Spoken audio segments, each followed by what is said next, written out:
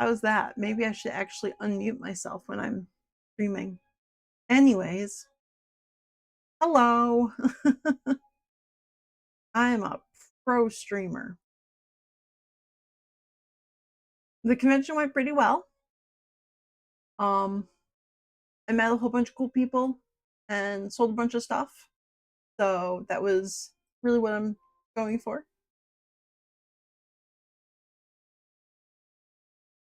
Also, hello, Judo. I said that, but I was also muted because I definitely know what I'm doing.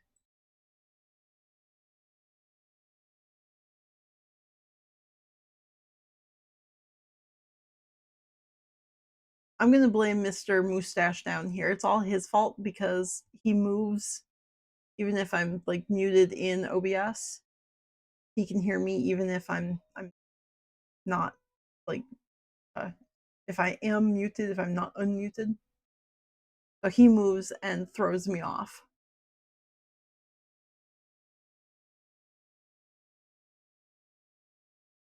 So anyways, basically what I was saying is just look at this pattern I'm doing. I'm so good at making 3D models. Absolutely no issues with them whatsoever. Absolutely none.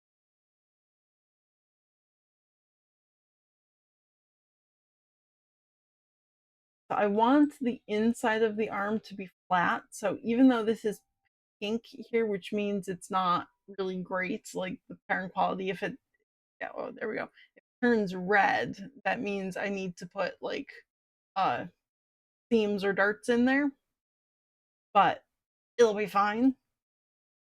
I want it to be flat on the inside. I did put a little purple line dart here on the outside, so it will be a little bit rounded.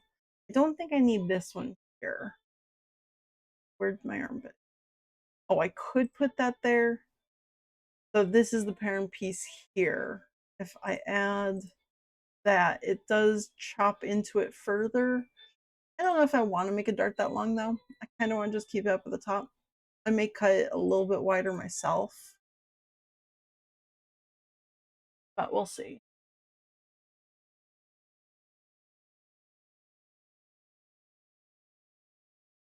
Then I've got front and back, which looks pretty the same. I've got her face. I could cut up a little bit higher into that, but I also don't want to have a huge dart.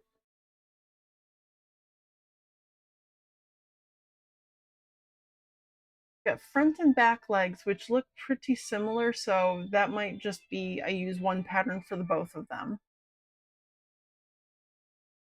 The cape I ended up cutting in half because I'm going to cut that on the fold, so I don't need the full cape, but essentially it's going to be like this shape when it's done. But I only want half of it because that's already a huge piece of fabric right there that, or paper, that I'm gonna have to cut out the pattern piece. Everything else looks pretty nice and good. I think I'm happy with that. So we're gonna go to the pattern making bits. This is going to be tape. It goes, I'm bad at clicking, right there. We're gonna add that line there. Right here is going to be top cape, and is going, so I'm adding the little arrows as my direction so I know which way the nap goes or which way to lay out on the fabric. There's her cape. For her arm, whoops, this is outside arm. It's going to go from here to here. So it's going to brush down to the tip of her fingers. Same with inside arm. That's going to go from, okay, there's top to the tip of her finger. Beans. And front leg is the same on both. They are different from back leg. Okay. So I'll just call this front leg. It's going to go from here flip her around. We'll look at the back leg. Going to go from here to here. This is her back.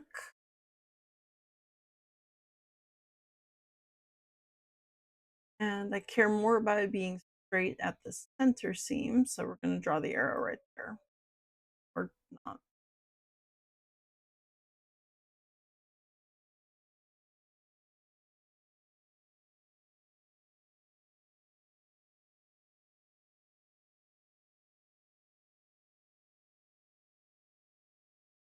Like that. Okay. This is going to be neck, which is going to be this tiny little piece, but I feel like she does need an actual neck. I care about what looks front more than the back. So we're going to draw parallel to that. We'll actually tilt a little bit more that way.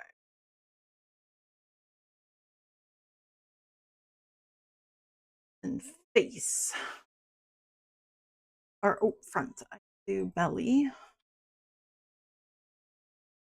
That one we care out the center line as well.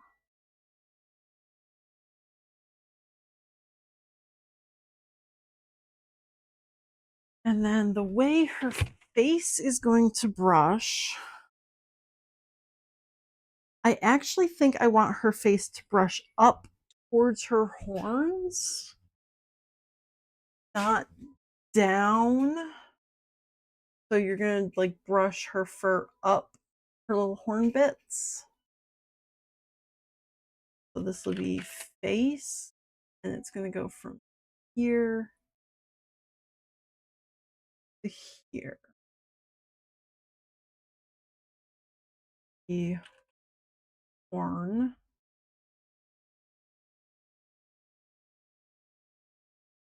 And it's going to brush up to the tip, starting like here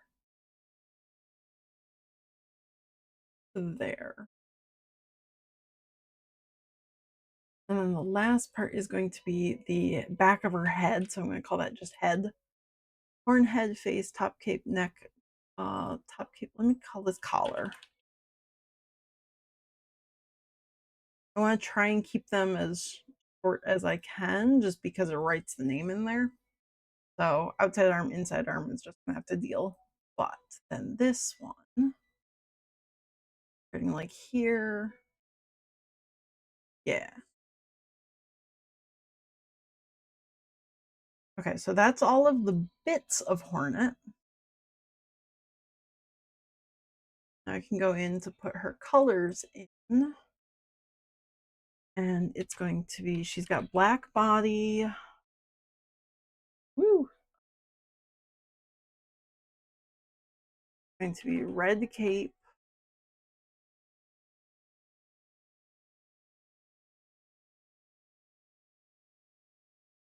White face. So her face is white.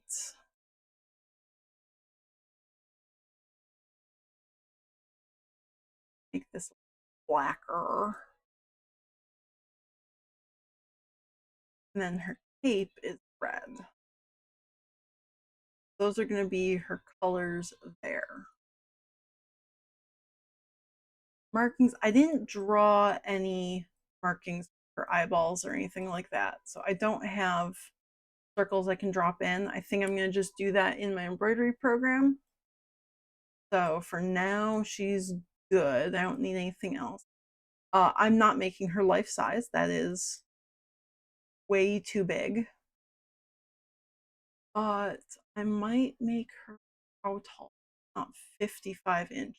Holy shit. I might make her 20 inches tall. A lot of the like personas and larger plushies I make are like 18 to 20. Because she's so skinny, I might make her a little bit larger just to compensate for how skinny she is. I think that's gonna be good.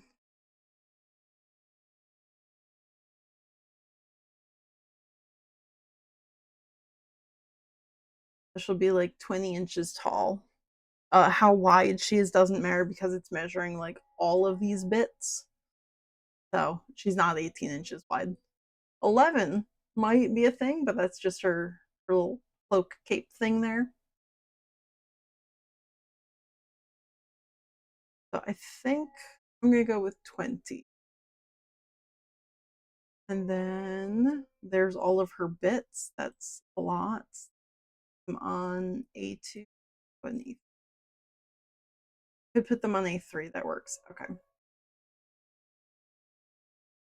Very cool. No seam allowance. Because I'm going to trace all these guys myself. I don't need the seam allowance on them. But I do want all of the little markings. Print, not today. Go to save as a PDF. This was an A3. I'm going to save this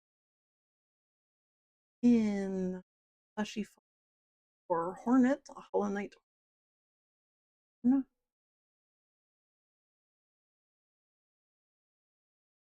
Saving, very cool. Okay. Now I open Inkscape. We see it just works.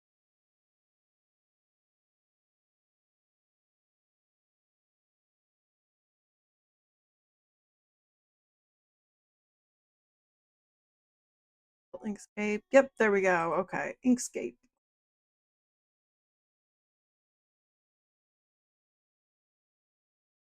Hello, pick. I'm going to import all of these pages. Bloop, there they go.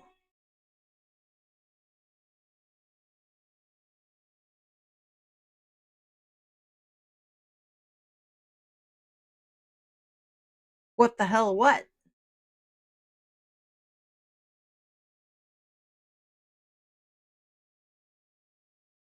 You unfollowed me? Terrible. Terrible, terrible, terrible. You know, it did that to me following somebody just recently. It was like, I've been watching this person for like a year and like why are they gone? Thank you for the sub. Welcome back.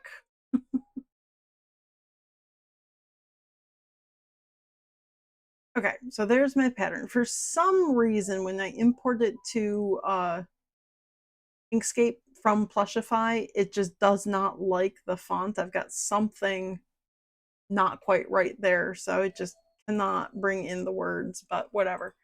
Mostly what I care about are the outlines, so I still have them. We're all good. Get rid of all these little guys.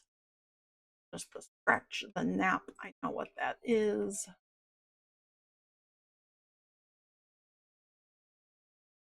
The nap line is really what I care about because that just shows which way is down on the fabric.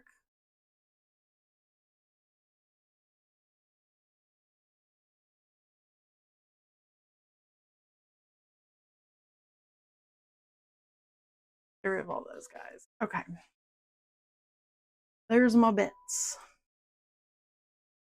I can probably just get rid of the pages like entirely. Let me add letter. That's perfect. Cool. Exactly where I wanted it. Oh, I already had a letter page. Okay, well, I don't want that. Cool.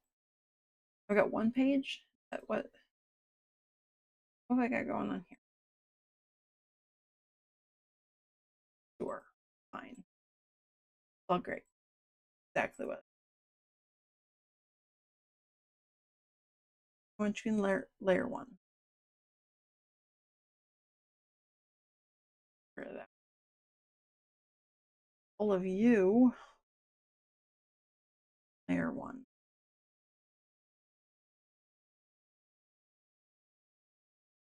All of you. because these are just temporary things. I don't need them on a specific page. You cool. That I can get rid of. That I can. Okay.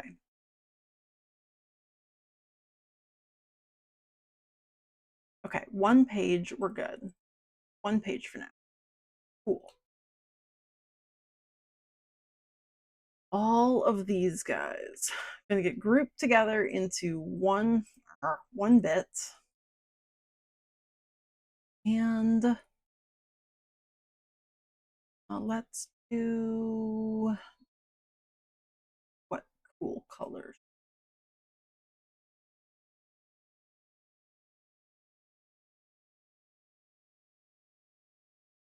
Good. And no fill.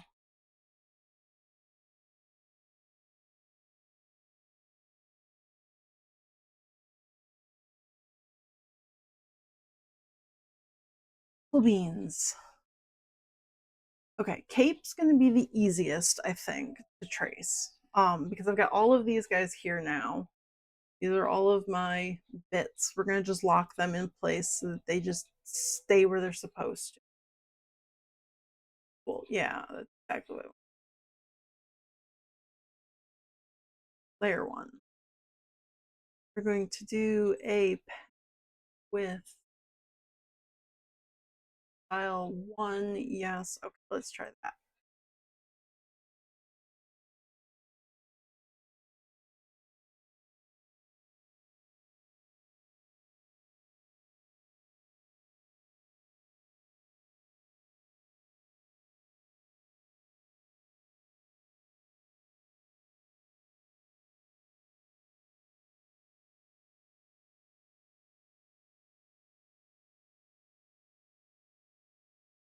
Really nothing?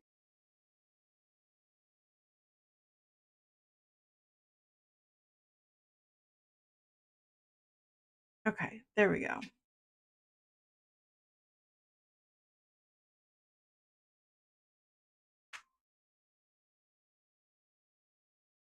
Oh. Yeah. I found well, I was searching for like people who were doing just like hashtag sewing on whatever to see if there were new people for me to follow, and this person I've been following for like quite a while, just like a German pony maker. They make like My Little Ponies. And he was like, why am I not following this person? I have been watching them stream for like very long time, like at least a year.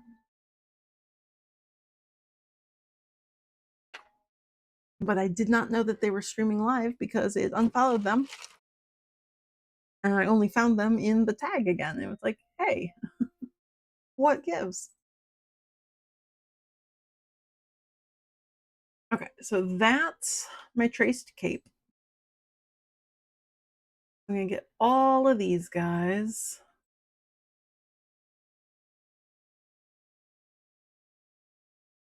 And I'm gonna make them smooth nodes. Now I should have a smooth line there. Smooth like a shark.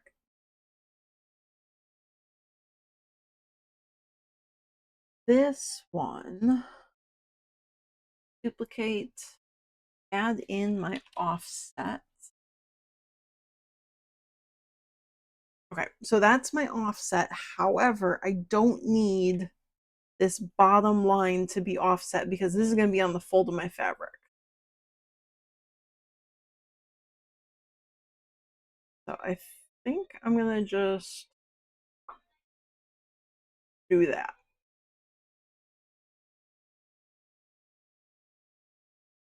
Yeah, there we go. Zoom in on this guy. I'm going to just get rid of this one. Yeah, there we go. You need to be straight. Why can't I not select? Good.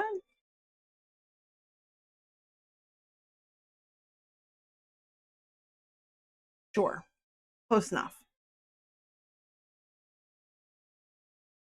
Okay, so now I have seam allowance on 3 sides. This side is going to be cut on the fold, so I don't need the seam allowance there. We're good with that. I do want to put in my stretch lines. Well, that was Terrible. Wait, put that again.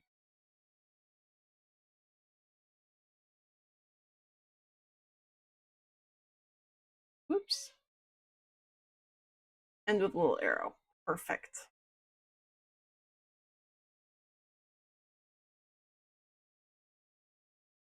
Group all of that together, move that out of the way. Oh, I'm saving this as Hornet sewing pattern. Okay, that way if I make a mistake or mess up or it crashes, I'm not going to lose the fact that I've created my little cape. Collar for the cape. Over to this one, and I'm going to basically do the exact same thing. And just trace it 1, 4, 8, 11, straight to that corner.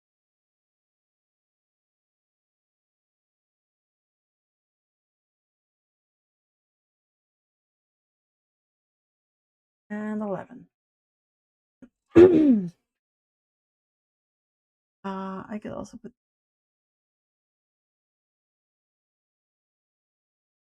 that one there, and it ends with an arrow. Good. Perfect.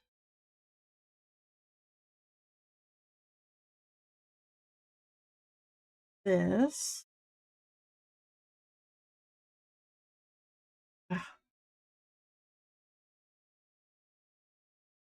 How do I don't. Okay. All those guys.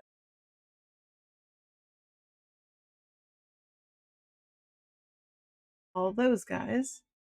Those ones are going to be smooth nodes as well. Yes, smooth nodes. You're good? Happy? Cool. And then this one I'm duplicating as well, and then going to offset.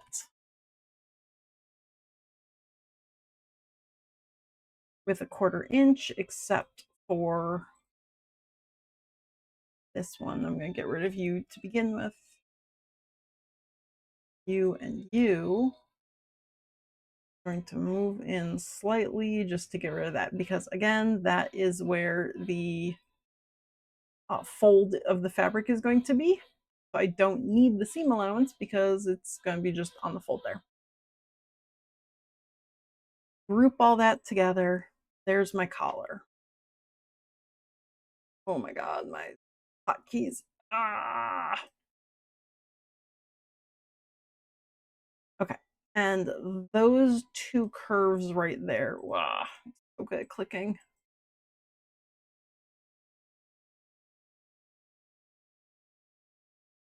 Those 2 curves right there are what's going to be sewn together. Put you right there. Cool. So cape and collar are done. Fantastic. Face, probably do next. That's I only need to trace half, and I'm going to flip it onto the other half. Ooh, but face needs head and horn aligned with it.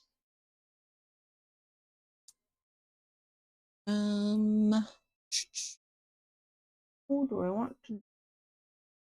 I think I'm gonna do arms. Oh my god, I know my hotkeys. Okay, arm. I'm just gonna go there, go to there. Oops, should have gone down here. Yeah. And I want to edit you. Ooh.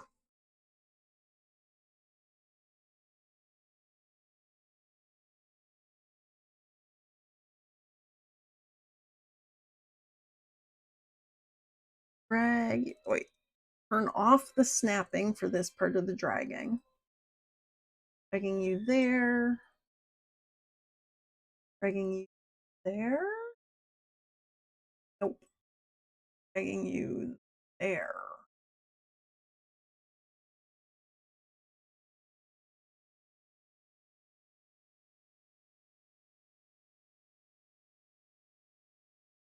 Something like that. Yes. Okay, so that's going to be my half of the arm. Duplicate that, Control D, flip it. Now I want snapping. Oh, actually, I want to bring both of you away. Both of you away from things that you'll snap to because I just want you to snap to yourself.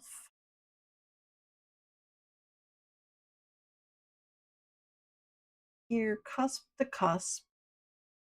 You're not connected, meaning I need to rotate you. Take our little rotation tool, object rotation center to cusp. Yes. Now we're going to come down here and we're going to rotate you until you connect. Perfect. There we go. So now I have my outside arm. I still need 1/2 of that to work on the inside arm to make sure that the lines are the same. So I'm going to just hold that for now. You two, however, can become, God, I'm so good at hotkey, can become one. Join to one. Okay, so that should be one solid bit now. I can get that and add an offset. Yes, perfect. Okay.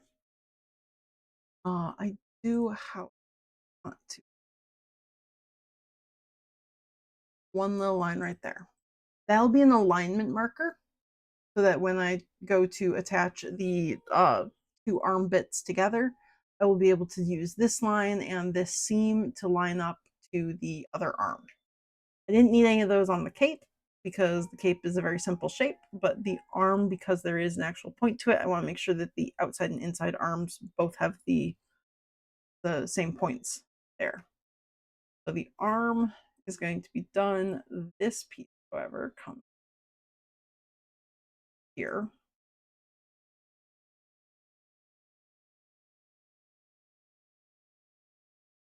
And we're going to kind of rotate this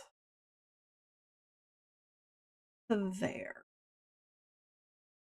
So that's all good, that shape there.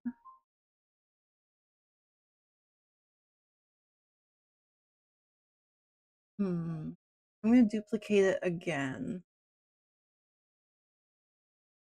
Now if I go like that, is that my halfway point? Where is the half? Right about there? Okay, cool. So that is a good curve there. Okay, so these two I'm going to turn slightly different color just because temporarily using them there. That's kind of the curve I'm going to want for this inside arm.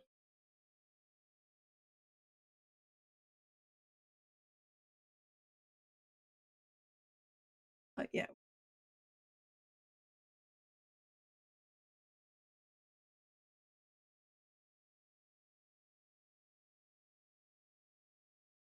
Right there, that looks great. That's exactly what I want. We're not going to. Bad decision. Snapping is not good. This one here. Be right there.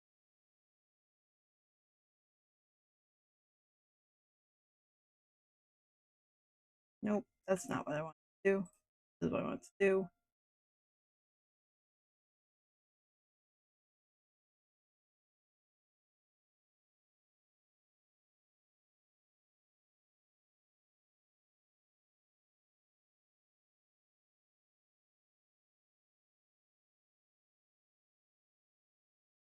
Okay, so that pretty much follows the curve. That should be about the same size as then the outside arm that has that curve to it. So I can get rid of both of those. Not bad. I took off a little bit here, or I add a little here and took off a little bit there, but that's fine. We're going to save again because I've done a little bit there. Duplicate that and flip you. Move over there. Really pull you both down out of the way so you only snap to yourselves. Turn on snapping again. That's not what I want. Not bounding boxes. I want cusp to cusp. And then I want you to rotate around that cusp. Then come down here. You connect. Very cool. That's going to be my arm shape.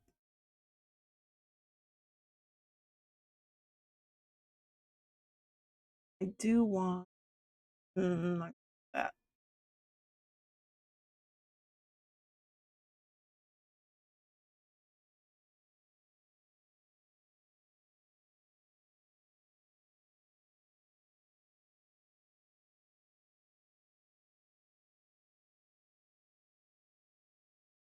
That was not great.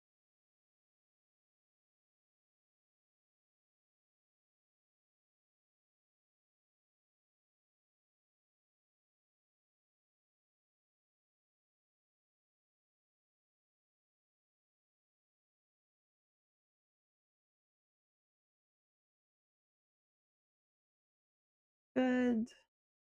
Cool. You, a triangle. Perfect. I didn't put that on the other arm. I forgot it.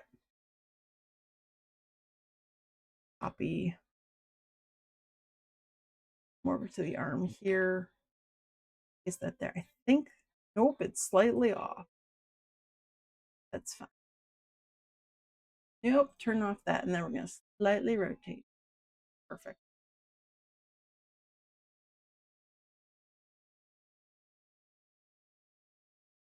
And now I'm going to group it all back together. Okay, so that's the outside arm. Oh my gosh, here's my inside arm. These two are two halves that need to be fused together. So these two nodes, select, merge. These two nodes, select, merge. 6 nodes now? Have I got 6? Yes. Okay. Perfect. I can duplicate that one, and then we're going to go back to my offset. Perfect. Oops, I need my snapping.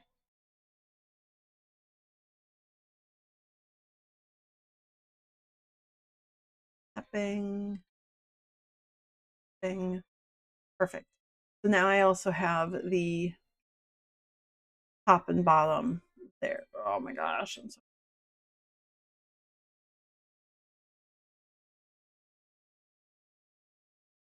now I've got top and bottom where they'll match up with each other, so I kind of know how to align the arm together. Ooh, I have to figure out where to put my dot. Okay, whoops, hang on. I'm going to give her teddy bear arms. So I need to get my ruler. Where's my... That's not the right ruler. Teddy bear arm needs to be in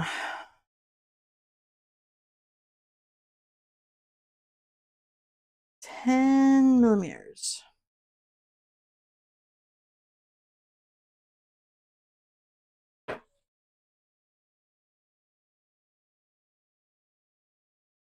Okay, so because she's going to have a teddy bear arm, we just put that there. This is going to be a 20 millimeter circle.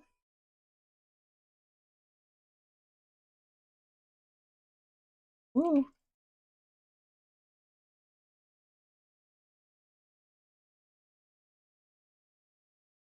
That's pretty good.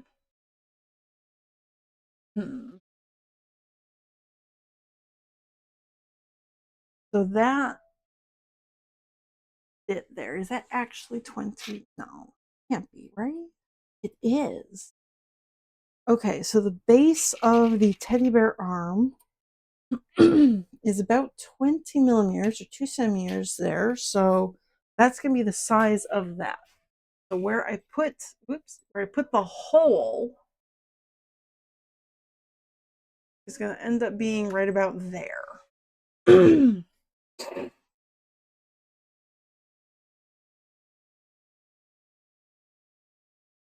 Ungroup and regroup. Okay, so now the hole for the teddy bear arm can be right about there. Because that I will actually trace onto the parent piece so I know where to stab a hole, put the teddy bear arm through. I can save that again. Okay, so I have her arm.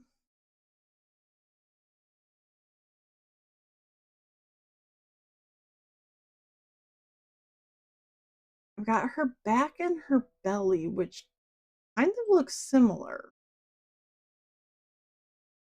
And her leg looks very similar as well. So I'm definitely going to just turn the leg instead of a front and back. I'm going to just have one leg pattern for both sides. But I don't know if I'm going to do the same because she's got a little bit more of a pinch right here than she does here. We'll see how that turns out. I'm going to do her leg first. So she's got front leg and back leg. And I'm pretty sure. Bidoop, what? Oh, somebody sent me the mail.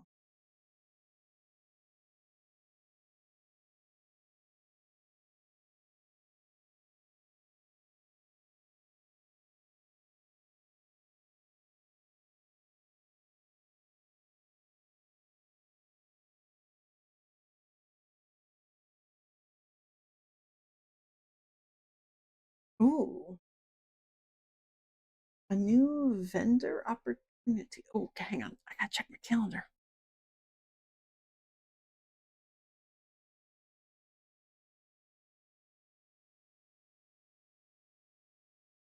Where is it? Here? Uber.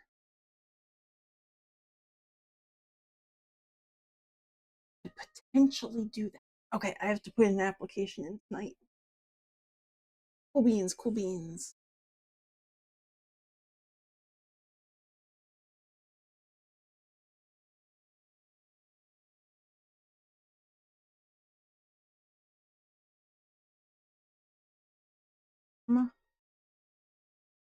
Yes? Okay, we're good.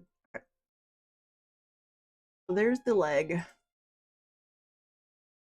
I want to first, before I try this one, flip this. Just want to check to make sure that, yeah, so that top curve is basically the same on front and back. So I'm going to just make one leg pattern and it will work for front and back. That'll be fine. Supposed to be was be where you are.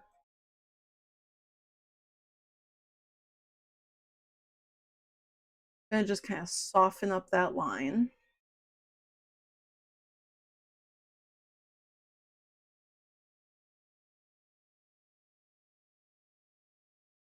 Do the same down here. Oops, I don't want you.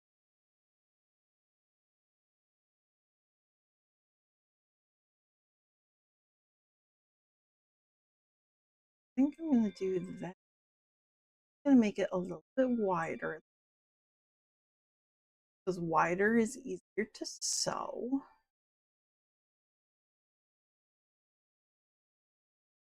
I think I'm gonna do that for the legs. And that'll be front and back leg.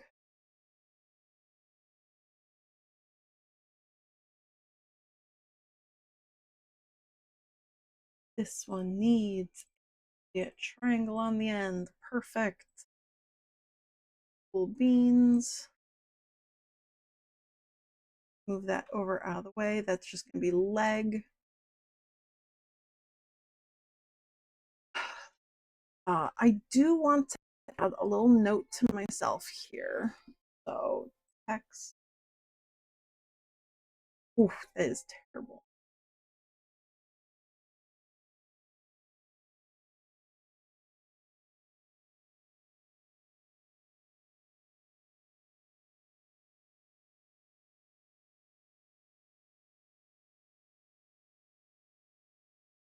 Whew.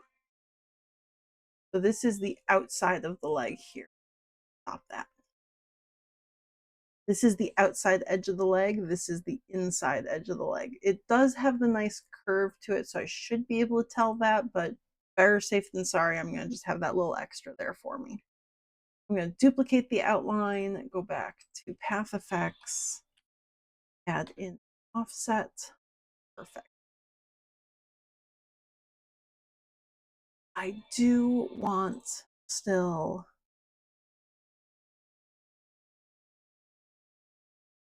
well, that did not work. Okay, your stroke should be black, fill.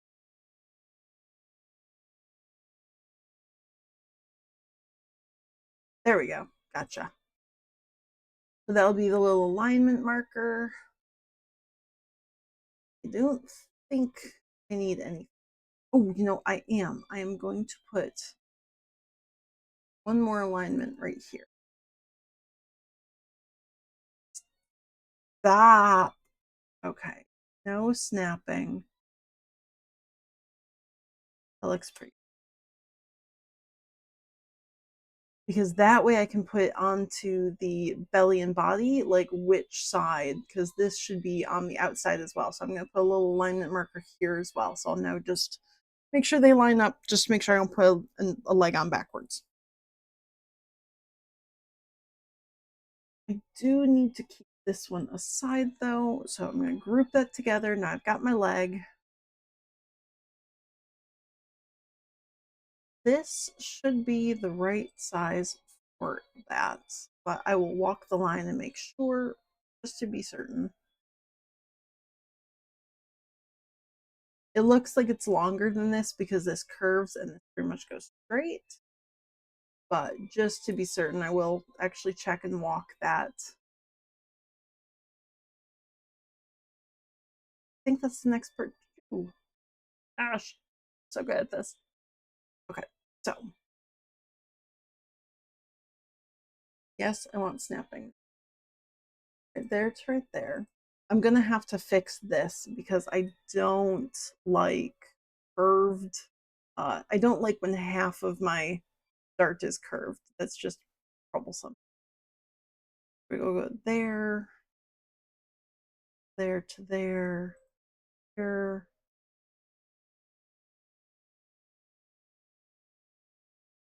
And that.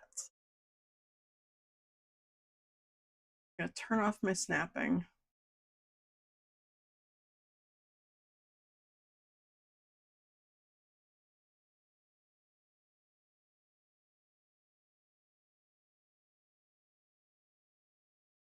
Good.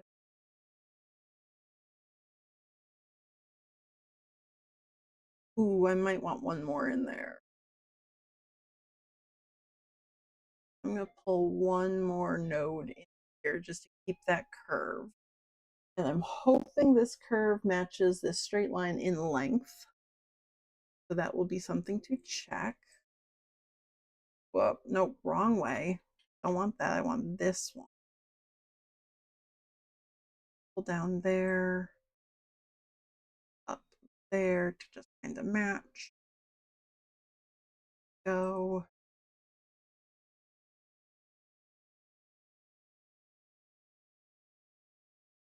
Okay. I have to redo that dart.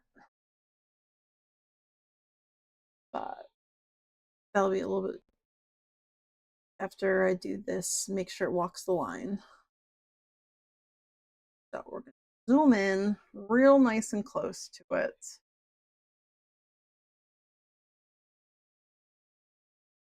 What did I just do? That back. Okay, don't click on the wrong. Very uncool.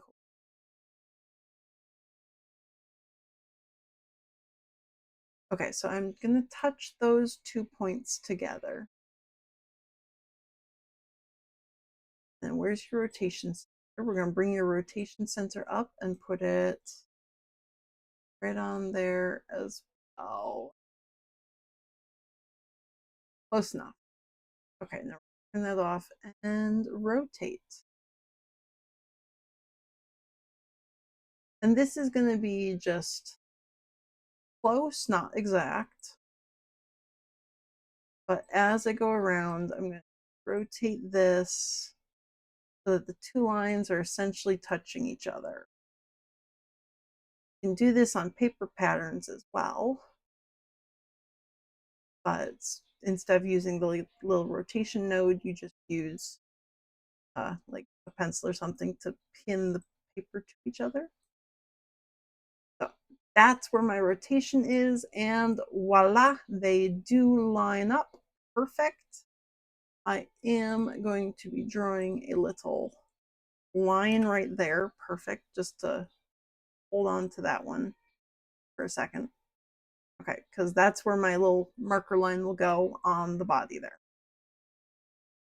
Okay, that leg is done for now. Start. Oh, I hate when you've got curves on one side. Pain in my ass. Snaps. Let's see. Can I duplicate the other side of you? We do want to go there. We want to rotate around that cusp. Rotate. Where are you going to rotate?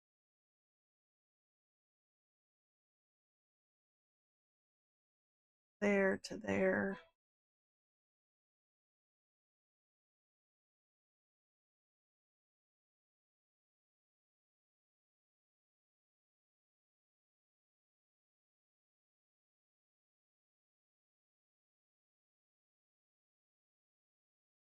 Right there.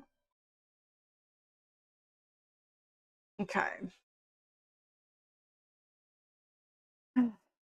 Close enough. Turn on snapping again. For both of you, these two become ones. Now that V is just its own shape. That's what, two there? I think I got two selected, yes. I'm gonna merge you two together. I've got there merged together. That should be my outline. Okay.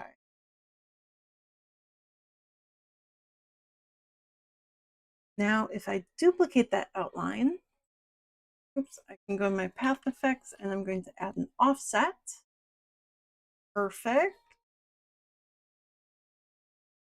Not the best there, but whatever, it's fine. And this little guy, drag to here and here. Perfect. Okay. So that little line there is going to align with this little line here. So when I connect the two together, those little guys will line up. Cool beans. I think I want to make a little alignment markers here as well, just so I know. Okay, well, stop snapping because I want you to just go across.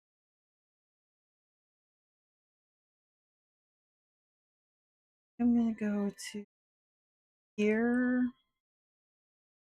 and here, just because these are gonna be very long lines and I have to attach like this side to the opposite belly piece and then this side to the back.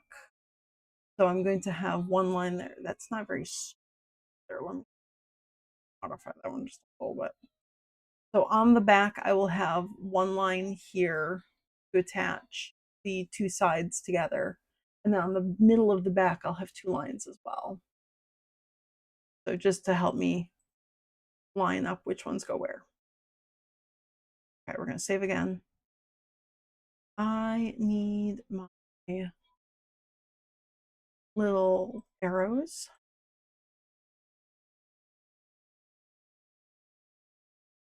That one there is going to get a ending arrow. Perfect. Means you get grouped together. Now you're the back. Not done with that one though, because I need to line up where this little line goes onto the side here.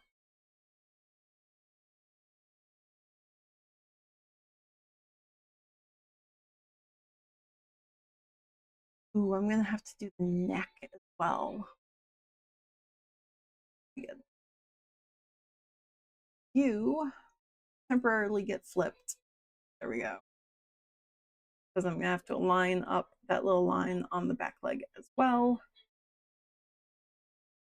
For now, I'm gonna trace this.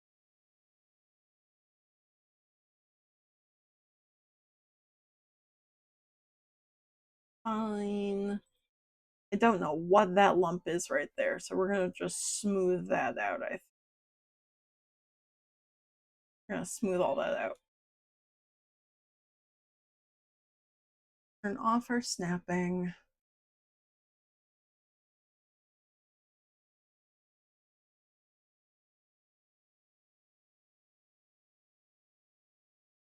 This again, I might need like that. So one there. And I bring you out here and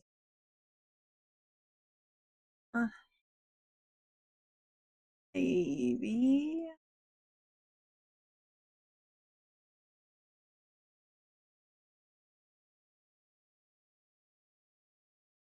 don't know what that weird little chunky in bit is. So I want to keep it kind of straight through here.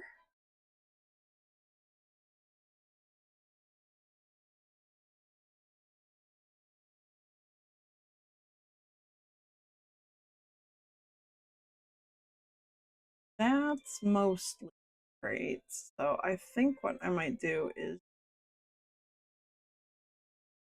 oh, no, I can't do that. I need it to be separate lines so that I can flip it. Do that, do that. Duplicate you, drag you down, cusp.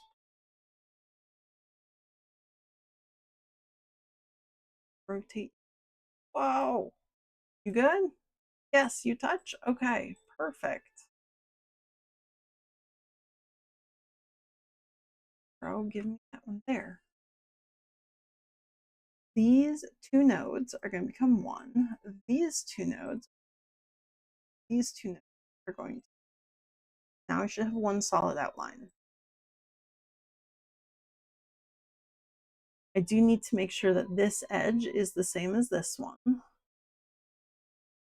Let's turn off snapping. Line up. Where is my rotation center?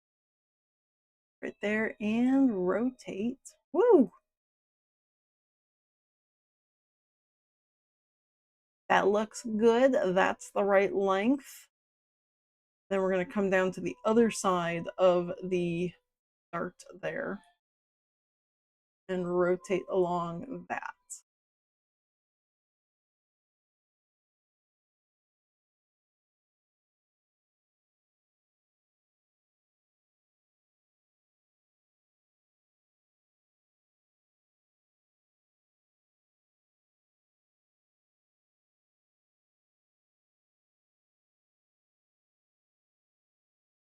Woo! Pretty good. Here. Woo! Then to there. Really, I should be rotating this one around it because I want to draw and leave my line right here. And this one really should be rotating so that the line stays where it needs to.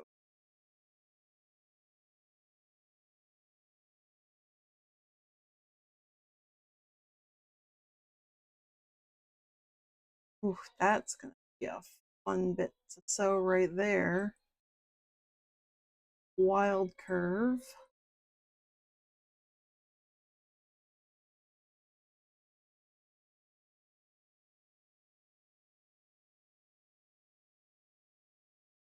But it looks like they're gonna line up. Fantastic. Yes.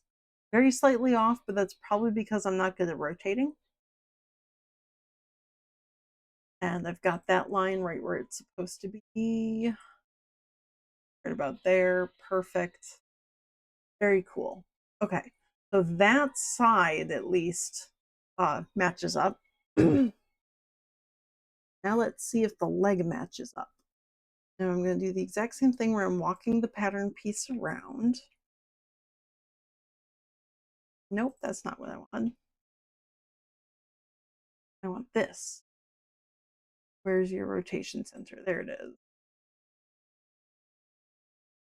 In on you, move over. Woo! I'll put you right there.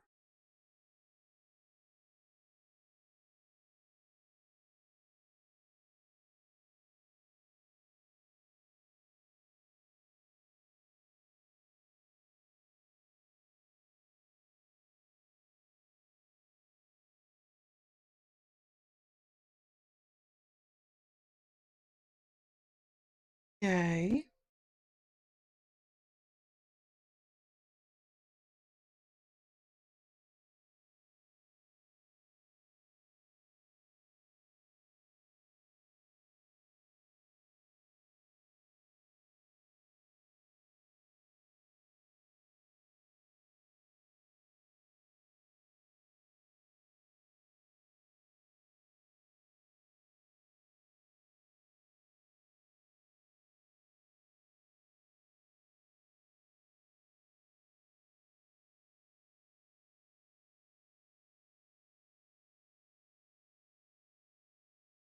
Okay. Whoops.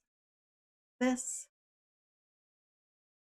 Rotate there. There. There. I'm going to jump right to that one. And hey, that looks like it matches up pretty good. It's slightly off again, probably because I'm bad at rotating. But as long as it is vaguely where it should be, we're good. Leave that right there.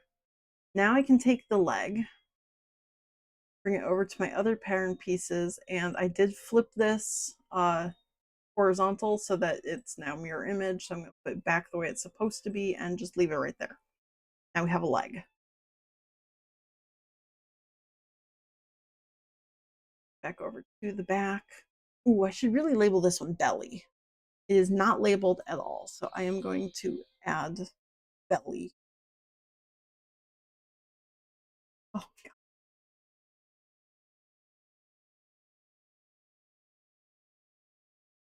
Belly.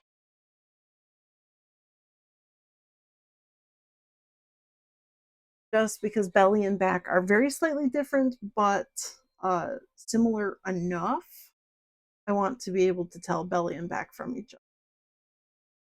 Oh, not you, but I'm going to take these pieces and then come out to this one, and I do need to put all of this, all of you back over here so I can figure out which direction, almost. Rotate you guys, sure, why not? We're going to rotate there. Where is your rotation center? All the way down there? We don't like.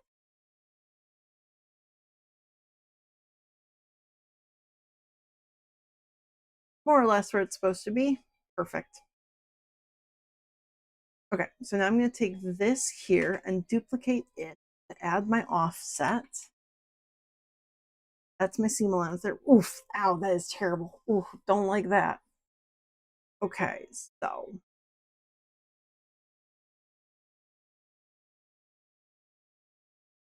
have you both selected? No, I don't have you both selected. Stop that. Select you both. Edit you both.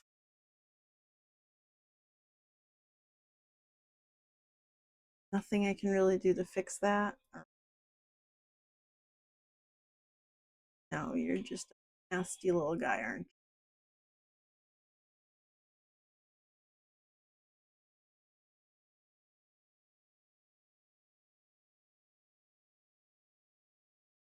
you? Who selected there?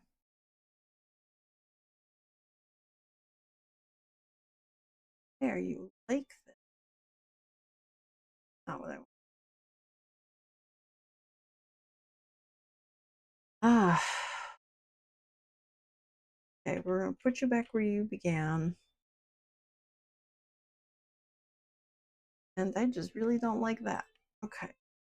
I change that other angle all.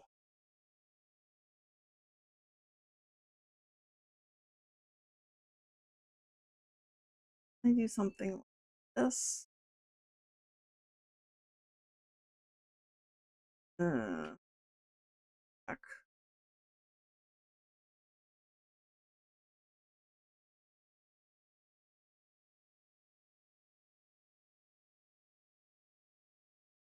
Now when I add the offset, are you no, yeah, you're still terrible. Terrible, terrible offset.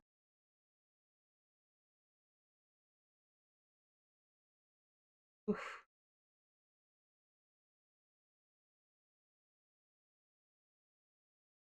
Now your settings change you.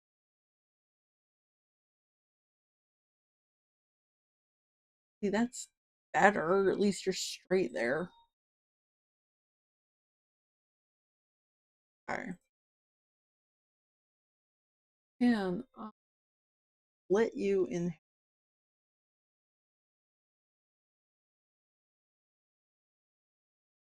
Sure, that is exactly what I wanted. Slightly better. Okay. Oops.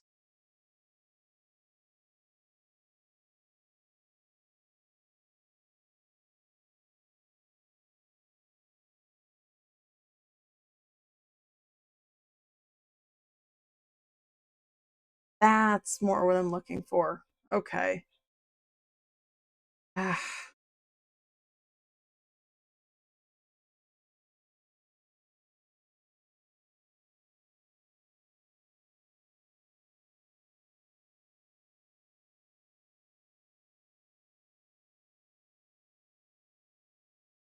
I'm not a fan of that. Okay, I guess I have to have you like that in order to get that nice even-ish looking end. Eh, really? Maybe I'll just get rid of that entirely.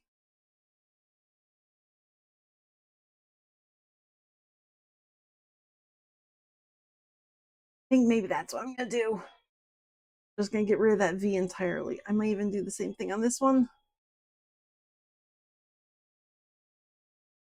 Get rid of you. Yeah, I might do that because I'm gonna be cutting and like sewing this anyways, so just not having that little shape makes me feel a little bit happier.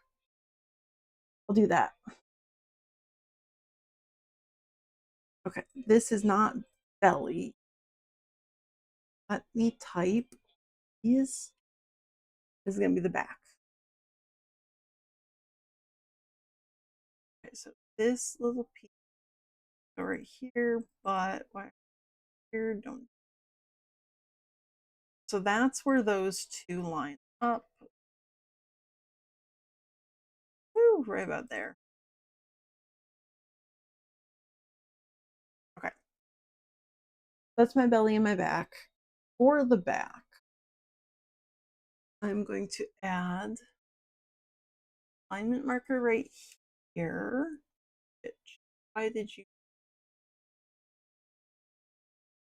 Your stroke should be black, your fill should be. Okay, there we go.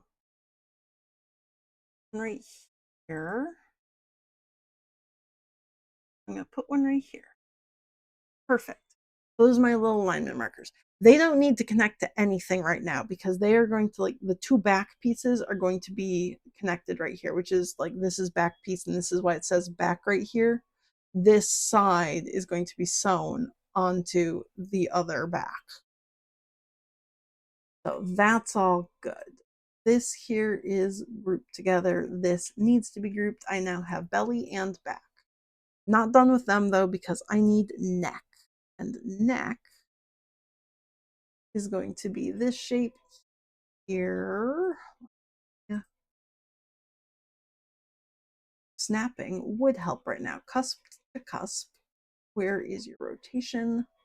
Object to cusp. Turn off rotation. That's going to be essentially the shape I need for the neck, I think. Let's see, where is my neck piece? Yeah, okay, so it's going to be that curve there.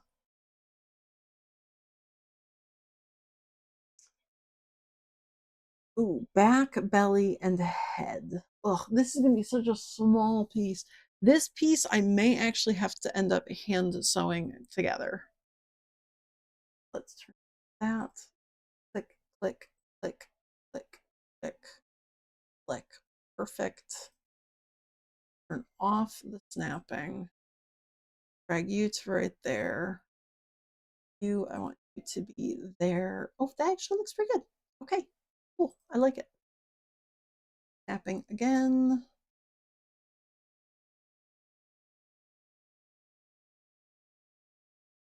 I am highly looking forward to watching other people play Silksong. I've seen people play the entirety of Hollow Knight and I love it. It is not the kind of game that I would be successful at playing in any way, shape, or form. Like, I do not have the eye-hand coordination required for Hollow Knight. But I am very enthusiastic for watching people play Silksong. I know I was watching him play just a little, like 2 days ago? No, maybe more than, I don't know, whatever, time's fake. I was watching him play Hollow Knight and it was like, yes, Silksong's coming. So many people are playing Hollow Knight again. I absolutely love it as a game. It is full of bugs and the bugs are adorable. I cannot play it myself in any way, shape, or form. It would not go over well. In the same way that I love the Dark Souls games, I will never in my life ever play one of them. It will not work.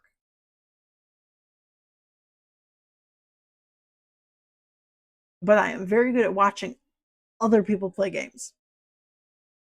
There's my neck. I'm gonna pull this up to whoop here. Which one? This is the back. Oh, so I have to flip it. Because this is my back, this is my belly. Let me flip it that way. Cool beans. Whoa. For just temporarily, we're going to change your outline colors. Are you on top? Yes, you are. Okay. Where is my... Okay, there's my cusp. So you be right there. Perfect. Okay. We're going to rotate you to right there. We're going to turn off the snapping for this part because otherwise it will go crazy. That part looks good. A little bit more rotation. But that also looks good. Hey, that's awesome.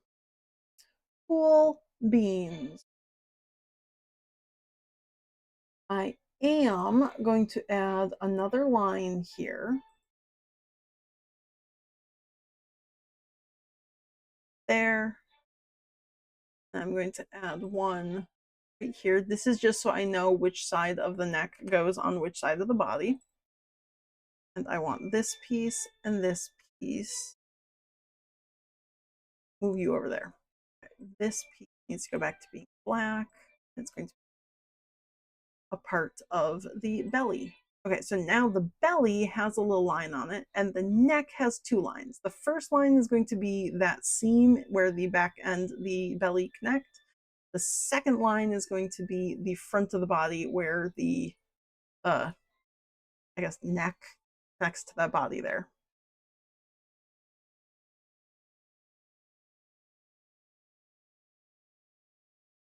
Whoops, didn't mean to click on you. Go away. On this. There we go. Okay. Now all of you ungroup and group back together. Okay, so that's there. I'm going to change your colors back to black now that we're good with that. We're going to go back to here. Do I have arrows on you? Oh gosh, is that the arrow? Oof. Okay, well, that's just rotate here, flip you back to approximately where you're supposed to be.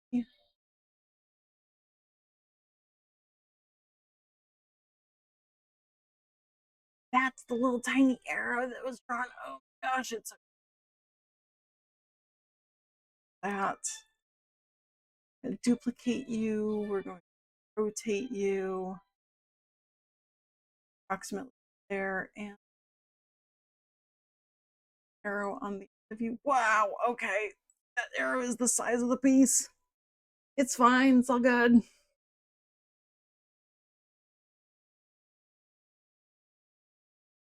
There's my neck piece.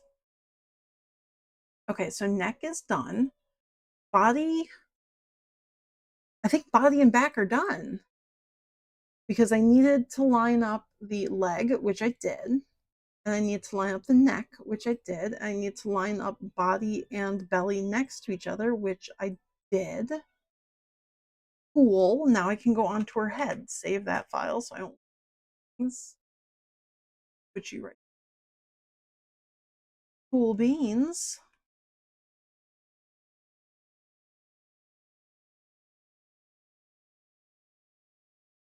So I have the back of the head, the face, and the top part of her horn that goes on the face. So 3 more pieces to trace out.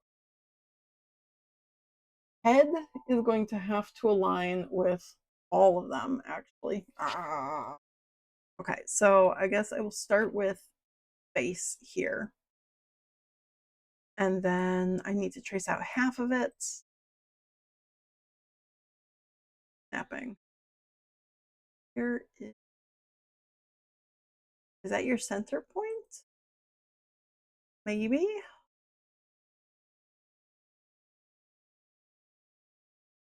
Cool. I think that's the center point of that line.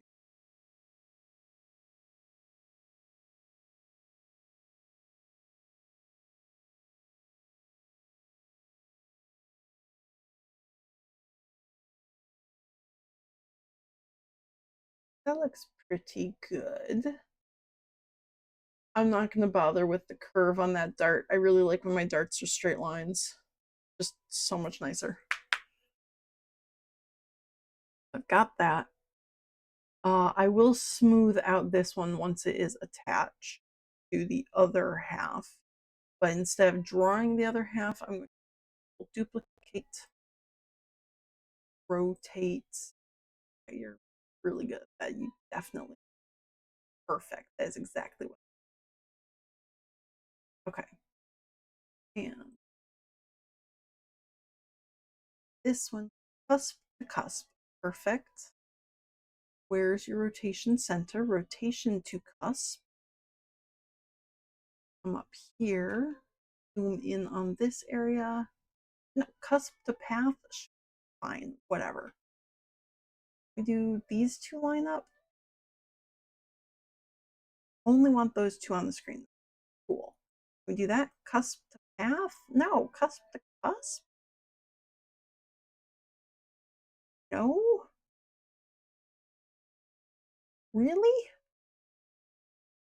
What if I move both of you out of? Okay. Now will you line up? Stop that. This one only. Just to path? You're not going to like link with that one? Really? You two are on top of each other. Okay, sure. Just be complicated. That's exactly what I want. Okay, there's my face. Put it back where it's supposed to be. Perfect.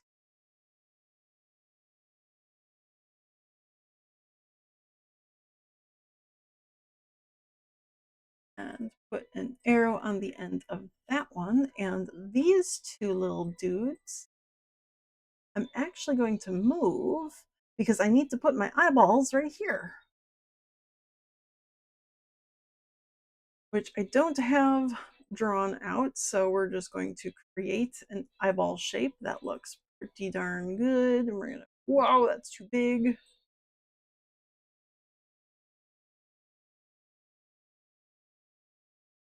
Stop.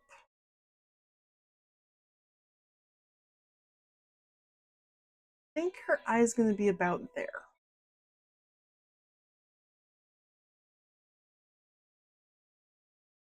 Now I have my lines. Let's move you over here. I want line there. We are going to snap, and you snap cusp to no to guide origin. Nope. Rotation right. Yep. Rotation on cusp. Cusp to guide. Perfect. Okay, so now I've got it there. And just flip you.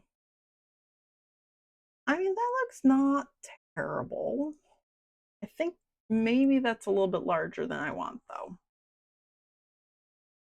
Let me pull up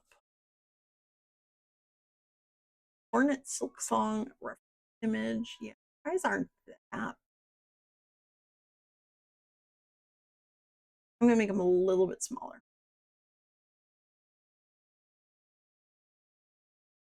Or actually, that is a good size. Let's try.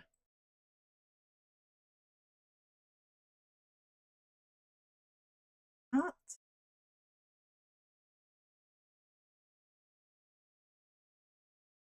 slight bit smaller. I think I'm gonna do that. Okay, so there's her eyes.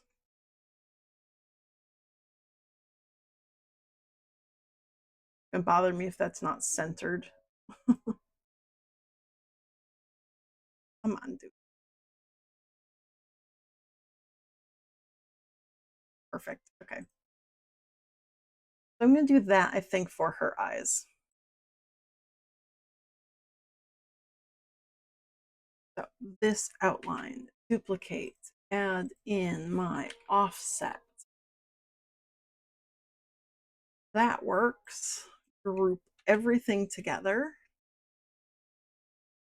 Move that over to my completed pattern bits.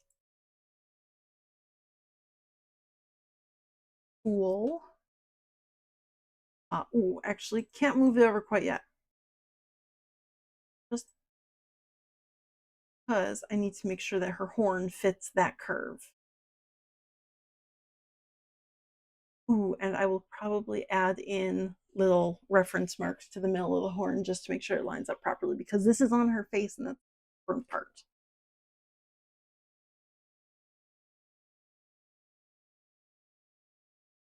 Okay, so trace this little bit here to here.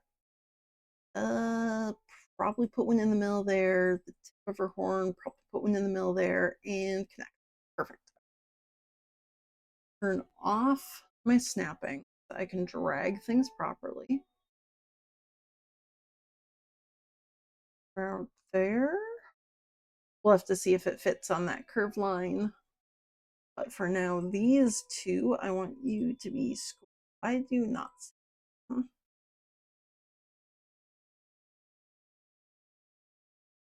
Nope, that's not what I wanted. That's also not what I want. Oh, I'm so good at hotkeys. Whoa, not what I wanted.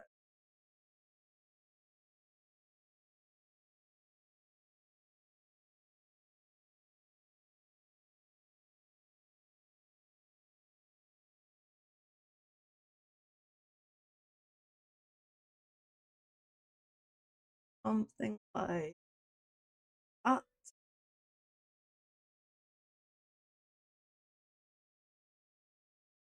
I think that'll work for her horn. Her little headly bit.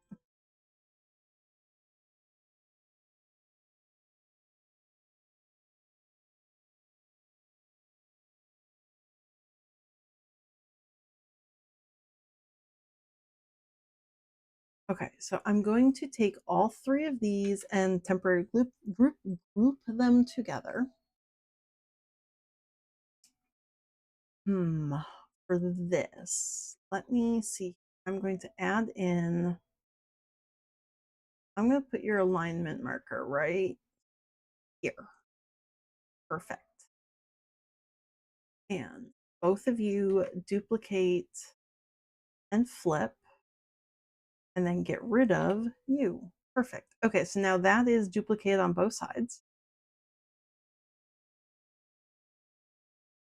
Now I need you to rotate this way, and I guess I'm going to align you on this side. Perfect. Where's your little center marker? Cusp to cusp. Perfect. Turn off rotation. And we're going to walk that line as well for everything up.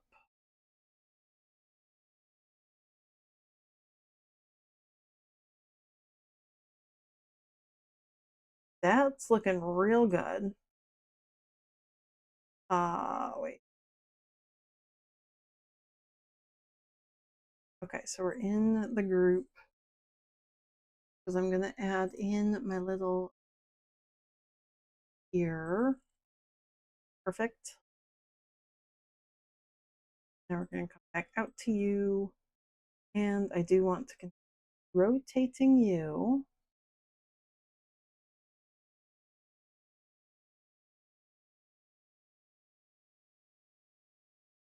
Actually, you're good to right up there. That is very good.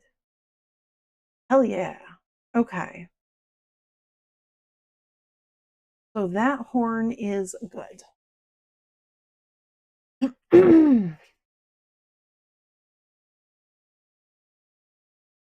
Let's go back into here, duplicate you. We're going to add my offset for my seam allowance. I'm going to add in here. Nope, didn't mean to click on that. Oh, it's fine.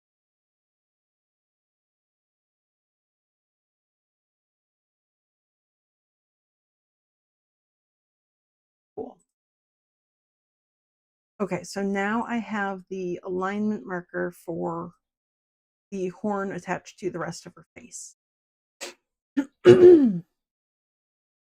When I do the back, I'm going to have some built-in alignment markers. One is going to be right here where these two connect. One's going to be right here. I might want one up at the top too, though. So I should add an alignment marker up at the top on the front so that I can then add it to the back.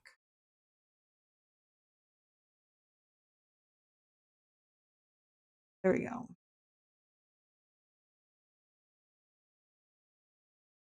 I don't need one in the center here because it's going to be so close on either side. I'm already going to have two lines there.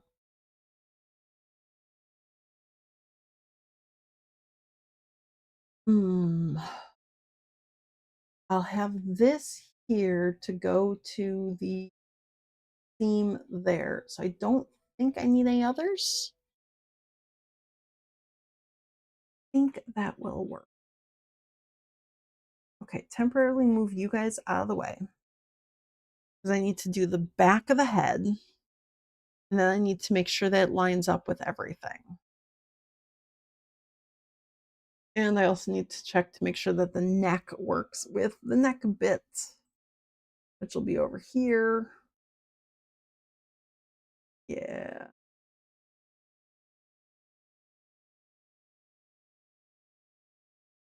Okay.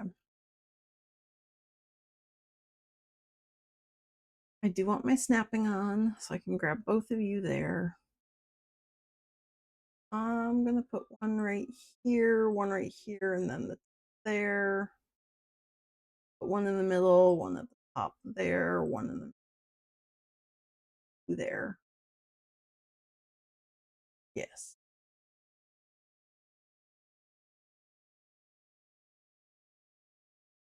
I like that this little line is already right here because that's actually where it's going to connect to the face. So as long as everything works out, this is going to be the face part.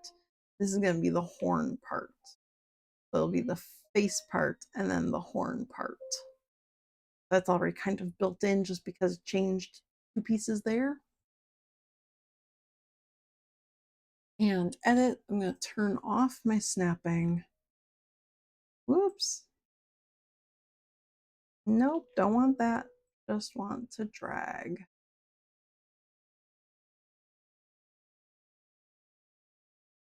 You would be, wow, not like that. Wow, no. Something like this instead.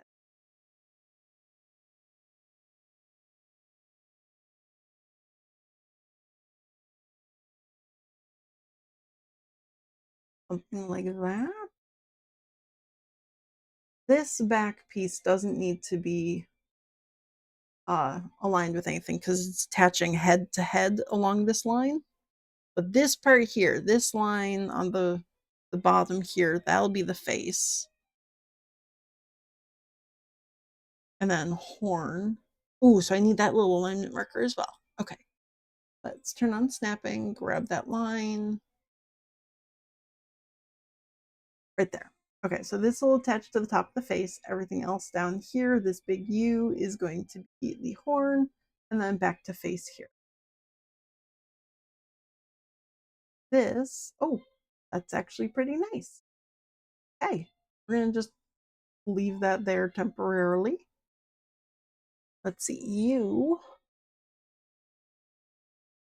which, this was the front. Yes. So this should also be the front over here.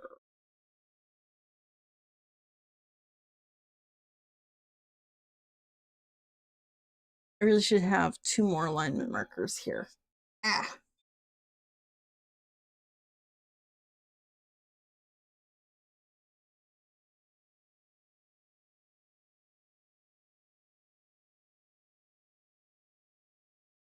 Or maybe just the one.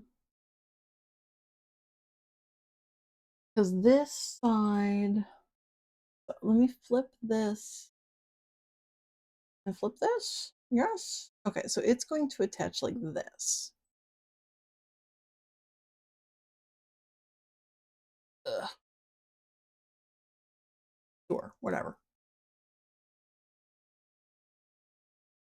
So this curve attaches right here. Where do I put my little alignment markers just sure that they line up properly?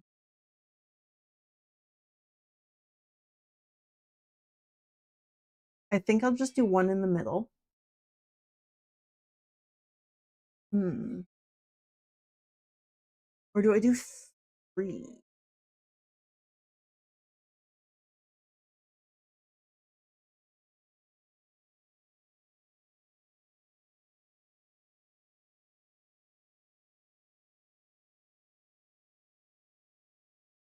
I put one right here and one right here.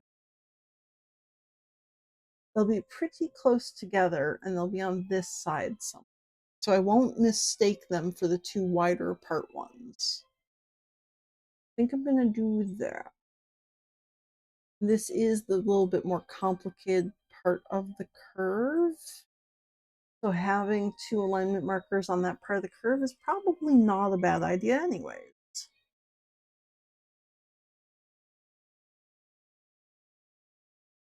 You're good there, so let's rotate you around to there.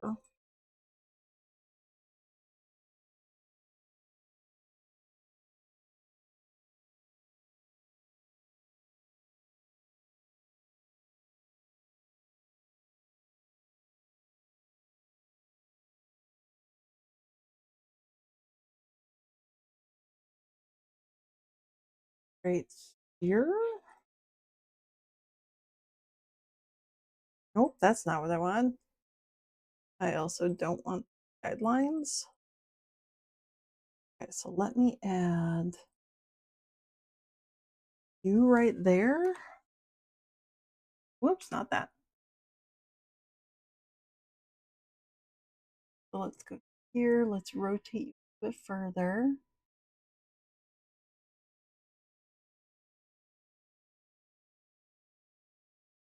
That is a tough curve. It does look like it's at least going to line up, so that's good. Yeah. Okay, so it's more or less going to line up. I'm going to go to the edge there. We're going to use arrow buttons. I'm bad at moving things. There we go. There, let's that. A little bit further. Okay. Go into that group.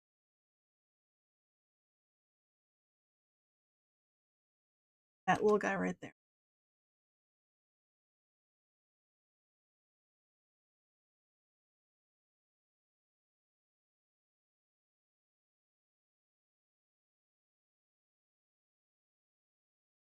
Okay. Rotate you back around. What I like looking at. Okay, so these two, woo, these two close together will be these two close together, and these two far apart will be these two, or I guess one, and then the center point, which will be right here. Is that what I did? Hang on, flip you. Yeah, so that will be the center point between the front and the back. Okay. I'm going to leave that parent piece as it is right there because I want to keep those two lined up, and that when I print them out, they'll be lined up, so that'll be good.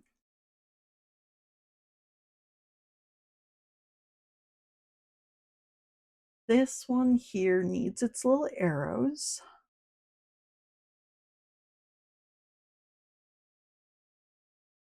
There, let's do arrow ending. Perfect.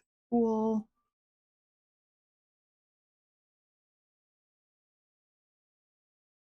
So that part lines up.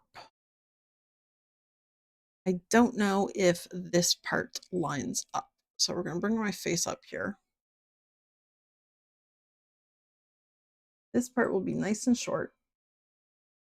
Cusp node, yes. Rotate. Right there. Woo! Okay, we're going to turn off that. Yes. So those two line up. That is perfect. Fantastic. I don't have anything else to do there. We're going to put you back. Cool. Bring you back over here. Rotate you to there-ish. Yeah, okay. Because now I need to figure out if this face section is going to line with this section. Put you here.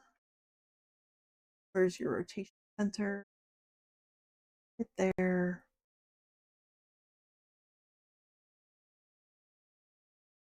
Oh, that's nice.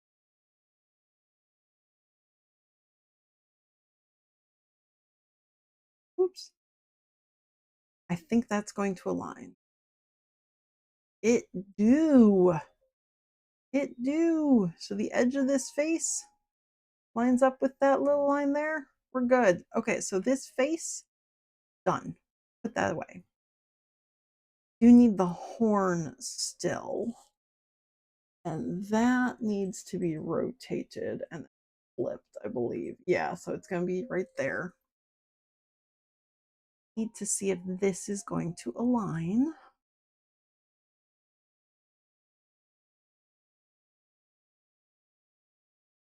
Here's my rotation there. Ooh, that line is good. Okay, so we'll go to the point. That all is very nice.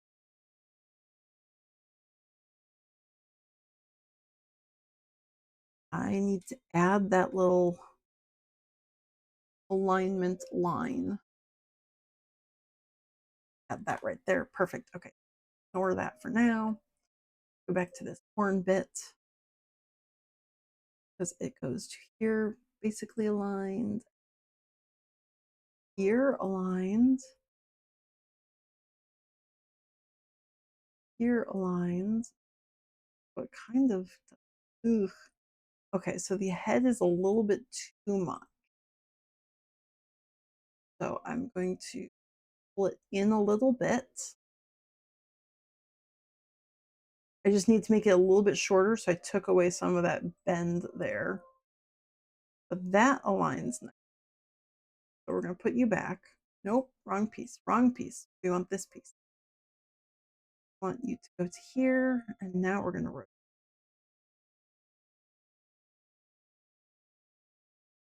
And that lines up a lot better. It's still a little bit long, but I'm going to just go with it. That's close enough that that fabric will just stretch perfectly. Okay, so the horn bit is done.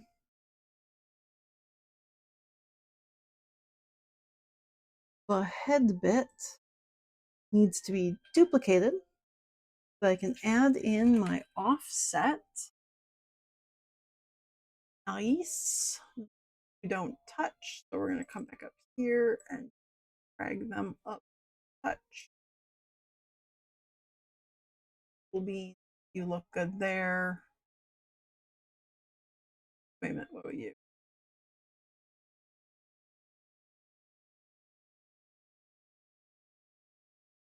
Yeah, move. Whoops, not that. Okay. And all of this can be grouped together. Move you over here. That should be all of my pieces. Move everything out of the way. I need 1, 2, 3, 4, 5, 6, 7, 8, 9, 10, 11 pattern bits. 1, 2, 3, 4, 5, 6, 7, 8, 9, 11 pattern bits. Did I do that right? 3, 4, 7, 8, 11, 12. 12. Okay. Nope, but 2 of the legs I combined into 1 leg. But 11 is right. I'm just bad at counting. I missed the little neck bit there. Okay, so that's all my pattern bits. Very cool. Now, go into here, get rid of those. For my paper, margins 0.25 inches. You're not gonna do that for me?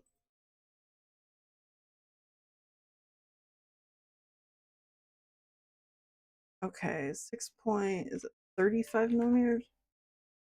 Wait. Oh, I'm so bad.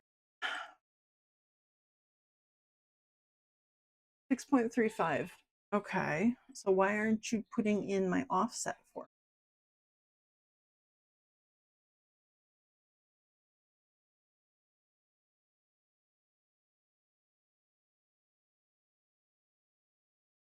Okay.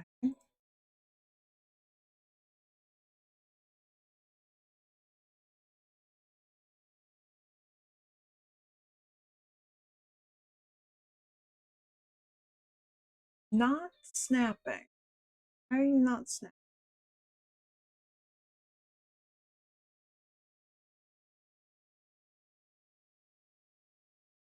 Okay, close enough.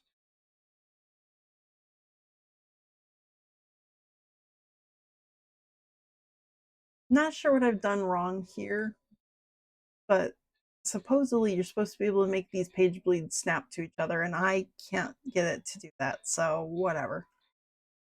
How many pages am I gonna need for this? Yes, we're gonna move you all up out of the way. We're gonna turn off snapping for this part. Nope, I one of you.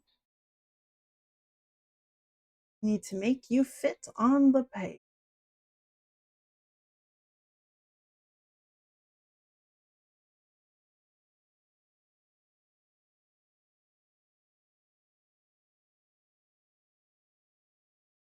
You're gonna go there. Okay.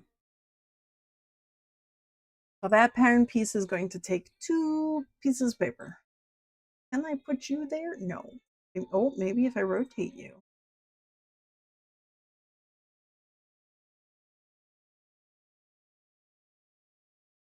Ooh, I can. I just have to be careful with how I rotate. Hell yeah. That works. Okay, now I don't want anybody else to cut through the paper edges if I can. You look good there. Cool. Little neck. Put you in there.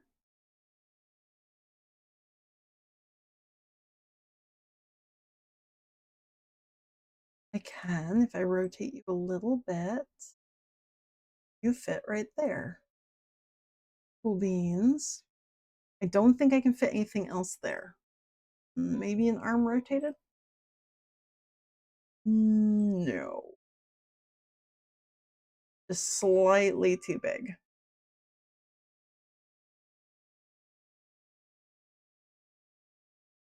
Put a leg right there, or an arm right there. And fit you here. I can.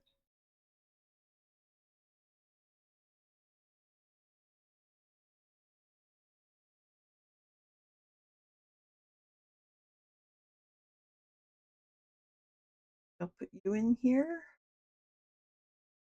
for a body bit.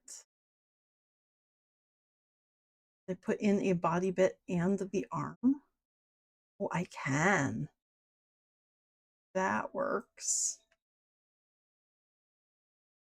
We'll need another piece of paper.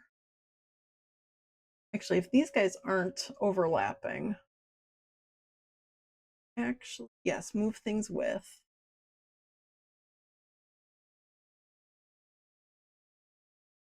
Why are you not snapping at all? Oh, I turned off snapping. Haha, that's why. There. And then I need to add another piece of paper and snap them together. Perfect. I might need another piece. Ugh.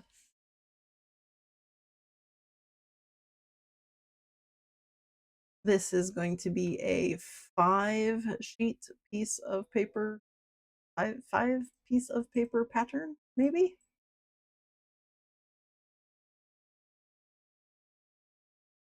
Woo, woo, woo, woo. Okay, no snapping. You right there. Ooh. I think it's a 4-piece of paper.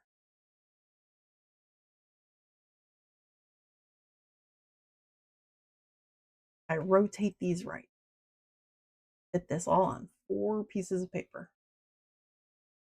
Hell yeah.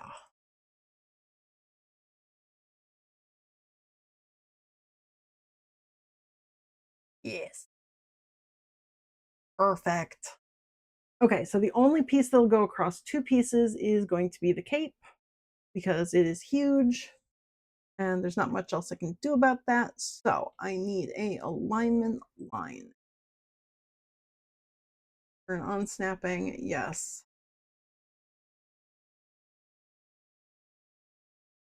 Bam. There we go.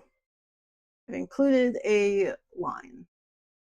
That way, when that prints out, it should have that line, and I can just use that to make sure that there's no overlap in the wrong spots. Okay, delete that page. Cool. 4 pages there. Save as Hornet sewing pattern. Cool. File X, or no, save as a copy. I need a PDF. Hornet sewing pattern. Save. Beans, yes. Okay, that should be my sewing pattern. That should be everything I need for Hornet. I don't have her needle yet, which is not really a needle because it wouldn't work for sewing, but whatever, it is a needle for her. I don't have her needle, but I'm kind of thinking if I can get her all finished, then I'm going to 3D print her a needle and just, I don't know, sew it to her hand. I don't know what I'm going to do there. But I will make her the needle 3D printed, not stitched. Okay, so I've got those. File. Open. Documents. My plushie. Hornet sewing pattern. Open. Then let's print. System dialog. The settings. This to be a super quick draft. Plain paper. Black and white.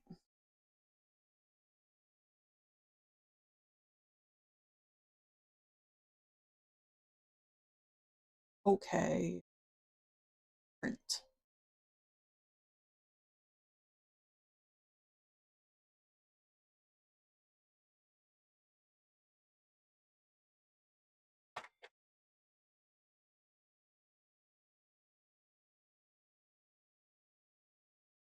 Okay, so that should be it for the patterning. Now I can go to my table. Don't need my rulers anymore. You hang it up.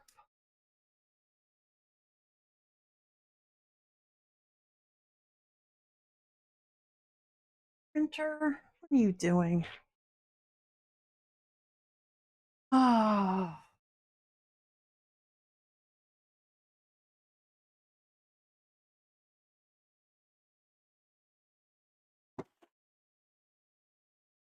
You have paper. You are fine.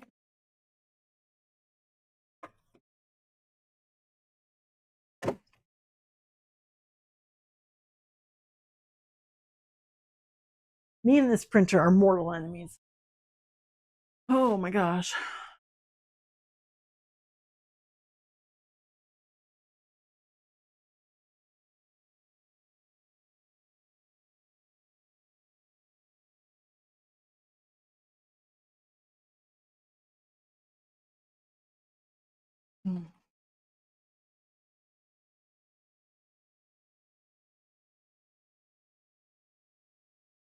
You have so much paper.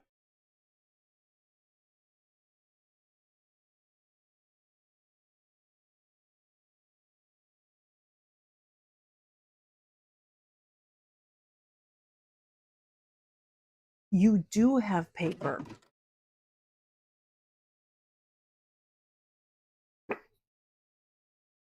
Why don't you grab your paper?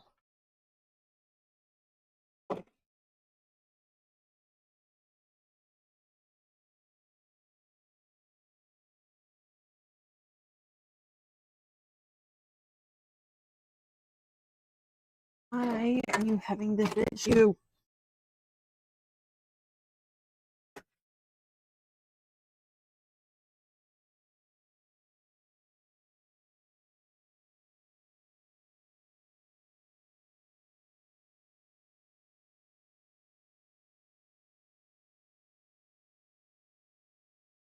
Oh, now you like your paper. Cool. Thank you.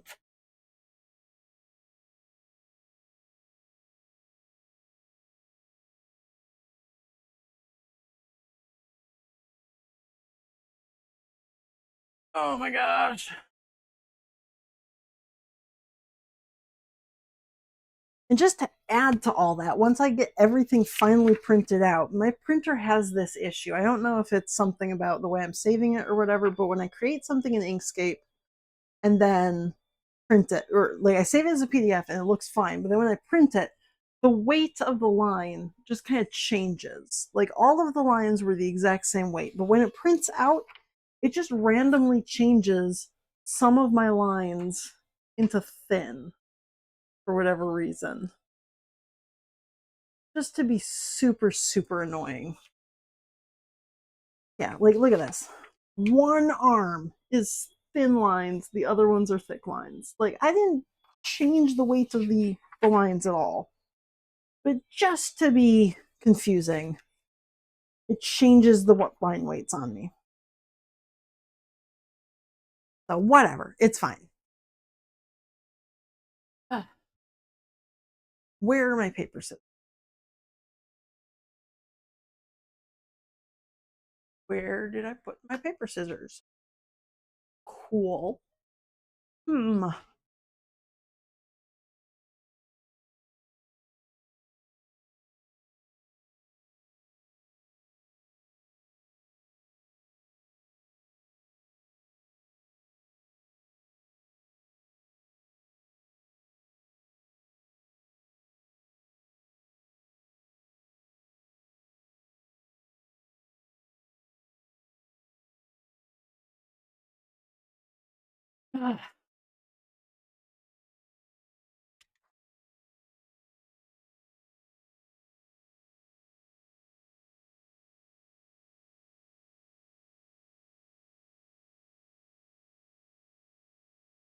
Happy button. Come on.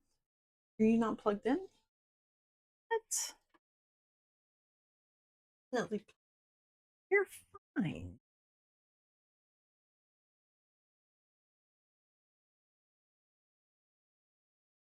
Oh, now you're plugged in? You cool?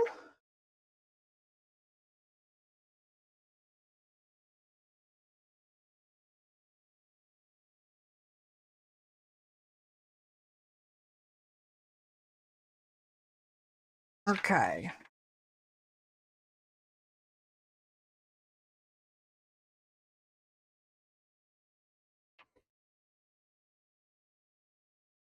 Ooh, I should have created the embroidery file as well.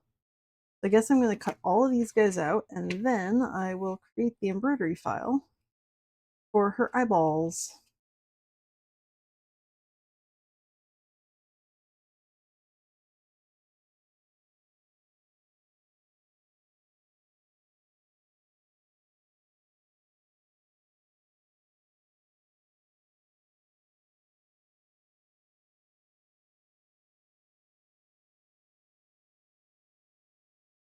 I also need to get my stabby stick so that I can put holes where the little lines and things are.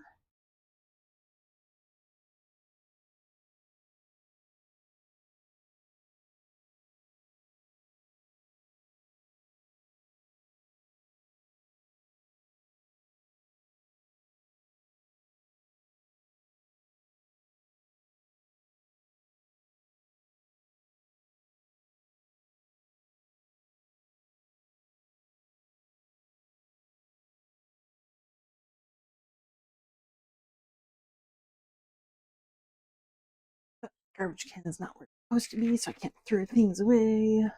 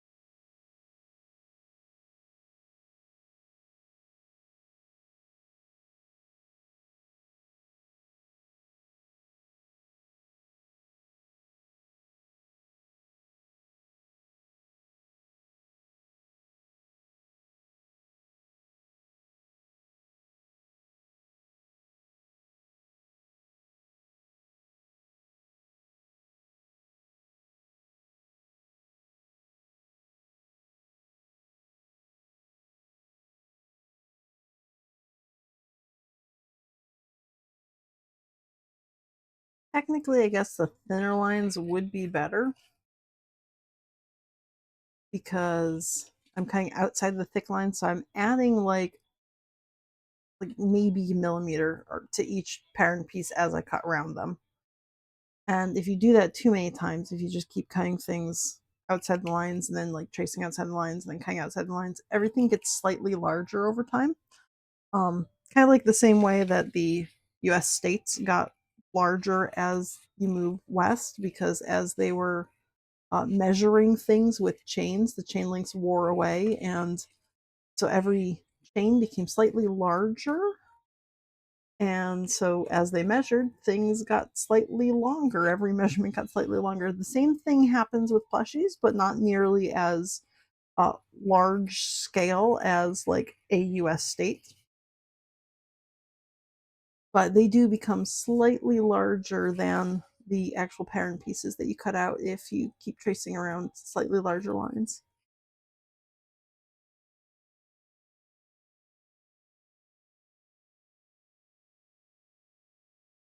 So thinner lines keep you at the actual size, but I like the thicker lines because I can't see the little thin lines because I'm old and I have old people eyes.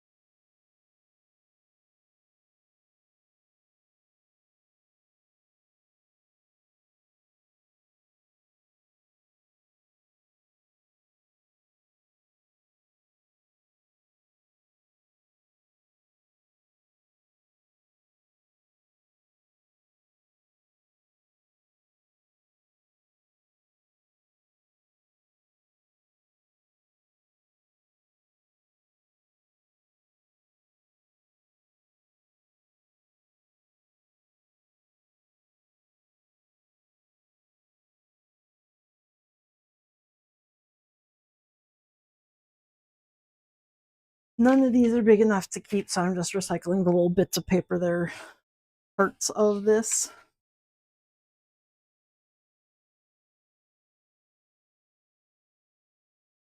Not going to be able to use any of these as scrap. Whew.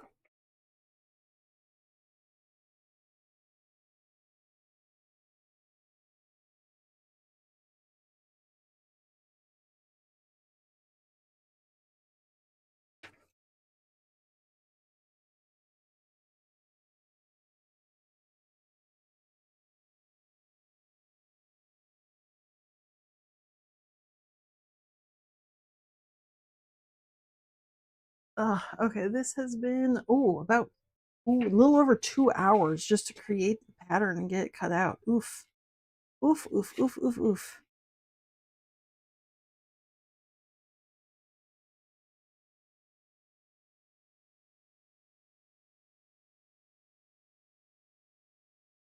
Well, Mr. Moose is working late tonight, so I'm going to be streaming late tonight, so all works out, I guess.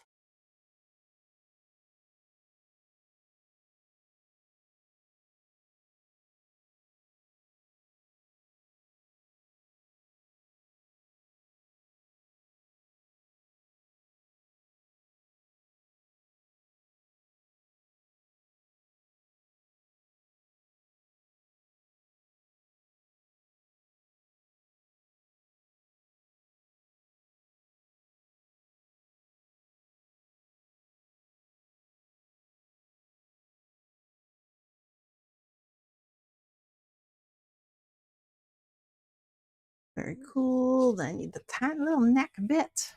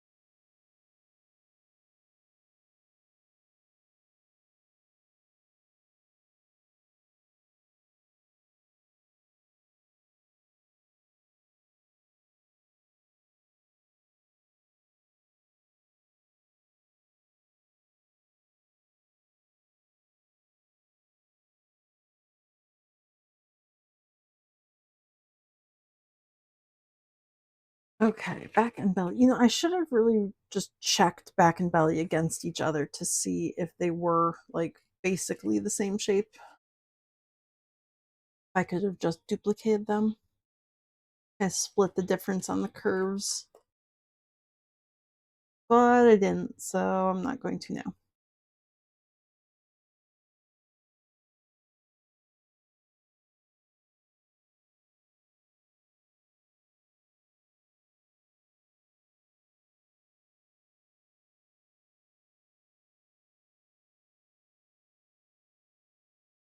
Snip that there.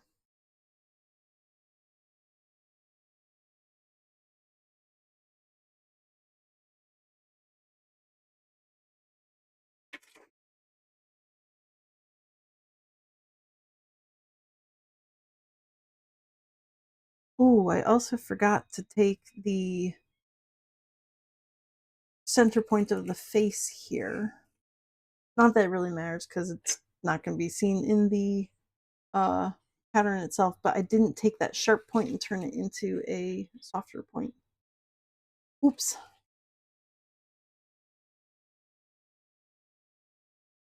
I'm just going to cut across there. Very cool.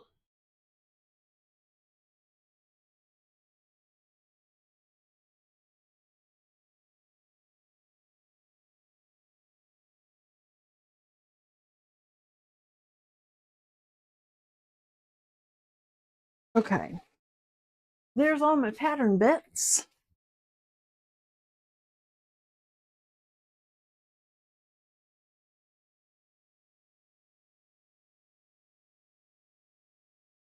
Tape needs to be together. Leg, arm, well, back and belly, but close enough. I can put them right there next to each other. Technically, one's going to be on the front, one's going to be on the back, but whatever. And then the little tiny neck, which will be right there. Yeah, I'll just leave. And then her cape.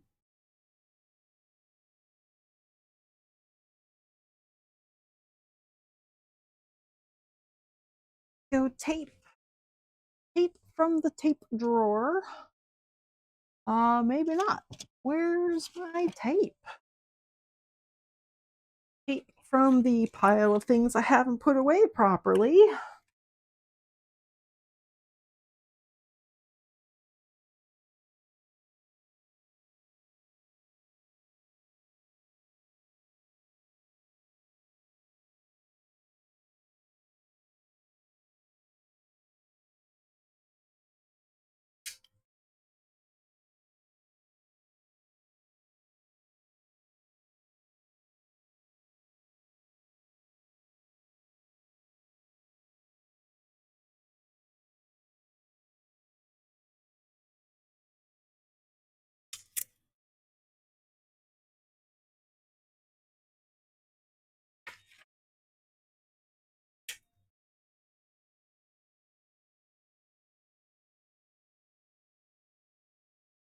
Okay, there we go. And those two will stitch right there. So there's my little cape. Fantastic. There's all the bits. The tape is going away in the proper place. Before I can do anything else, I do need to make the embroidery file for her eyes. So I'm going to go back over to the computer to make that file because I will need to embroider her eyes before I actually make her. So, okay. Back over to the computer. I'll switch back to Corey, and this time we are going to open Welcome Hatch.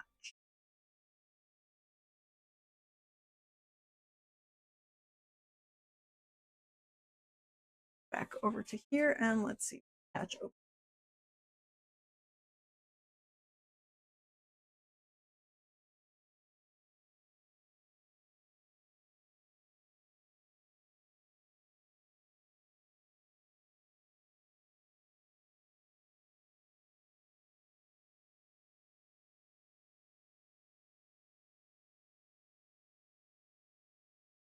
Maybe it will open.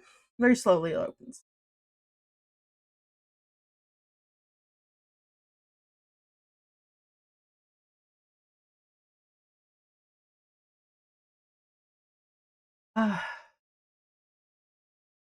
There we go. That is all those files. Are they still there? I thought I hid all from things, so I wouldn't have to deal with them. Separate Studio, Plushie, Hollow Knight. Oh, wait, I don't have a file. Why am I looking? Nope, this is just going to be new. New file. There we go. And I need to take her face from Inkscape.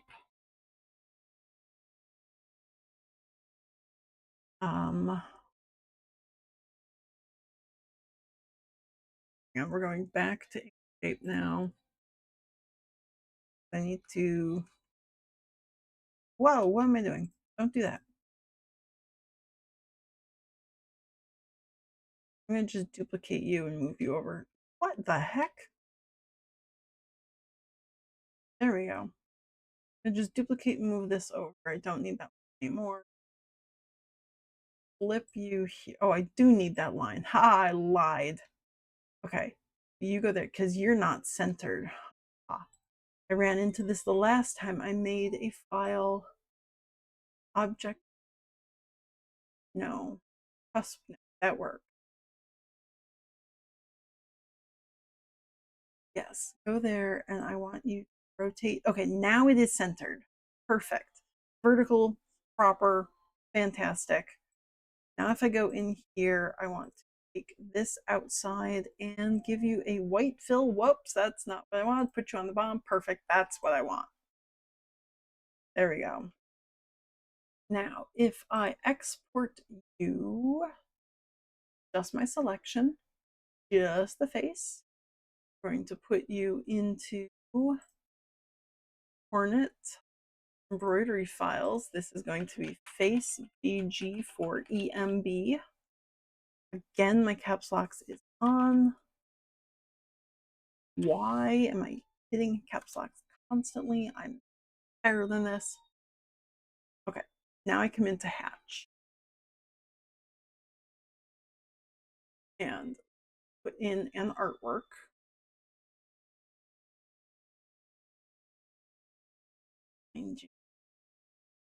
Plushie, Hollow Knight, embroidery, face, background for embroidery. Perfect. Blam. There we go. There's my face. For the face, I'm going to create an oval. Woo. I think that's good. Let's. Hey, that looks real good. Okay, this is centered 0, 0. That should be good there. We're going to change your stitch angles. I'm going to put you at 15. You're not straight across the fabric, you're going up at a slight angle. That looks good. It's going to be a black eyeball. We're going to duplicate that eyeball. We're going to mirror it horizontal, and we're going to move it across the x-axis to the other eyeball place. Now I have my two eyeballs. In order to center this, do I want to have it trace out the entire piece? That would center it in the hoop.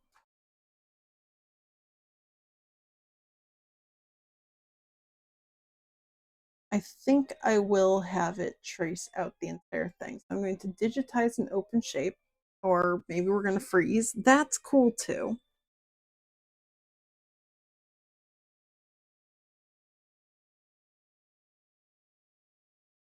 I'm going to just go through and trace this line.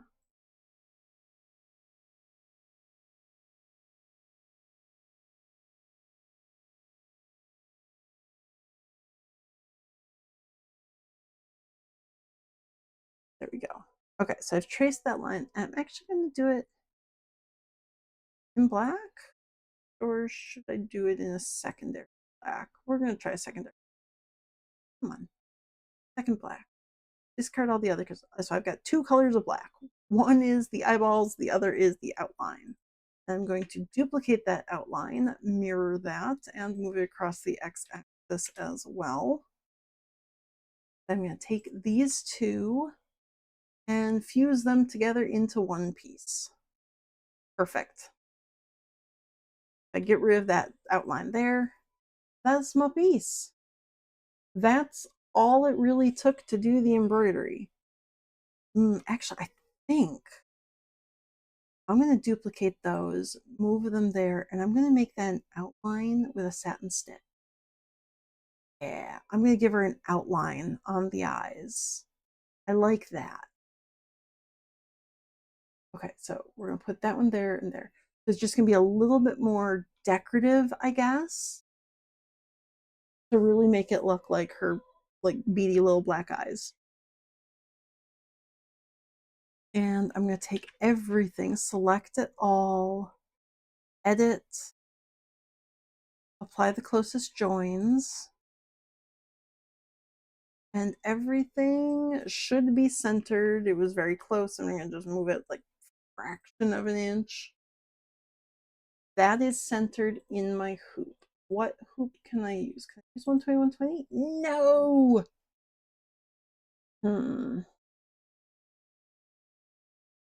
I could use 120, 120 if I didn't bother centering.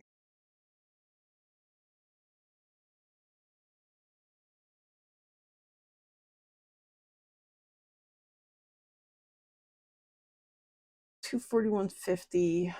I think I'm going to just use that. I'm just going to use 241.50 hoop. It'll be fine because I do want to trace the outline. One less thing for me to cut out, or to trace and then cut out. So we're going to just save that. Okay, file, save design as. Go to Hollow Knight Hornet, embroidery files, Hornet face. That is now Hornet face. Don't need my, got this. And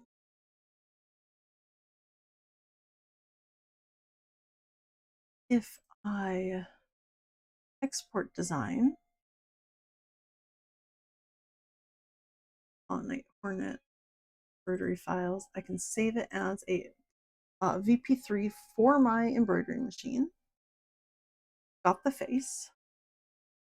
This is all color 1, right? Yes. Okay, this is color 2. So I can either have it do everything all together, or it will pause in between the eyeballs and the outline. Or do I want to do the outline first? Maybe I want the outline first, so hold everything together and then do the eyes. Okay, well, I'm going to save it. Yes, save. And file. Export again. Yeah, Hornet face. Save. Okay, yes. Save.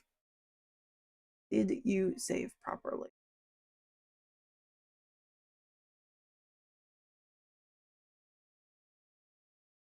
Hydrate. I don't know where I put my drink. It is missing.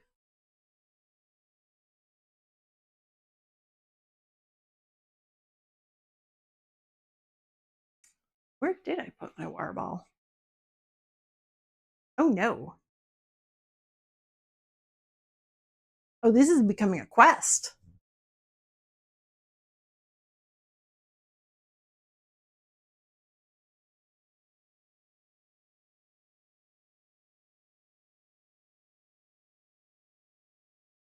Where did my water bottle go?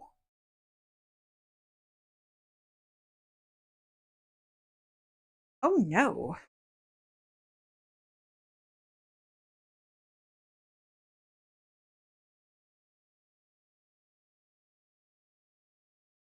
What in the world?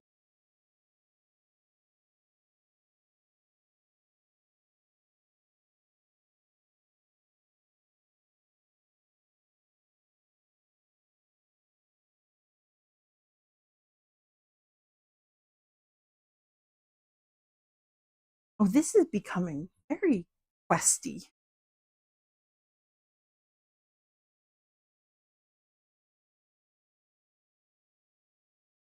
So I had my water bottle. I very much had it. How do I put?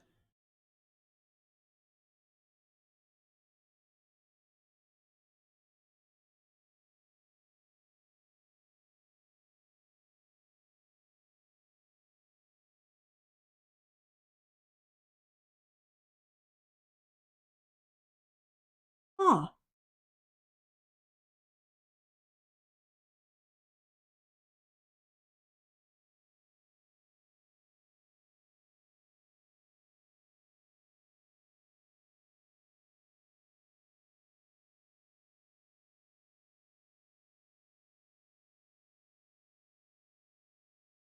I have very seriously misplaced my water bottle.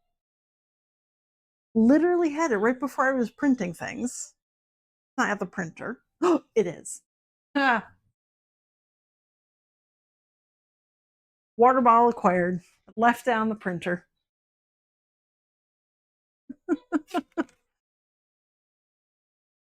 Found it. Okay. Well, that was, I'm going to count that as my full on stretch. Walking around attempting to find the water bottle through the entire house. Gosh.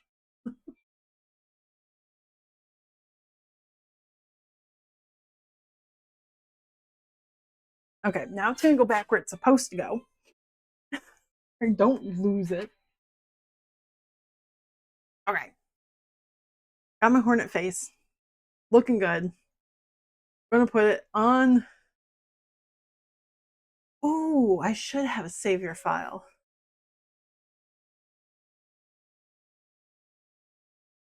Layer would only really apply to if I was working on an art program because I can always move things around layer to layer in Inkscape and Hatch for my embroidery files. So those ones aren't like detrimental.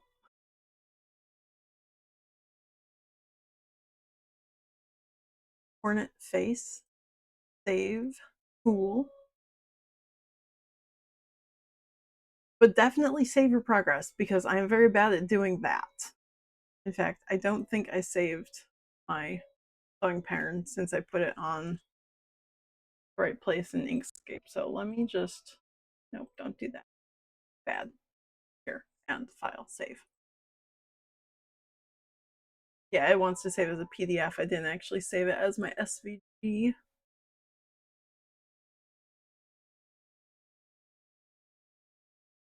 Do that. Save.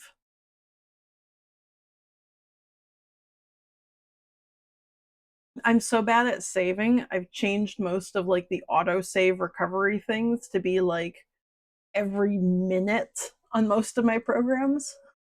I think Blender is every 2 minutes, so it doesn't like grind to a halt, but like I'm so bad at saving things and then things crash. So I have my auto recovery set up so that I lose very little progress on them because I'm just so bad at it. Okay, so pattern is done. Okay, moving back to the table. Okay, got my embroidery file on my USB stick, which I also have an incredibly long ribbon on so that I can't misplace, and I still manage to do that all the time. We're going to start up Thomas.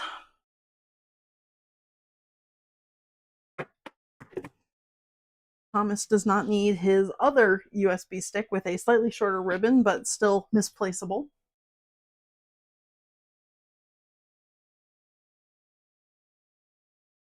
Okay, Thomas needs to start up, do his thing. I'm feeling really confident with this pattern, so I'm not going to do a test first. I'm going to put it just on Good Minky. Like, I'm going to just make her. These are going to be white. That's white. These are all black. Her little body is black. I need to change the direction of my air conditioner, blowing the pattern piece around. That's cool. So this is all white. This is going to be red, and I'm going to do this in a cotton fabric, not a minky, because I have red cotton that I had gotten for the lamb cloaks before I decided to use a heavier duty twill fabric for the capes for the Cult of Lambs. So I have red cotton, which I think is going to work well for her because her cape is very drapey. It doesn't need to be formed in heavier fabric like the lamb did. So, where is my stabilizers? Oh, do I have a piece already cut? No, I've got my big piece. I need a medium. So we're going to use, I think, the 12-inch for medium hoop.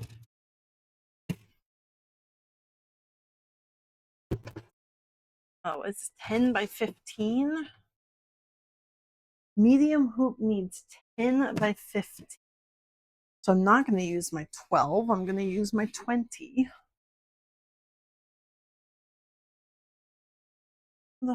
Whoops, where are you going? Don't fall. Uncool. Uncool.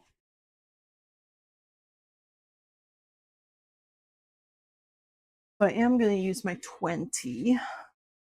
That way I can cut two 15, and then I can get a 10 and a 10 out of that. And the air conditioner's still going crazy at it, so whatever, it's fine. It's fine.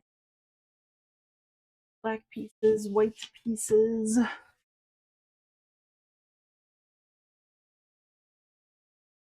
Put that face there for a second. Or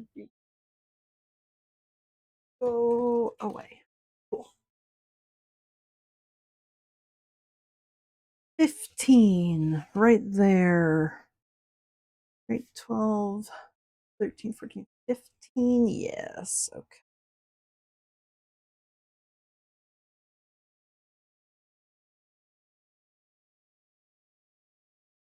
Move my stabilizer out of the way. And 10.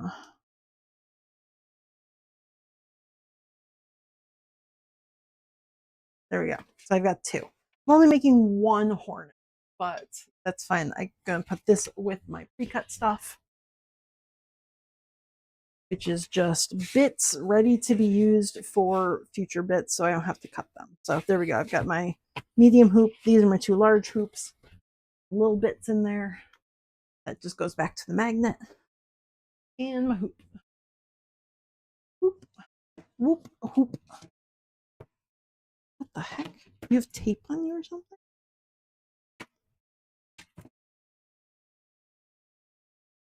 No? Oh, you do. Oh, that tape right there is coming up. Oh, no. Oh, we don't want that.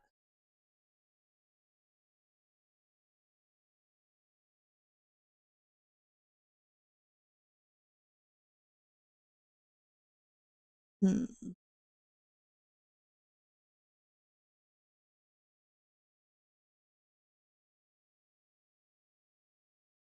You good? Gonna stay down? Okay.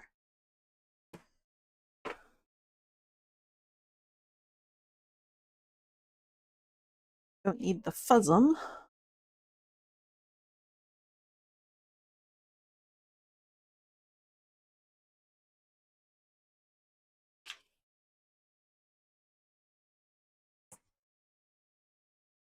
And I'm going to just center this in the hoop. I'm not going to move it around for right now because this is the first time I'm making it. So we're just going to find the center of the hoop.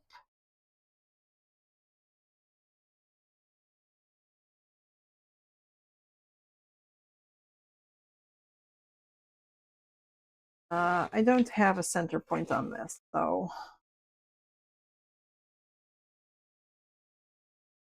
maybe approximately right here and approximately right here. Rocks.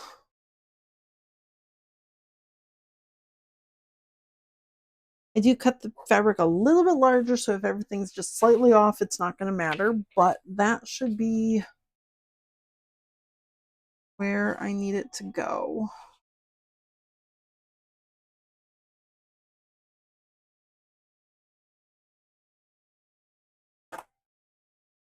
And then this is going to be a white piece of fabric that is in approximately, I'm going to do it a little bit larger than 6x6. I might just do 7x7 on that one. It gives me a little extra wiggle room. Like that's my 6x6 square right there. If I go up to 7x7, it would be like that.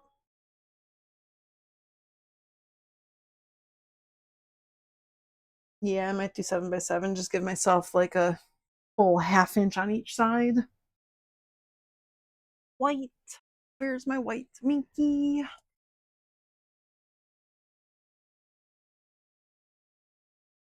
Oh, at the bottom of the pile here. Yep, that's exactly what I want to do. Perfect. Haven't folded this up for the actual shelf yet. Oof. Yeah, absolutely wanted this to be crazy all over the place. Yup. This is extra wide stuff. Or is it just not folded at all properly?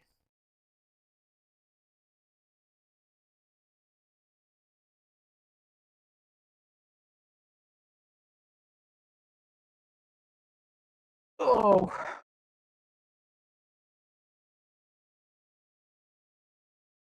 Nope, this is my 90 wide stuff. Okay, cool. So it's not going to fold nicely for my shelf anyways. Goes down that way. Okay.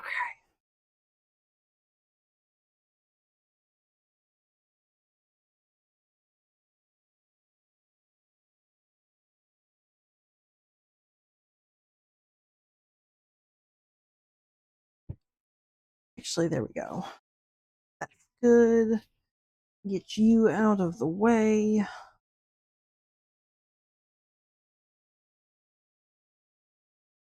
And this will work. 7x7. 7x7. And I'm going to actually include the selvage edge because I'm cutting it a little bit larger than I need to, so it will be fine. I don't need to worry about that. Zoop. And zoop. Oops, out of the way. Squish my stabilizer. Yep, that's exactly what I meant to do. Some icky tape from the factory. That's lovely.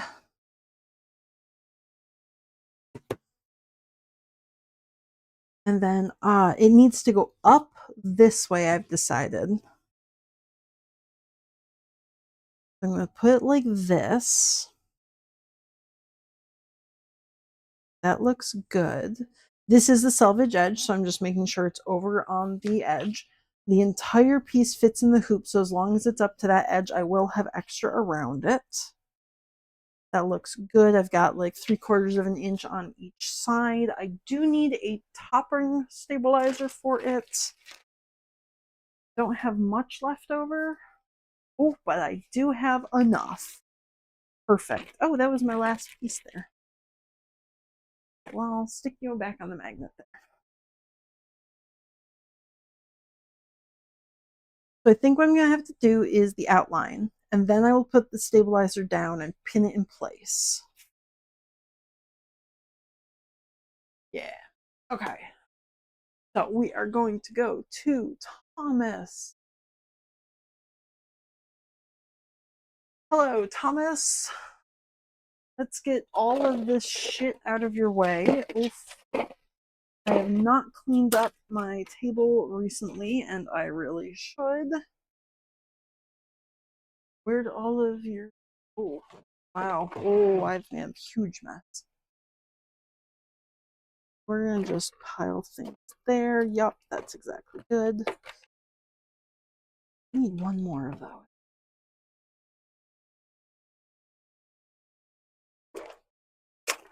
Sure, just toss everything into the bucket of cleanup.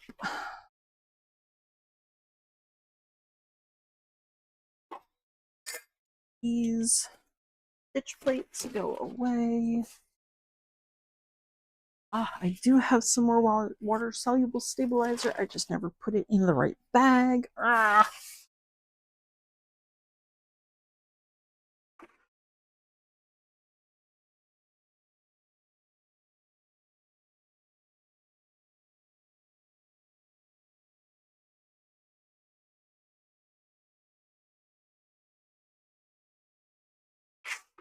Okay. Bucket of things that need to go away.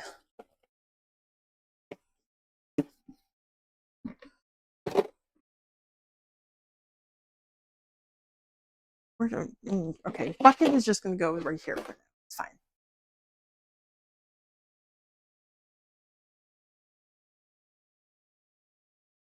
Being organized is overrated.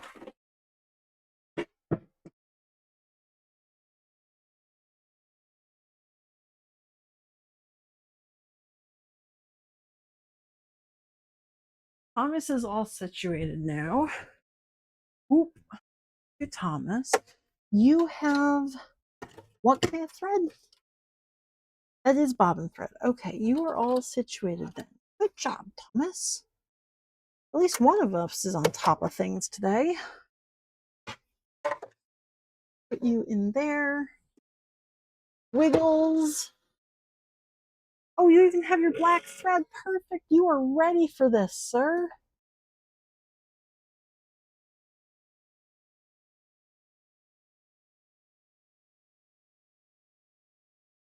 Centered in the hoop. Do your wiggles. We're going to stick your hoop on there. You're going to do some more wiggles. And now you are ready to stitch. We are going to turn your speed down. This is your outline. So we're going to have you start with your outline.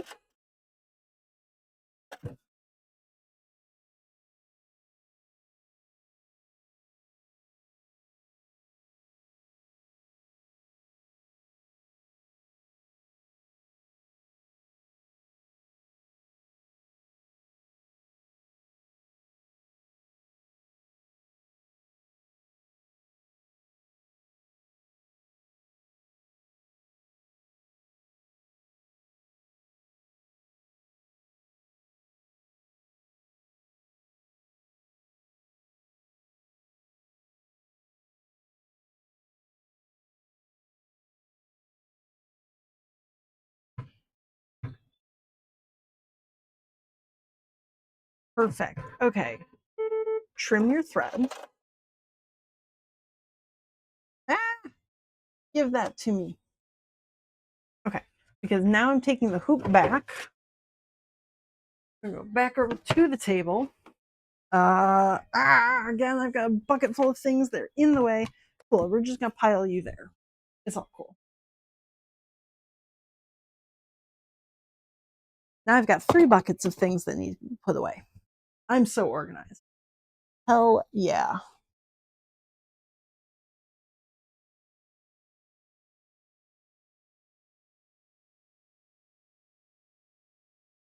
Then I need my pins, which Bernard has.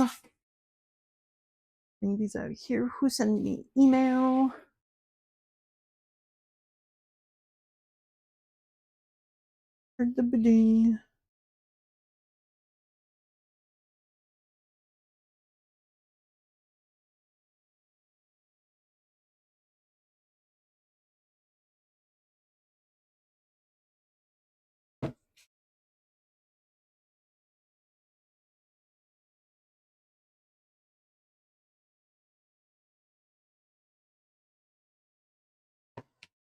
Go, and one more there.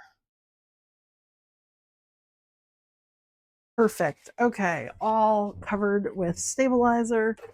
Give that back to Thomas.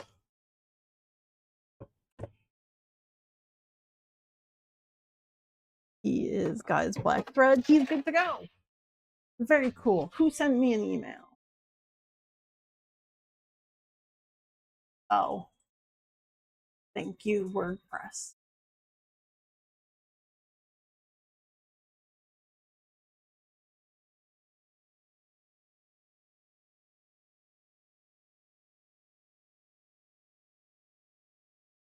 Okay, not an interesting email.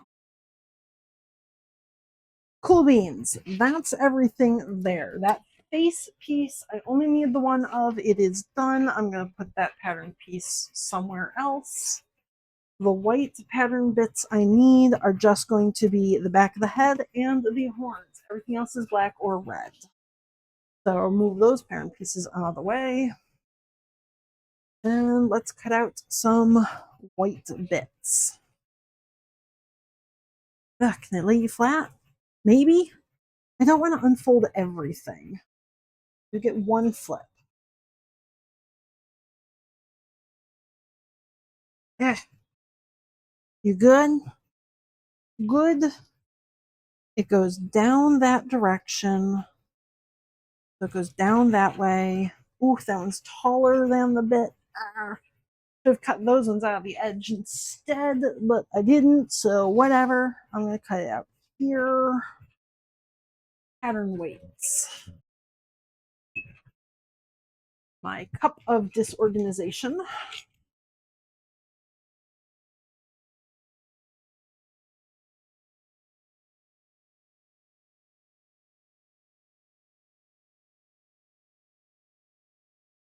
I need, actually, I can use that. I need a marker. That top is not going to stay on that marker. Aw. I have two little yellow guys. Okay.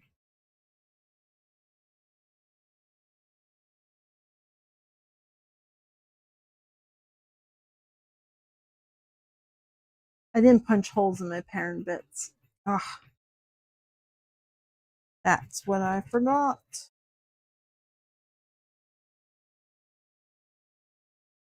Okay, well, let me punch some holes now.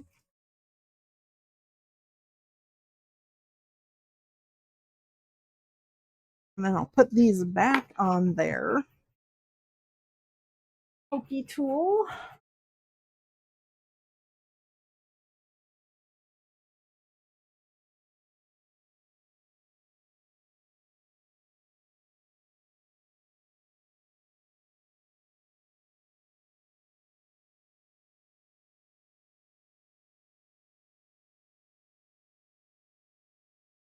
Okay.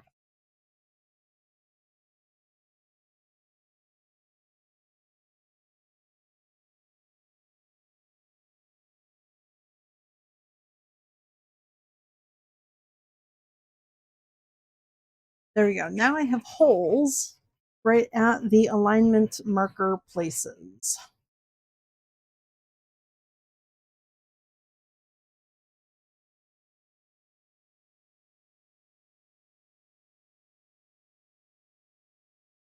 Put those weights back on them. Very cool. And move that out of the way temporarily. And then I can put my dots in.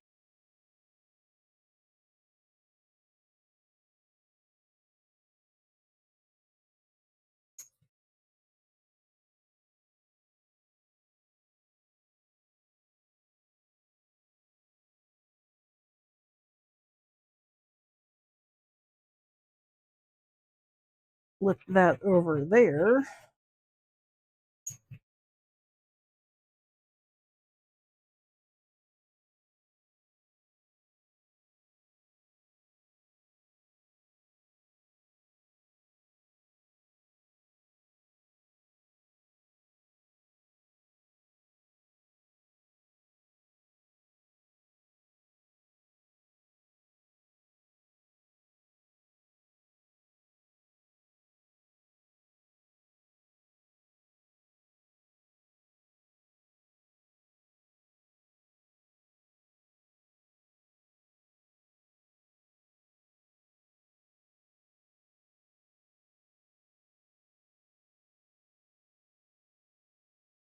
There we go.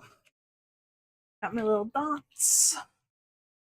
That pattern piece is done. I've got both sides of the back of the head. How long have I been streaming? 3 hours? Okay, I got a little bit longer before I change out my microphone.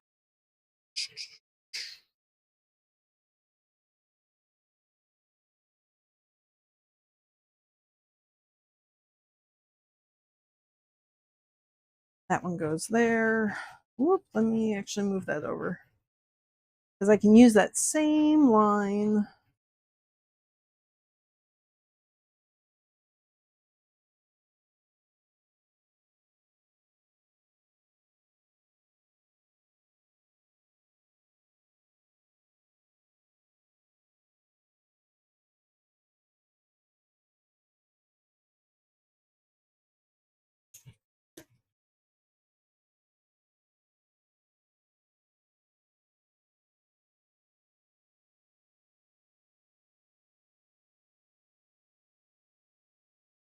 Do that.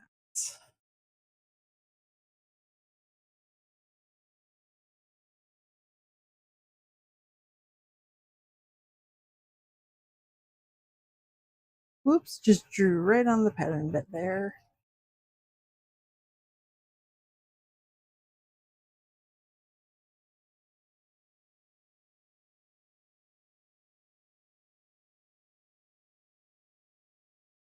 Okay, so there's all the white bits. She's just got the white head. So not too much to do in white.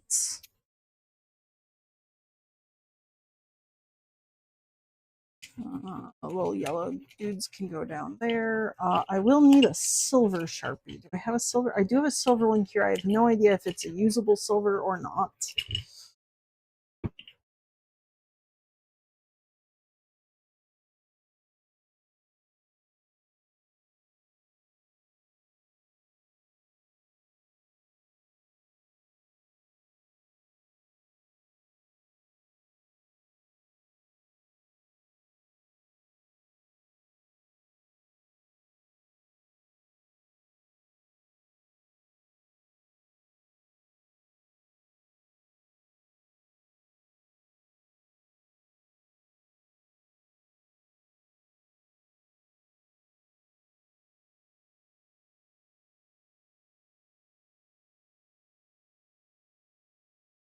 Whoops. Okay. That's the white bits there. Oops, they're not even on the screen. Ah, I'm so good at this. Thomas is on the second eyeball, so that'll be done soon. That's also the only embroidery for Hornet. So that's nice.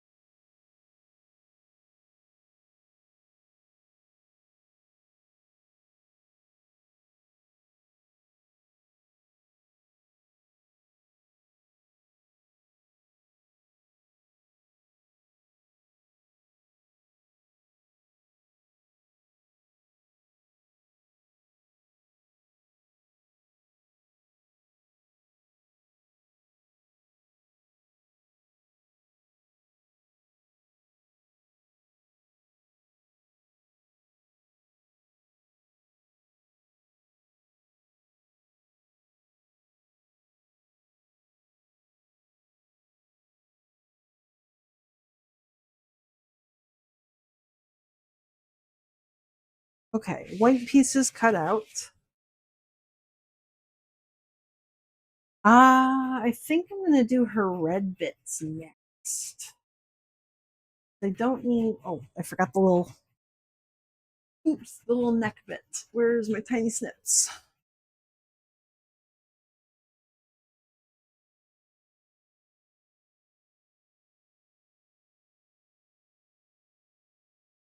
There you go.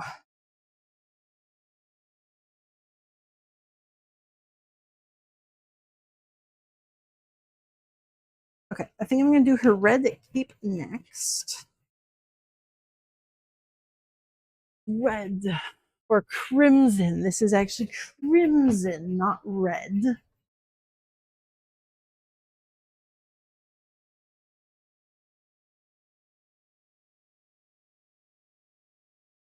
Which side is better? This side is better. Okay.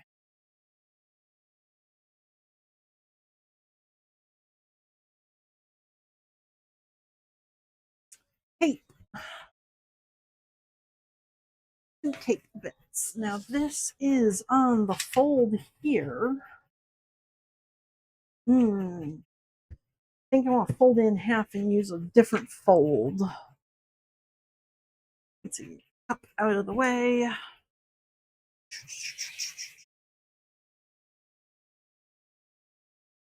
How far up does this go from the fold? It goes up about 9 inches.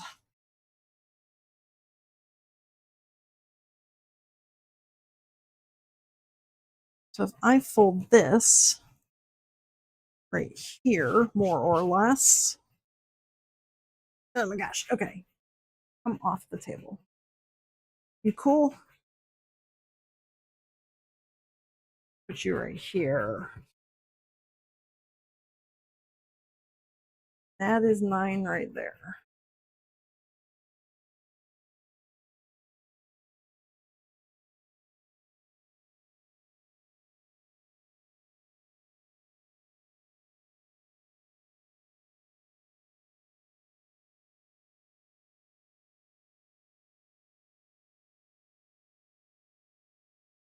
Vaguely 9. Okay, so if I fold that right there and put this right here, I can get that 9 out of there. I can't really do anything with this. If I move it down a little bit, then I can get that right there. And I'm actually going to need 4 of these for one cape because I don't want to do the seam. I don't want to like hold up the raw edge and like make it look pretty. So I'm going to give her a double layer cape. I'm going to be real extra about this. Purely because I don't want to do seam folding, I am going to do a extra special cape. Creating more work to avoid work that I don't want to do.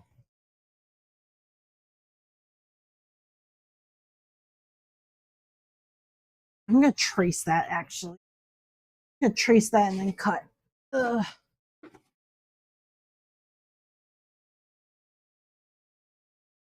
Does this red show? No.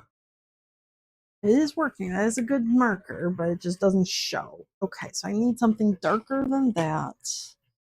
How about green? Oh, blue. Purple. Purple. Nope, that actually works in the other one, I think. This purple.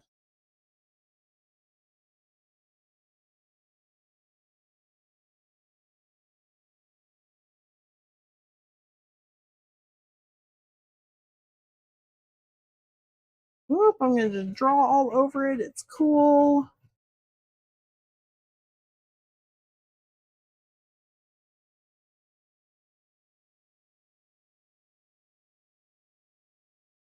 There we go. That right there. On that fold. Probably have my pattern weights for this part.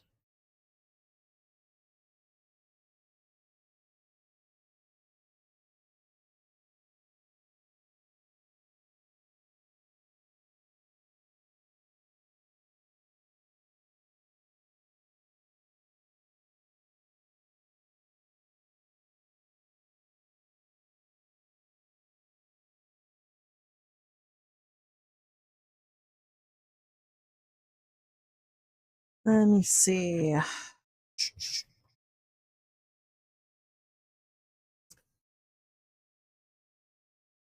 If I put this one right here,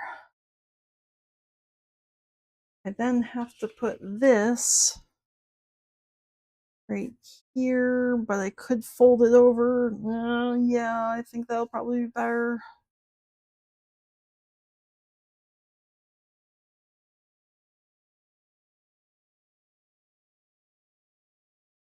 I hear you, Thomas. You are done.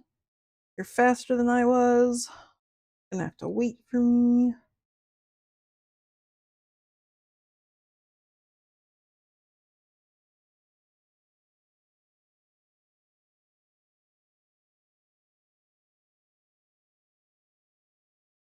Okay, so there's 3 of the 4 bits I need for the cake. Out. Pattern wait time, just because I don't want them to shift. I can come back to this view. If Thomas is done, and we're just waiting on me now.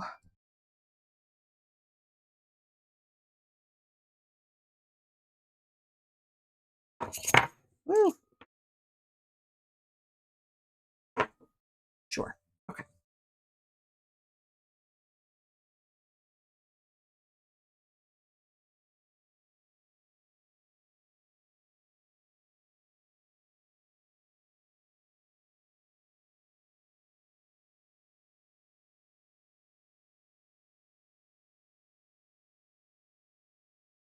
Side of the table.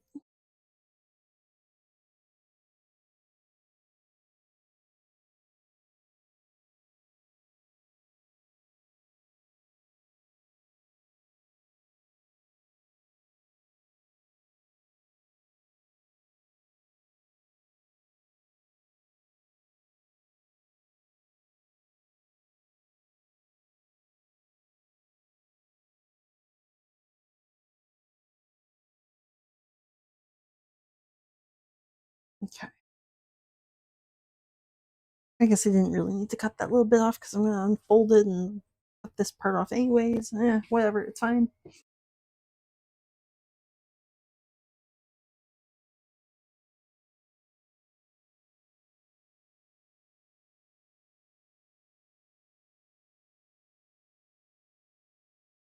There's one cape bit.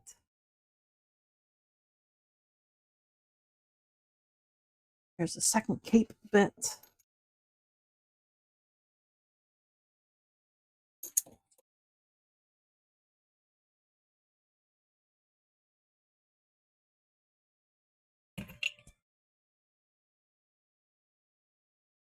Two.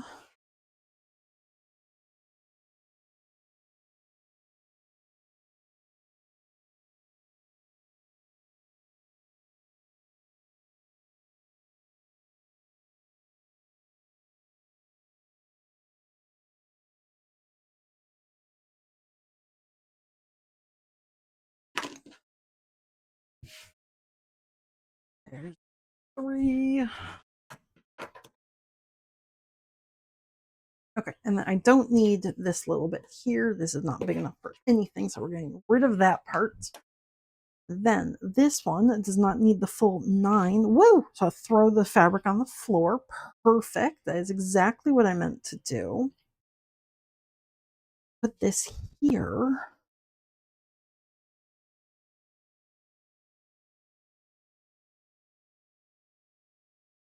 And cut from here. That looks good. Don't go anywhere. I need my weights.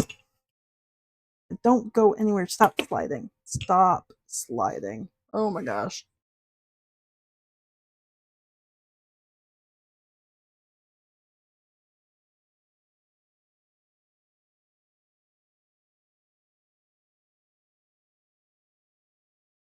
Okay. That's good there. Sure, that's good.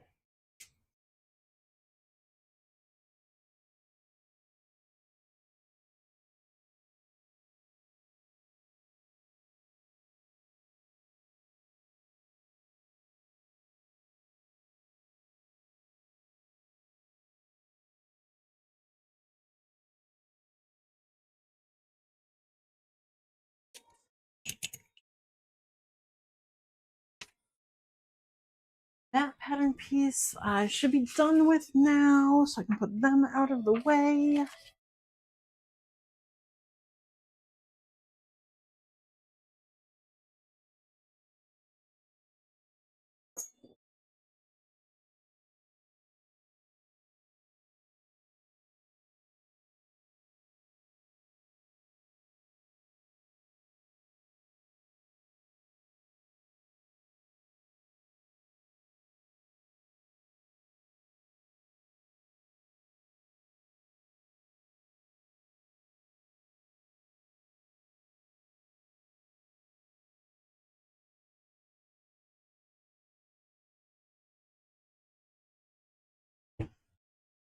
Okay.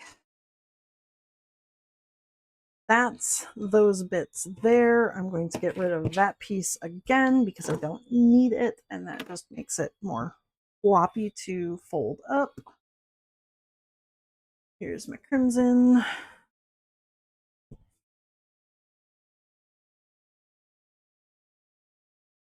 That used a little under a half yard.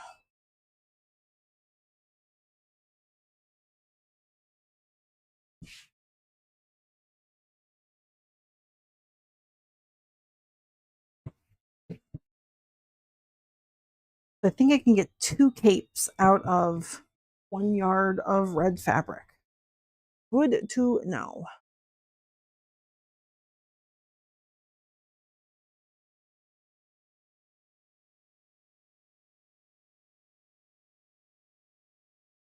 Okay, then I can take the face away from Thomas. I'm going to turn him off. We are done with Thomas for today. Probably. Approximately 20 inches tall. She's gonna be big. Mostly because bigger things are slightly easier to sew, and I'm trying to make her in like basically one day, so I want to go fast. So I made her slightly bigger than most of my plushies. Most of my dudes are around 18 inches tall. So from about that tall, from feet to head, she's gonna be about there. So just slightly larger.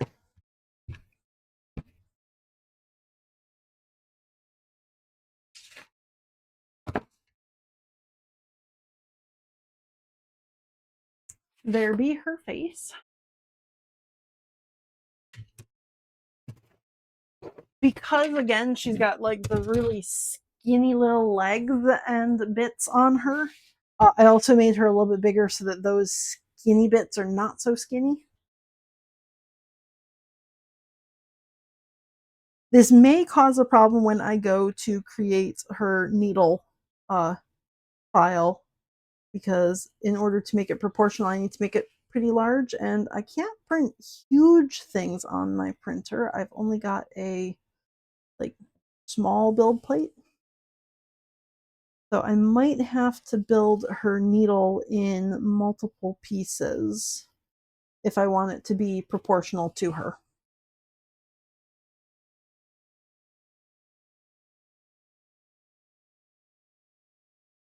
But that will be once I get her herself all finished. That'll make her needle. Because I think she herself is more important than the weapon she carries.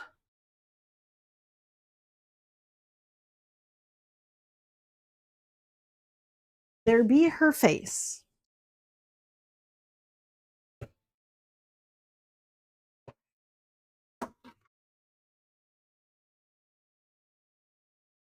Okay, those will be the pieces I use for her.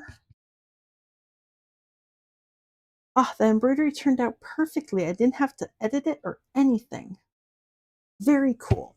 I do need to put the dart bits on the back of her because I didn't do that in the embroidery file. So I need this, and I need the pattern bit itself.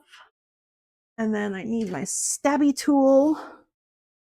So the top of her dart, and then the bottom of the dart, and then the dots where the alignment lines are going to go. Put that on top of her. Dot, dot, dot, dot, dot. Okay, ooh, that is hard to see.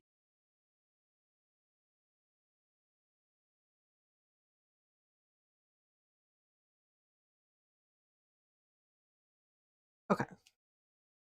Probably should have used my little sunshine dude or yellow orange dude. Slightly darker, easier to see.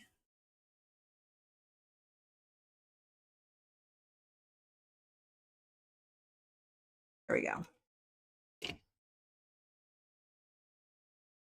There's her face. Those are all of the white bits and the red bits for her.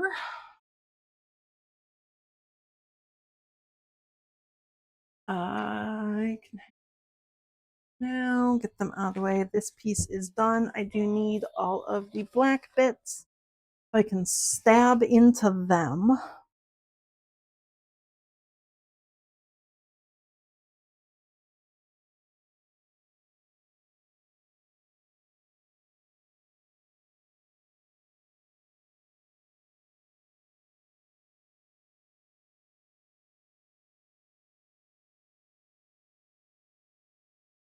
Don't really need these points here because they're fairly obvious, but I'm going to stab them anyways.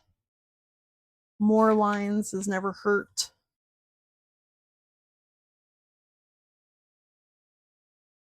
Good stabbings right there. Gonna put in the center of the arm bit right there.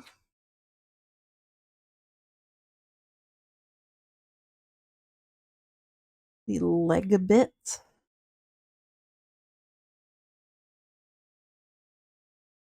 And then this one's going to have a lot of dots.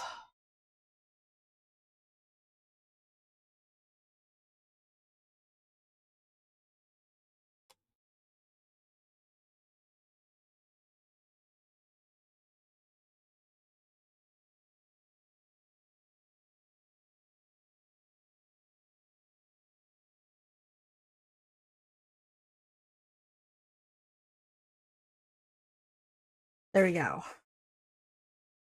Okay. Everybody has holes in them now.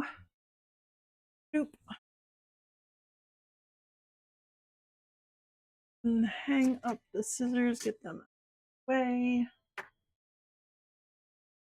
I need my silver Sharpie. Where did I put my silver Sharpie? That's a gold Sharpie. Ah, there it is. Think that's going to be a good silver Sharpie? If not, I have an entire box of them. Buy silver Sharpies in bulk. Black. Where is my black? Minky. You are pewter. You are black. We're just bits of black. I got very small bits for her, so I'm going to check my scrap bin to see. This is not the right Minky. That is Mochi. That's blue and green. That's pinks and purples. There's my blacks and whites. Okay. Because there are probably, yeah, that's a good piece there. I can cut bits out. Wow, there goes her neck. Okay.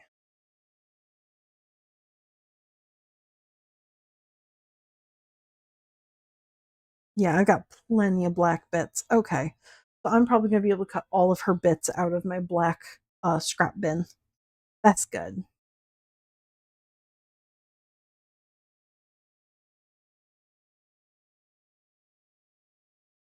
I have lots of little black scrap bits left because I use lots of black for the bats.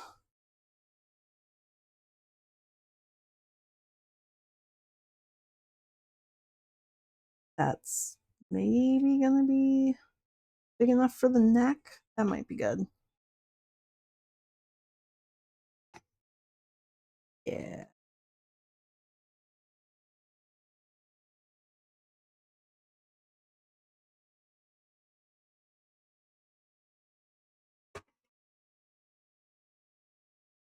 That's my bad mink. Why is that in there? That's not scrap. What are they doing?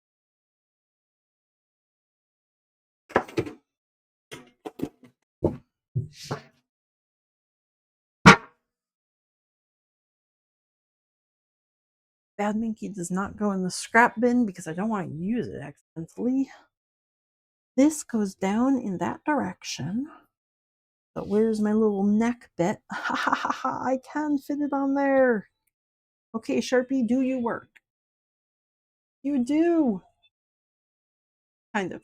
You're dying already. Cool.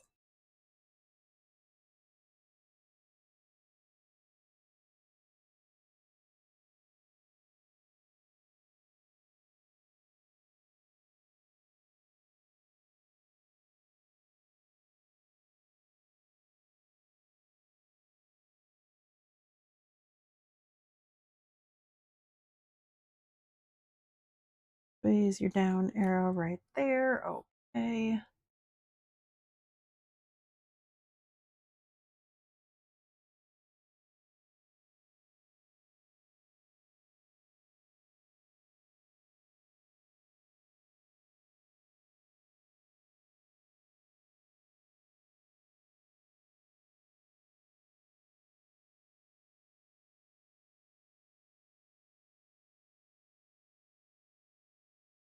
Okay, that's the neck piece.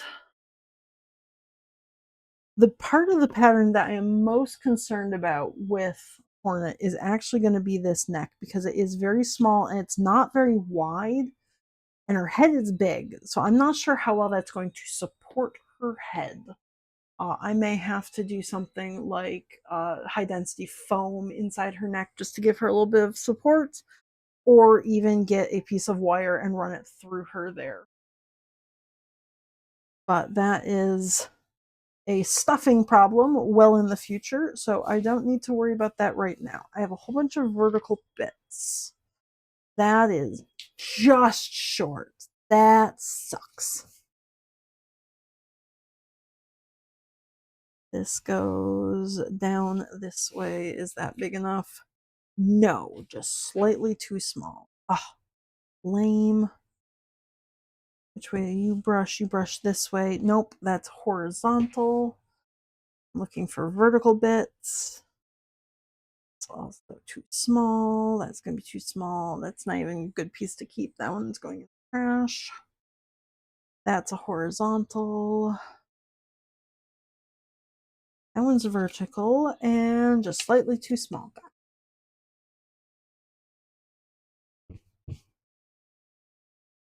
That's going to be big enough for something.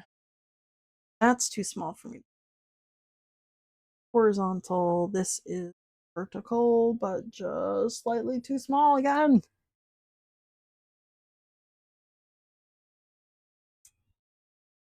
Ah. All of these pieces are just slightly too small.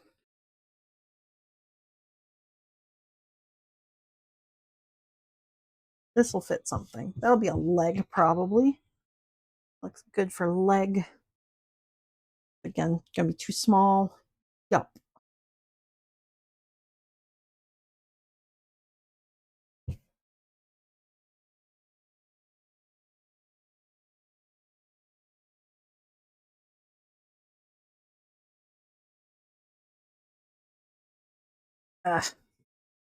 Ooh, can I put a body or something in here? No. Okay.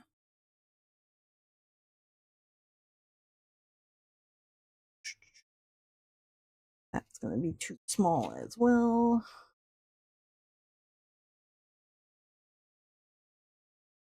This'll fit something. I can put a leg there. Yep. Okay, that'll fit like two somethings. Nope.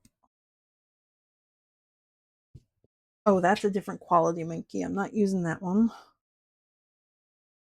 All of my stuff is like horizontal. I need vertical, guys. That fits. Okay. Not for that one. Well, I can get the 2 arms out of there. Now I think I'm into the bigger bits. That's a horizontal. Horizontal. This is leftovers from a bat. That's probably big enough I can cut something of. That's my full. Okay, those 2 are my actual remnant. They're too big for using right now. These guys are too small. They're going to go back in my cookie tin. I should be able to get everything else out of that one. Okay, so I'm going to start with these guys and see what I can cut out where. And I'm going to start with a different marker. This one's going to go over to my Cricut because I like using the half-dead ones on the Cricut. Did I punch holes through there? I did. It's just very small. Okay.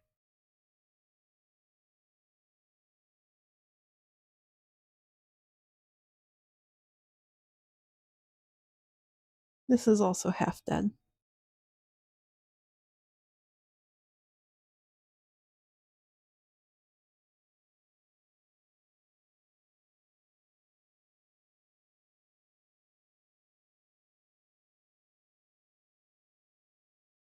Yep, they're all just a slight bit off.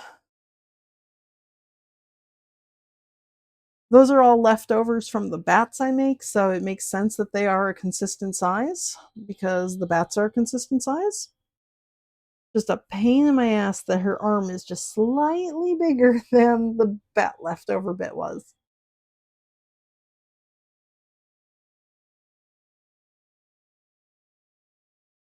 Okay, but I can get those 2 there. That's fine. Those guys are done.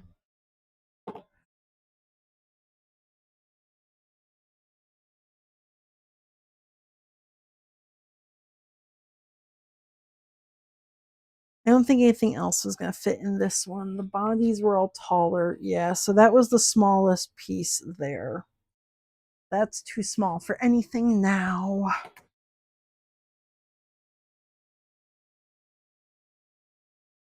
I'm going to use this one next because it's got this nice long vertical bit. I'm going to take a leg out of that bit. Yeah. I need 4 legs.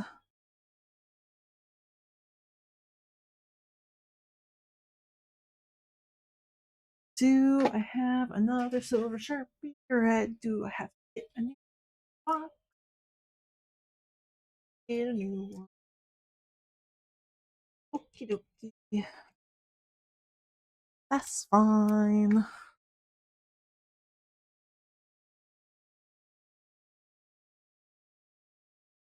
Ugh, that's so bright.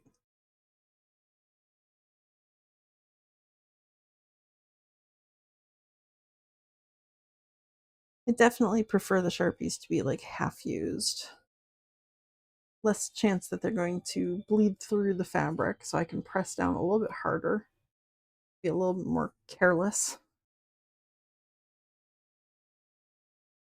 There's one leg.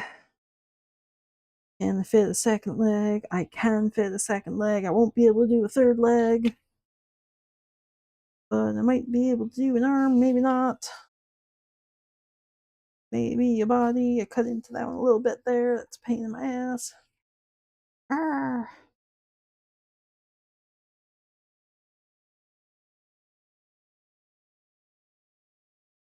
Well, I can definitely get the second leg. So I'm going to get the second leg out of here.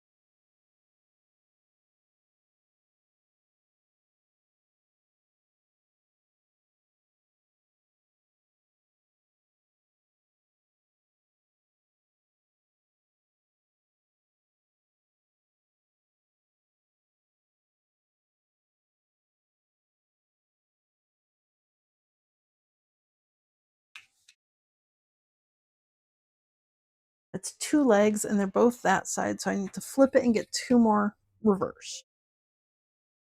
Can I get body bit here? Just barely. Okay, it's got a little bit of a cut into it, but that should be okay because it's still within the seam allowance.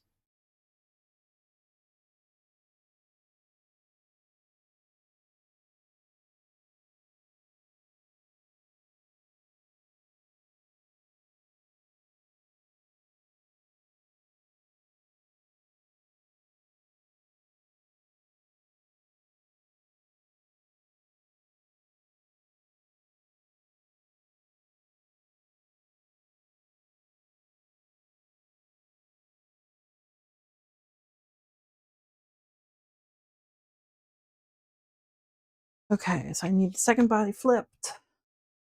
Don't think I'm able to get anything out of here. Nope. Nope. That's okay. Drop those guys there. What can I get out of here? Goes down in that direction, so I can probably get a leg out there. Yep, I'm gonna get one leg out of this bit, and that's it.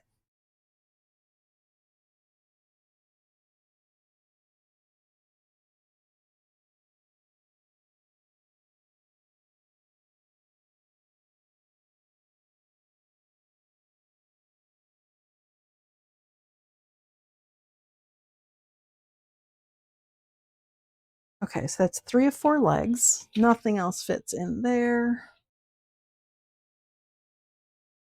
This is going to be too small for the leg, but I could fit a body. Not 2 things, though, just 1 body. Make sure that's going down the right direction. Yes.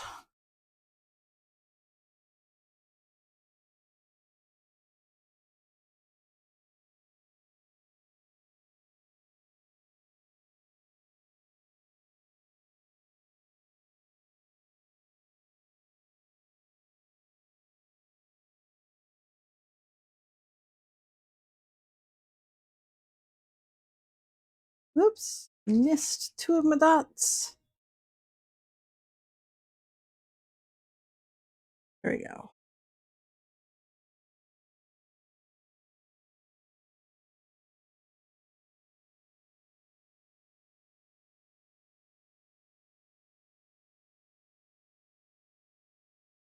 You need to get rid of your little fuzzum because that's causing problems, Mr. Marker.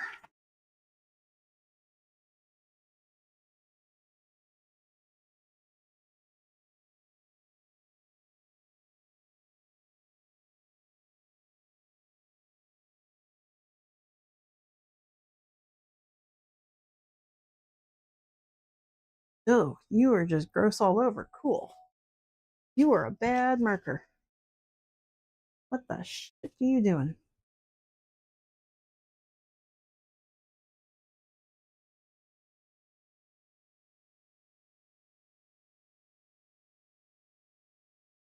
Are you bleeding everywhere? What the hell? Marker. Oof. Okay, you just sit right there for.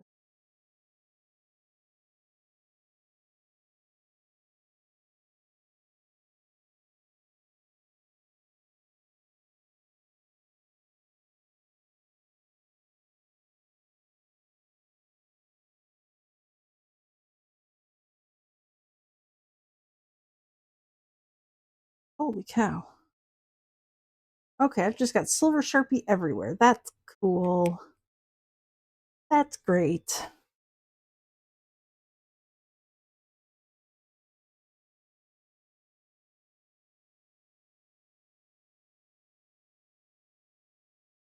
I need 1 more leg, 2 backs, and 2 arms. That's going to be out of these pieces, I think.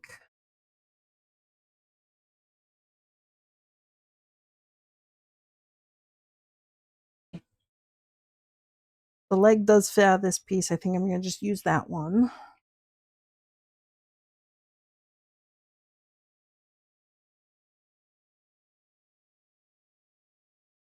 Yeah, we're going to try that.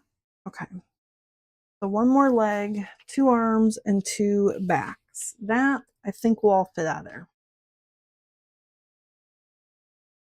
Okay, Sharpie, trusting you.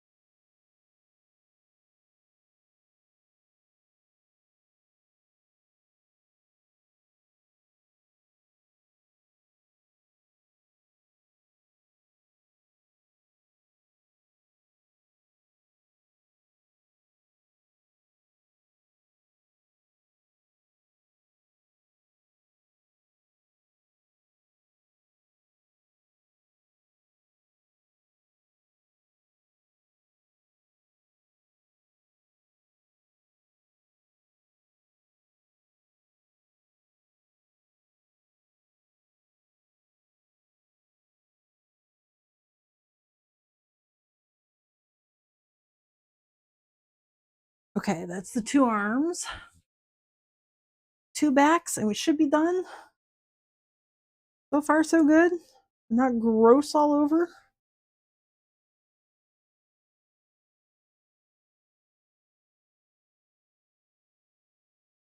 I don't think there's any way I can get a big bit of this left over, so I'm gonna just cut from the top section.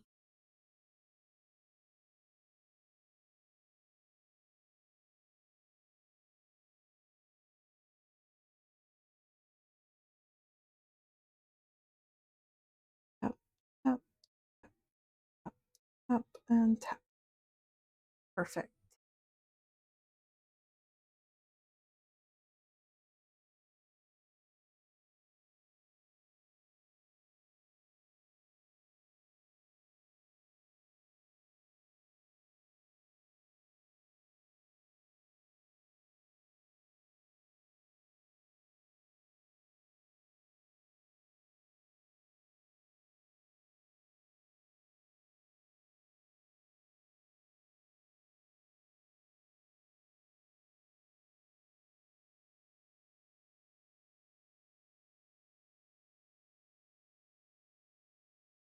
Okay. Whoop.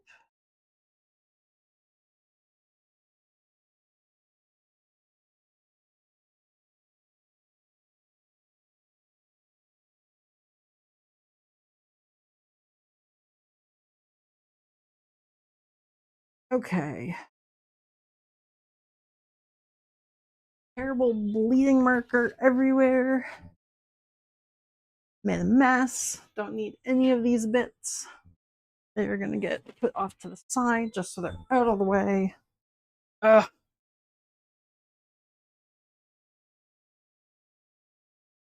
Just want to count to be sure I've got all of the bits.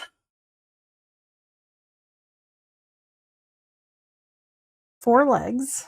Good. 2 fronts, 2 backs, 2 outside arms, 2 inside arms. Perfect. 2 necks. Wonderful. Woo!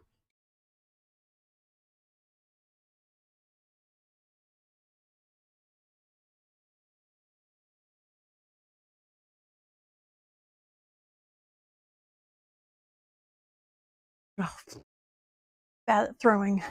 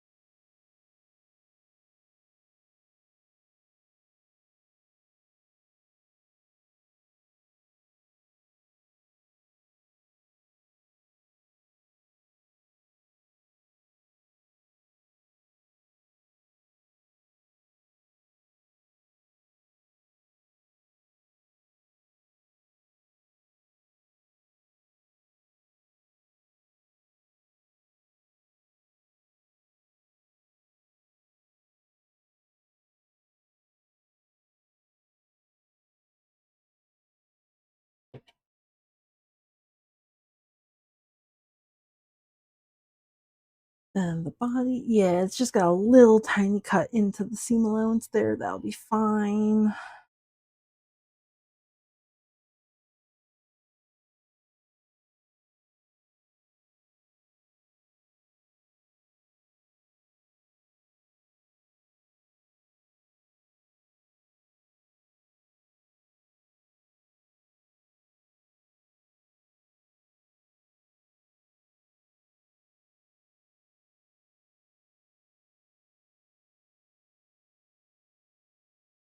Ooh, that actually, I'm gonna keep that piece. That stuff goes in the trash.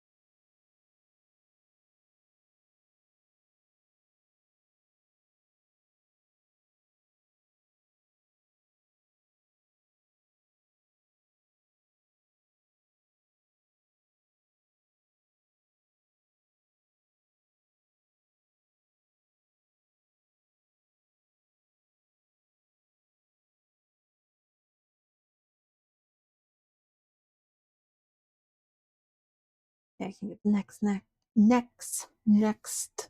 Ooh, next.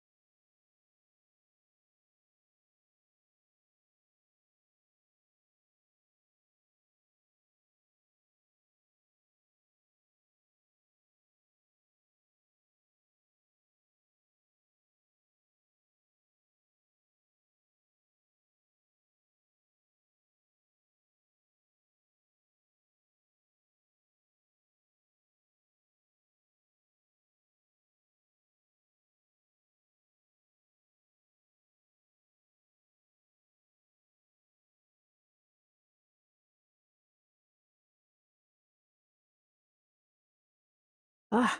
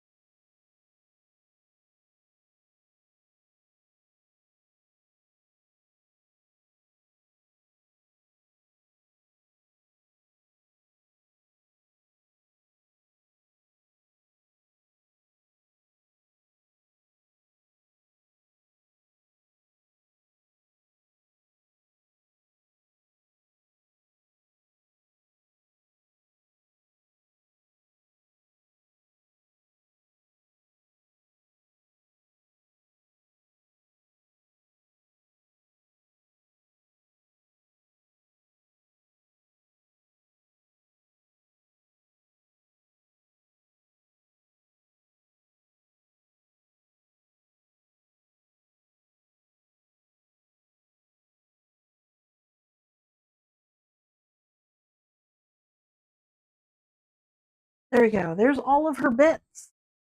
She is all cut out. So I'm going to swap out my microphone. I'll be right back.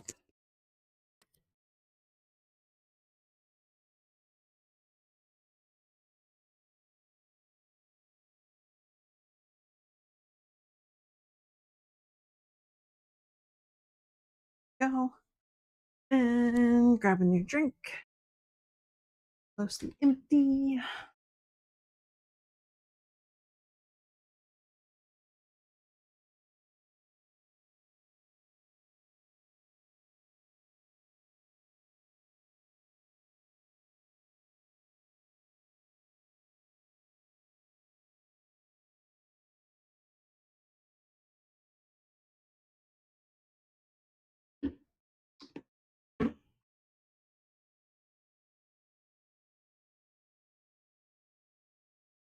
Okay.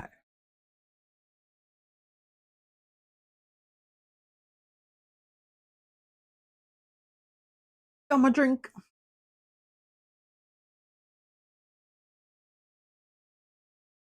Bernard is set up with red thread on both sides. So I think I'm going to start with the cape. Let me swap over to him. Oh, move all of my stuff out of the way. I piled everything on top of my computer.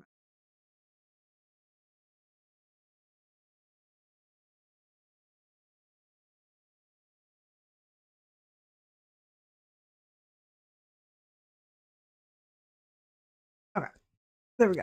I think I'm going to start with the cape. I guess technically I do need to pin it first, so I should do that. Ow. Where are my pins? Bernard has them.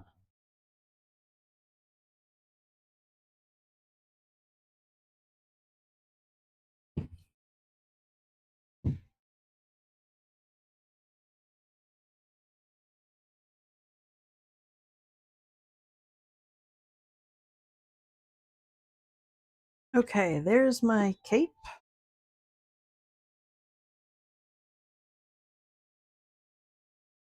Not quite a full circle skirt cape thing, but almost.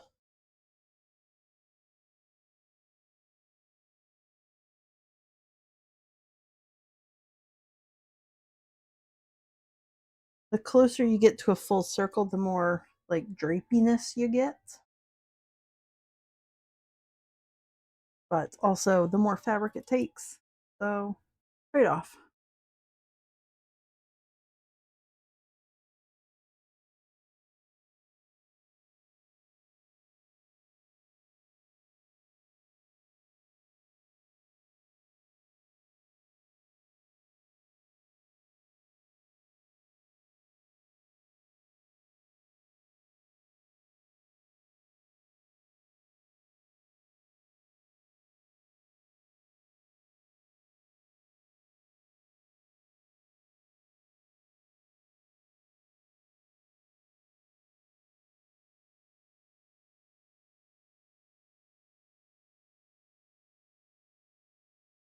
Well, I didn't pin that very well, did I? Move that one. Move this one over just a little bit. Perfect.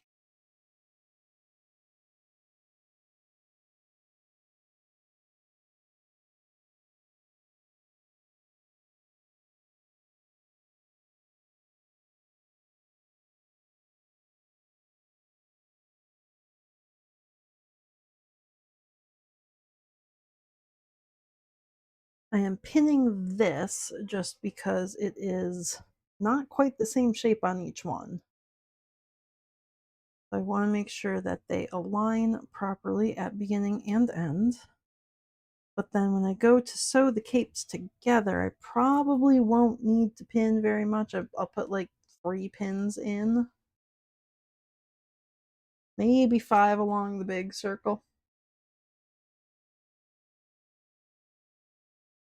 But just to kind of hold them together at the midpoint.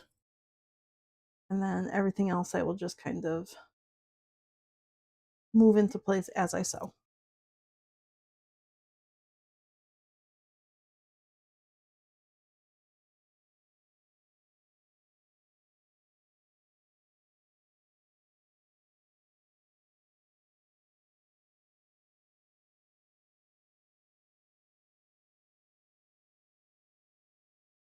Okay, there's my two capes.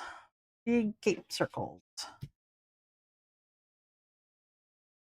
Now we can go over to Bernard. I don't need to start with the stabilizer with these guys. Come on, start up. Good. All set. Fantastic. Move one of the capes out of the way. We're going to start with this one. Pins go there.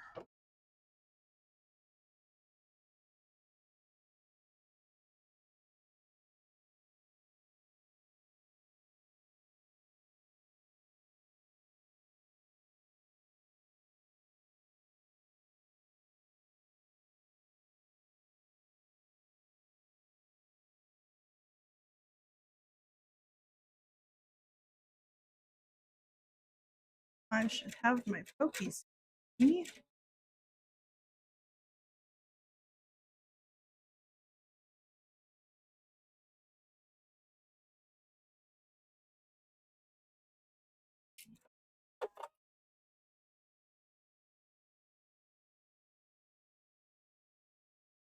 And then I'm going to clip this curve.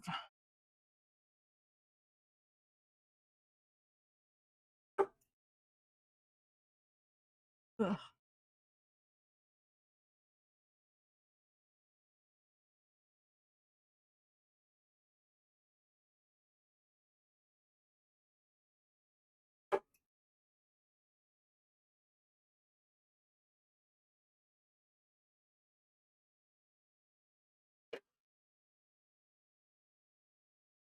That's the first half of the cape.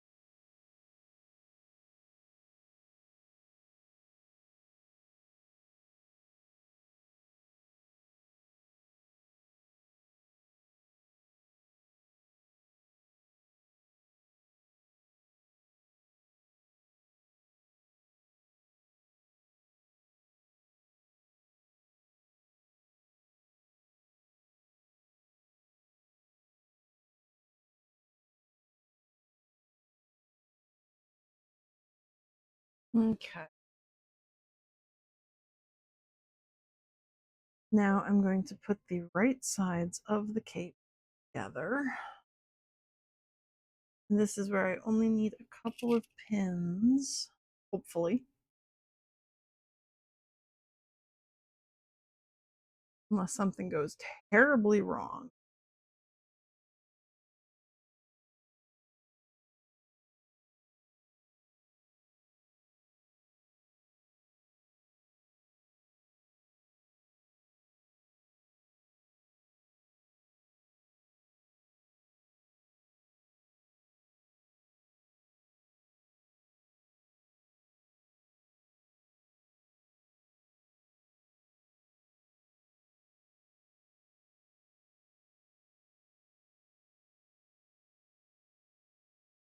I'm going to put one more in here.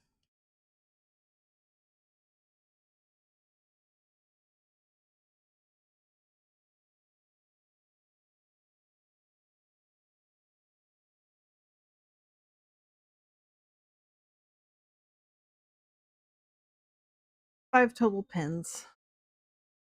Maybe 5 along the bottom as well. And the right sides are out. Perfect. Okay.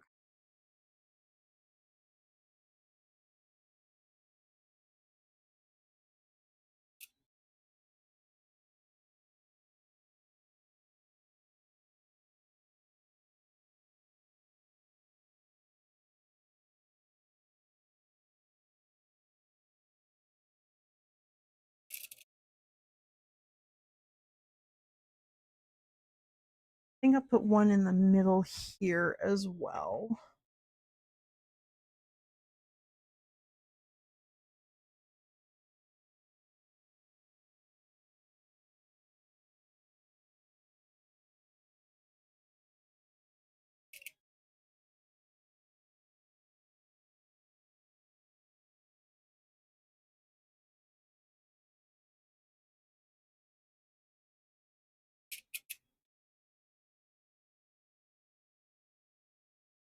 Okay.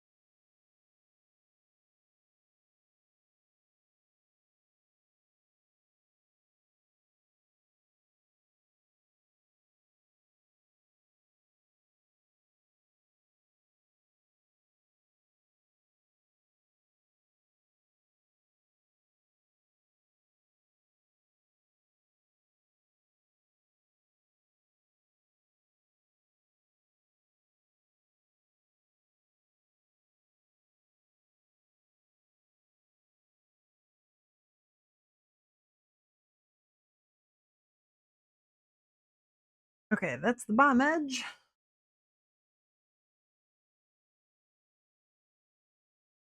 A little bit more complicated top edge.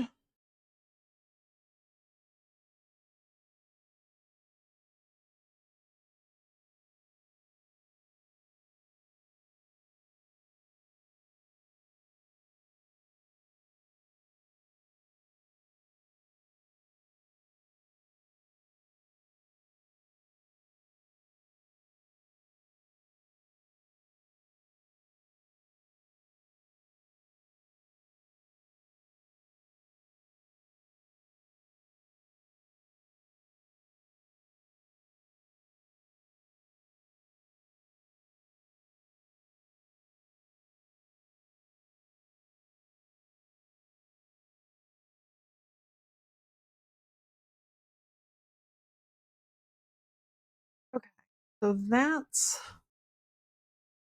the outside edges. I hate doing donuts. It's flip it right side out now.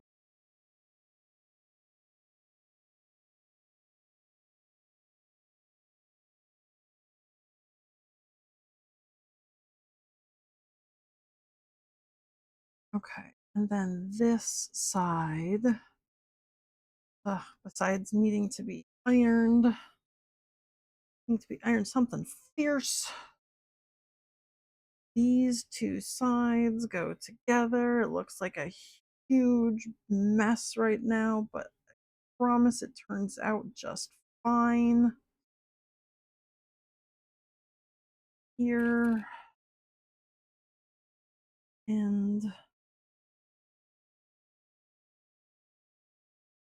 this here, this gets pinned.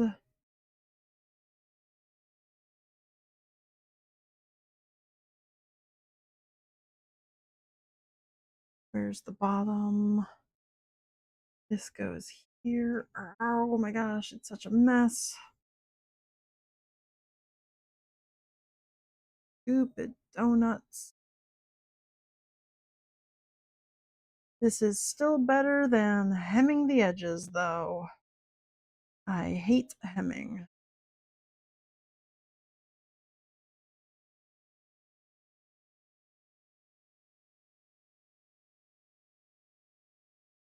Ugh. That looks good. And in here just great. Here I'm sewing.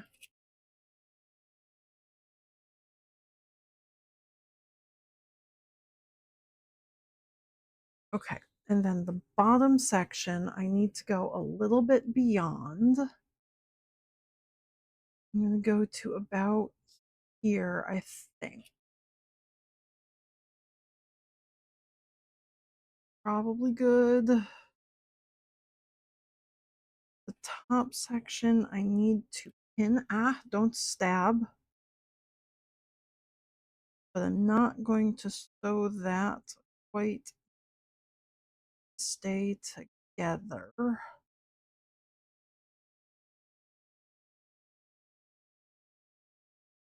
Okay, this wild, crazy mess. Ready to sew.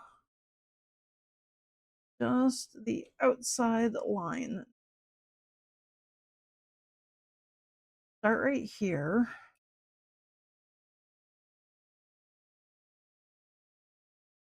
First backward. Good there. Keep going.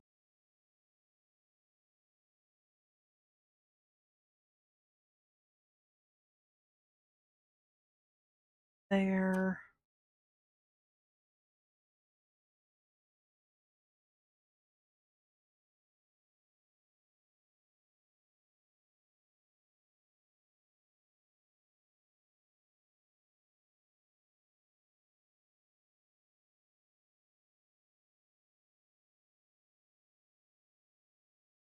Nope, I need just a straight line, please.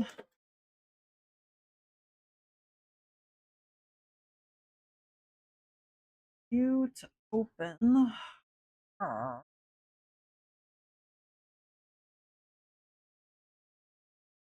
Cool.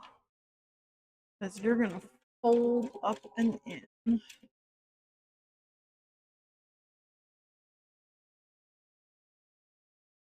You do not run over anything.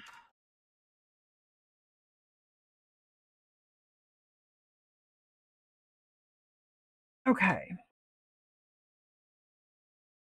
That's the outside of the cloak there, which doesn't look like it should be anything, but that's the outside edge. Ugh.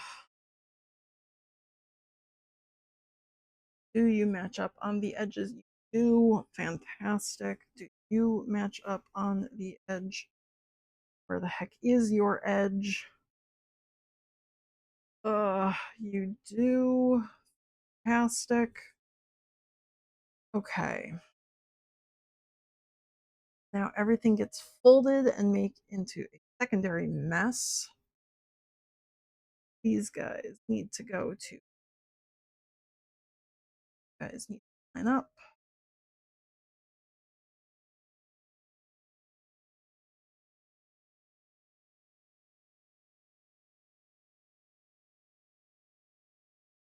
You get pinned.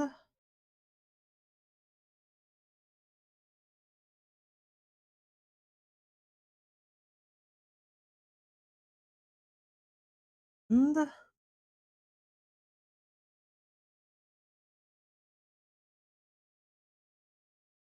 put one more pin here. End is already connected, so that should be good.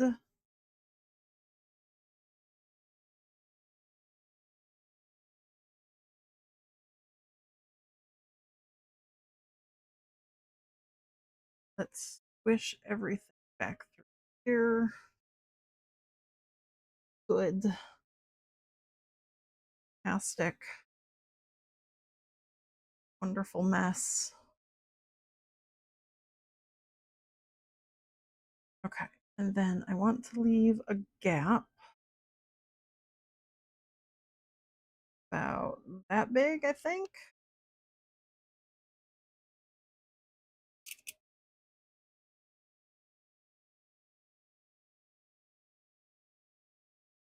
Oh, this is gonna be so much fun to try and iron flat.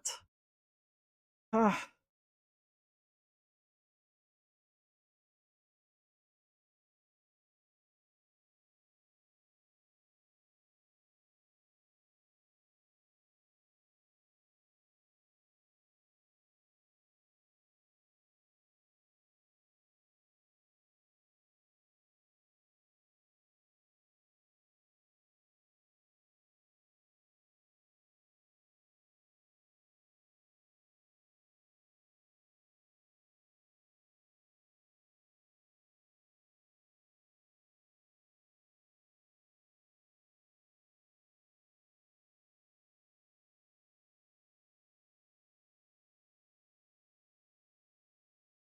okay, that should be my donut.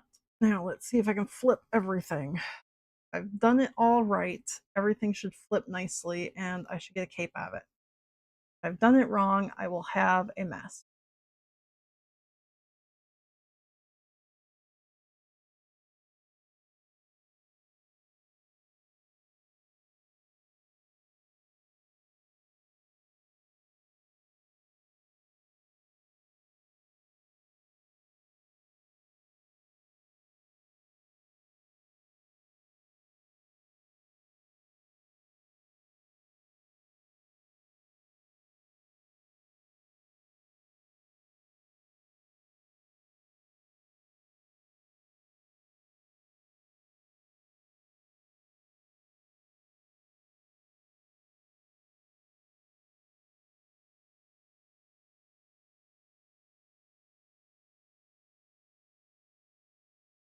There it is.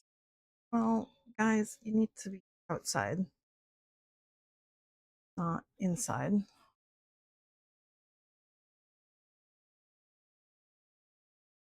I might need to top stitch down around this just to kind of keep it where it's supposed to be.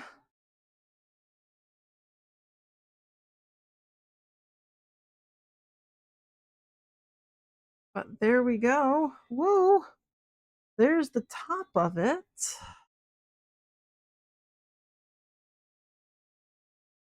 Here's the bottom base that's so much fun to iron flat.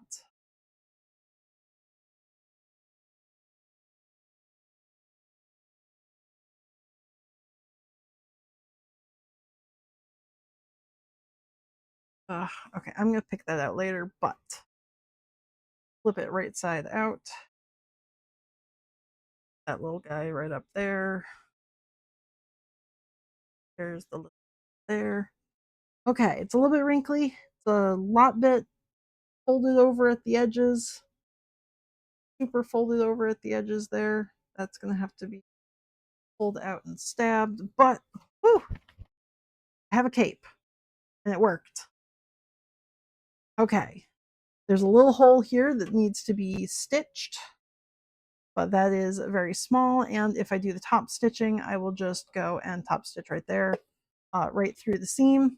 So you won't see too much of it and it'll hold that closed.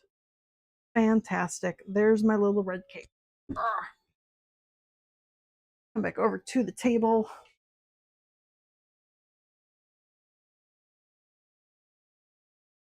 This is going to be so hard to iron flat.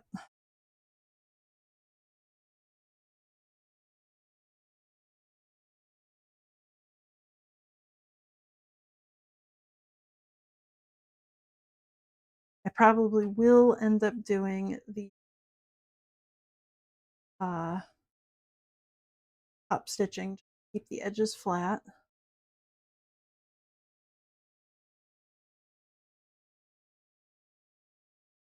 And also it needs to be ironed anyways because it got very wrinkly while I was stitching it.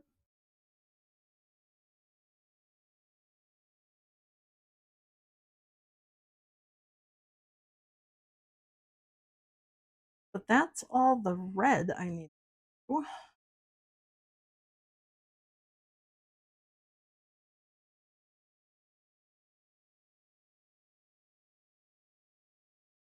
think I'm gonna do the black bits next. And I will end with the white.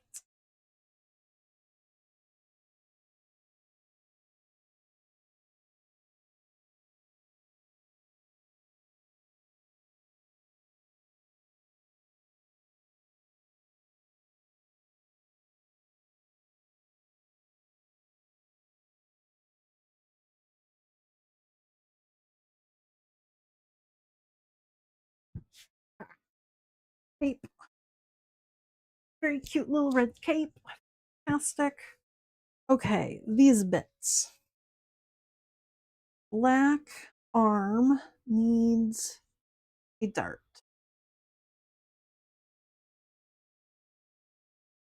Other bit of the arm also dart.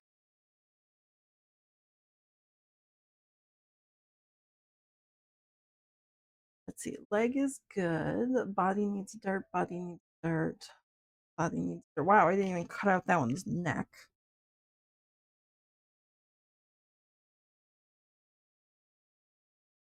Dart, dart. Little tiny neck bits are good. Arm bits are good. All 4 legs are good. So it's just those 6 little darts.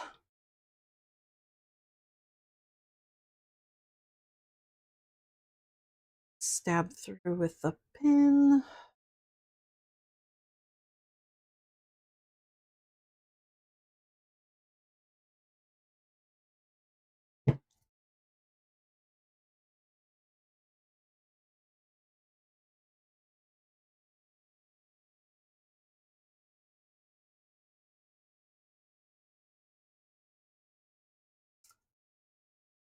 Stab through with pin.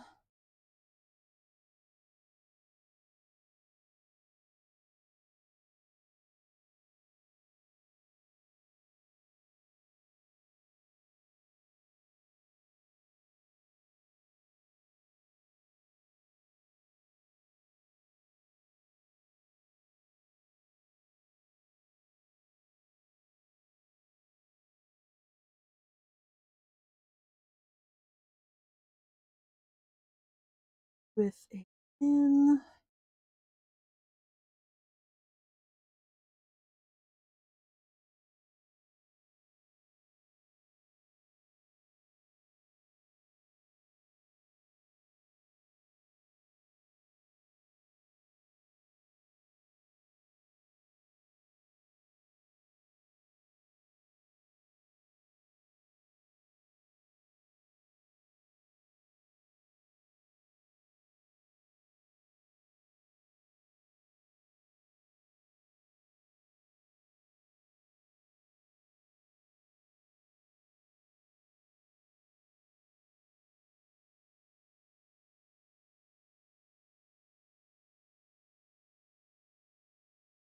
Okay, there's my 4 little dart dudes.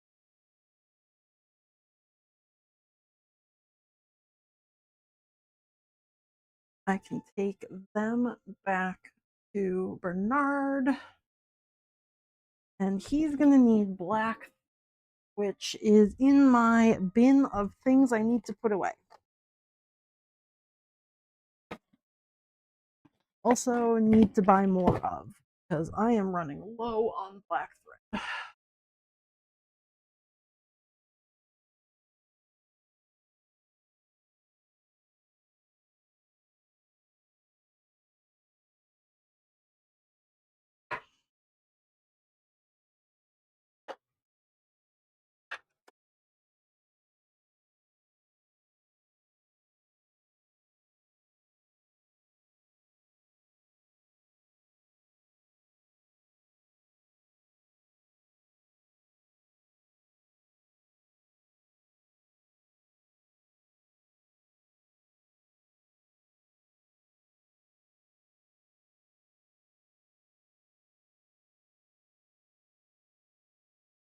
Bobbin. Black bobbin. Place my red bobbin. Don't need red anymore. Oh, that was like a maroon. Oops. Well, you know what? Close enough. If I do the top stitching on the cloak, I will actually pull out red thread for it so that it's red on both sides. But for now, I don't think that will show up. I don't have a red bobbin. Okay, so I'll have to make a red bobbin and then use the red bobbin. For the darts, I do need some of that paper that I used for the face embroidery. Start right there. And there.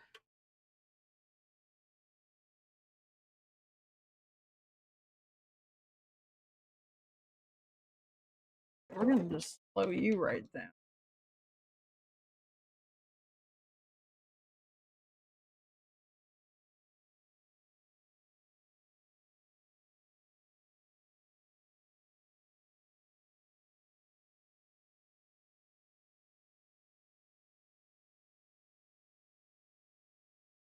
There's the outside of the arm. A little dirt to it, give it some shape so it's not completely flat.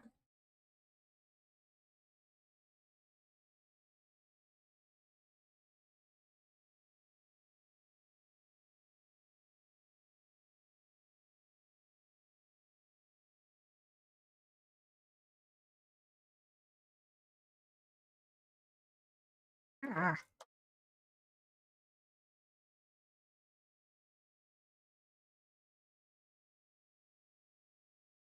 go with some more shape. And these tiny little darts.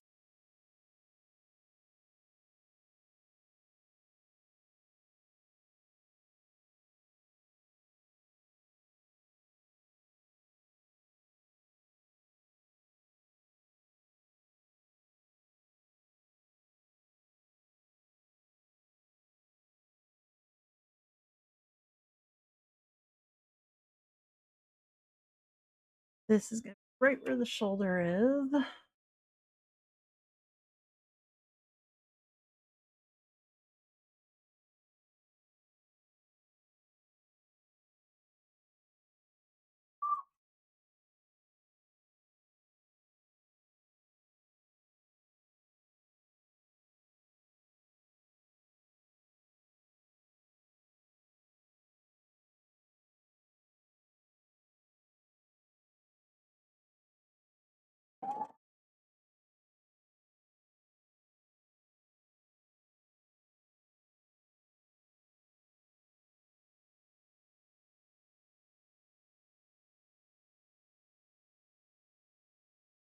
Go and last one.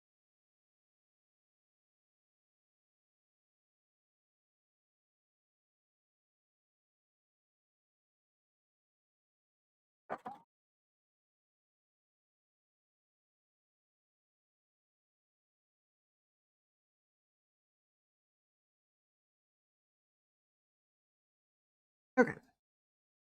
Go back over and get everything pinned together now. The arms are separate bits. They don't have to be attached to the body, so I can pin them up and get them ready to finish right away. I'm going to start by lining up those little alignment marks that I made.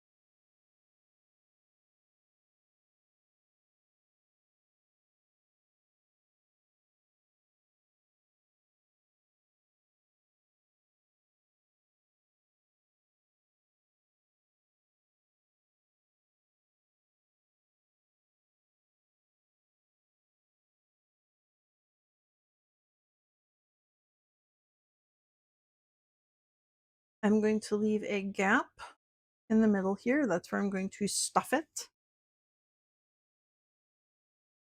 And then I'm going to leave a gap on the opposite side of this arm so that they both basically get stuffed through the back.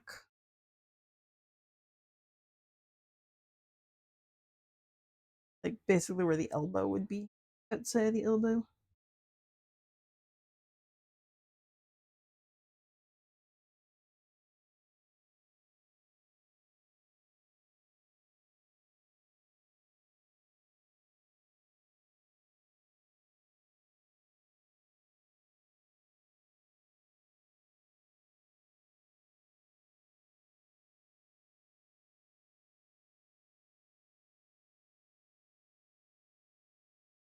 It lines up.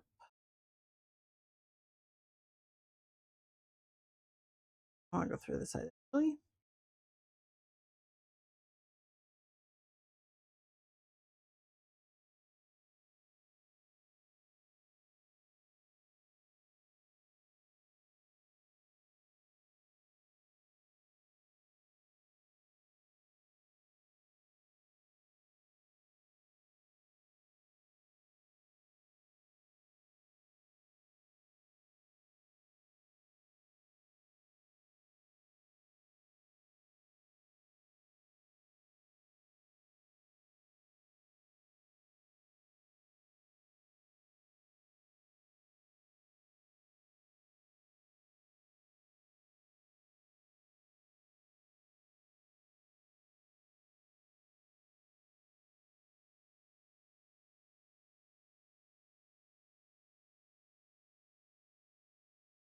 Okay, and then I need to pin up this side. Okay. There we go. Now I've got my two arms ready to go. For the bodies, I need to put the legs on first, I think.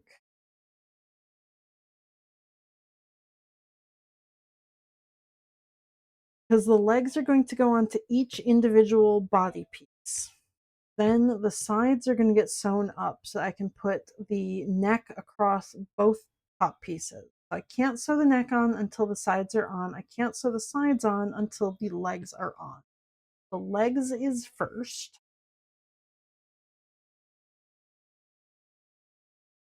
And I'm just using the little alignment markers to figure out where each one goes. Perfect.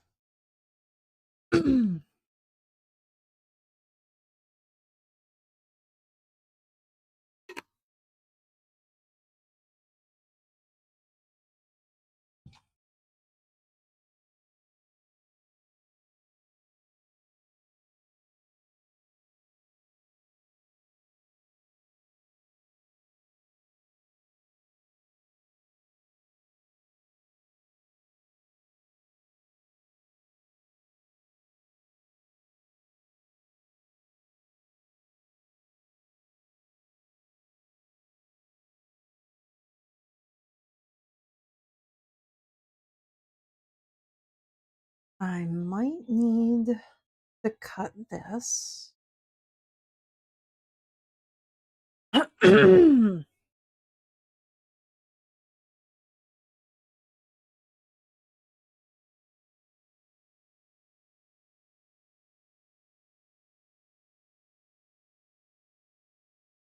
Oh, I'm inhaling the fluff. Terrible. Okay, I might need to snip the edges just to get it to go around the curve. Snips. See. I don't need to go in very far, but I do need to make a couple of tiny snips.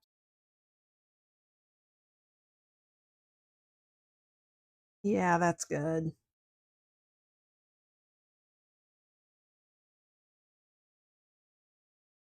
That will probably be a thing on all four of the legs where I have to do that.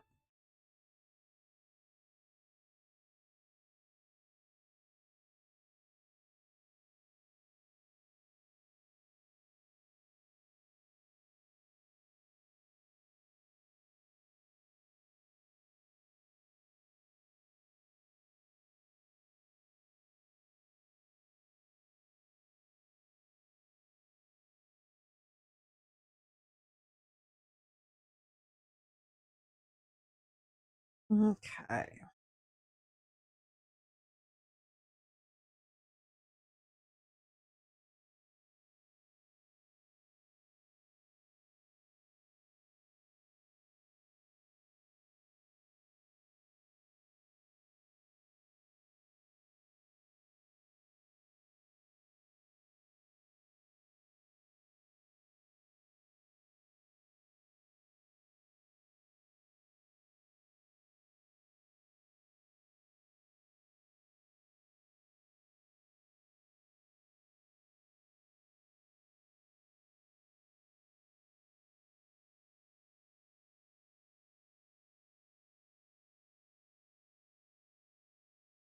Yep, that needs a little snips as well.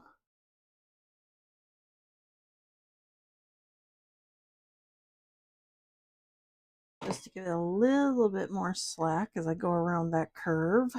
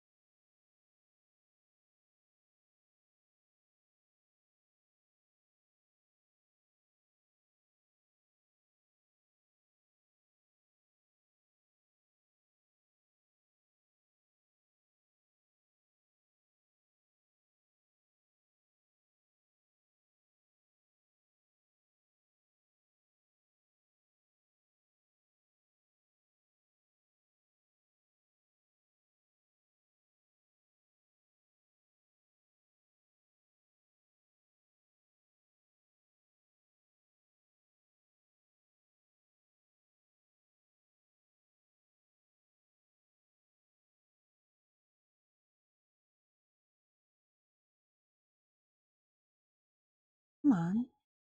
So many fuzzums. We don't need that many. We're good without the fuzz.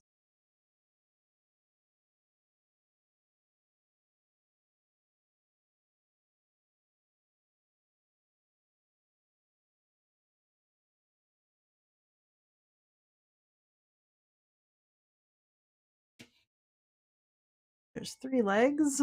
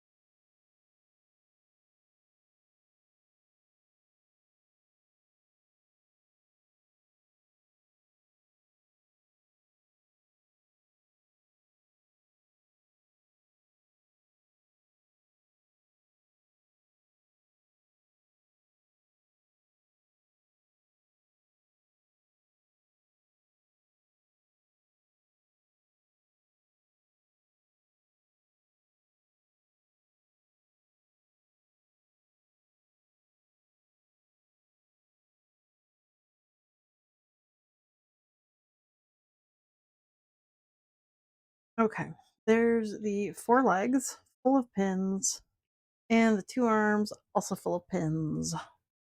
Go stitch those together. I am going to begin with the stabilizer still.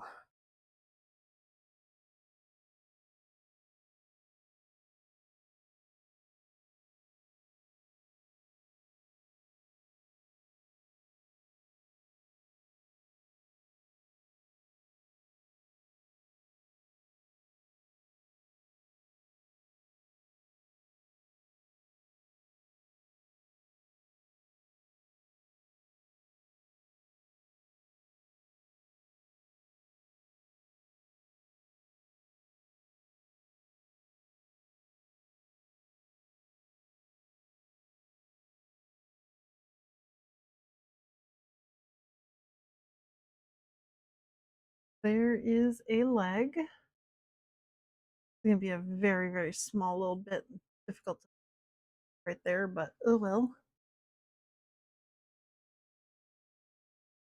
Didn't want to give Hornet this ridiculous thigh gap type thing. She's a plushie.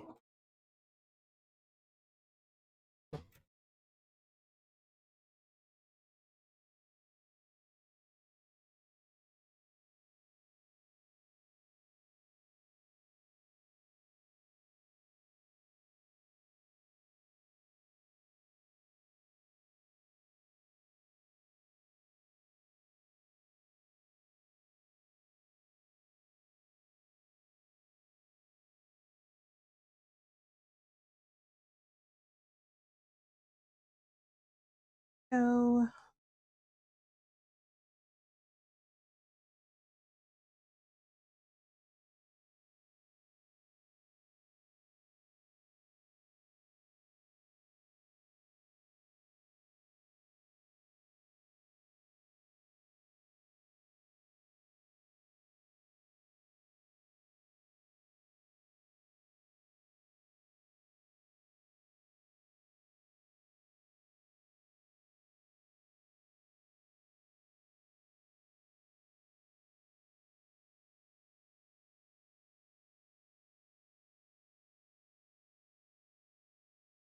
A little extra paper stuck in there. We don't need that.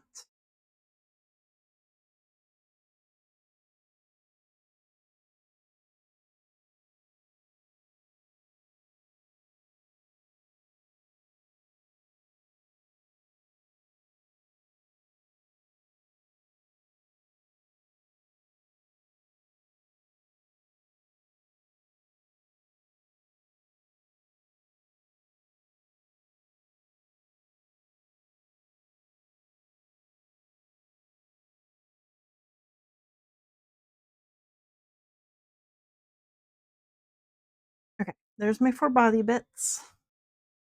All good. Arms done. I'm not going to start on the paper with them because I'm just beginning in the middle here.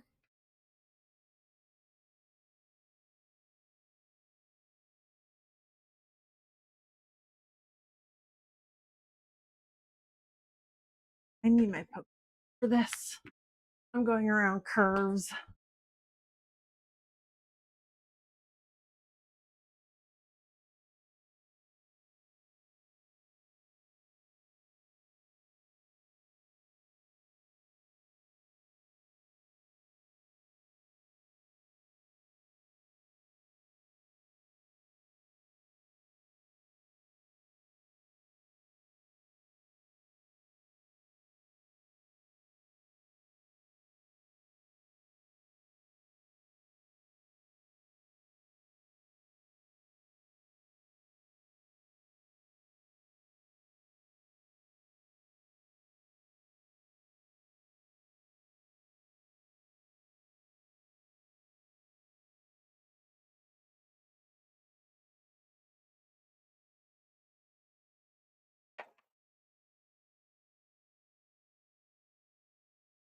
Oh, don't get screwed.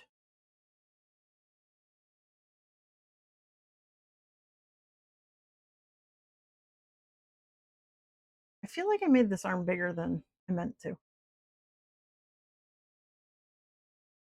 Eh, Whatever. Like that center point was only supposed to be about 20 millimeters across.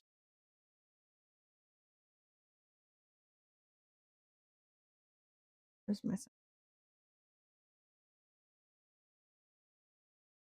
Yeah, I feel like she's twice as big, so maybe that won't be where it's supposed to be. I'll have to move that up a bit. Either way, it's fine.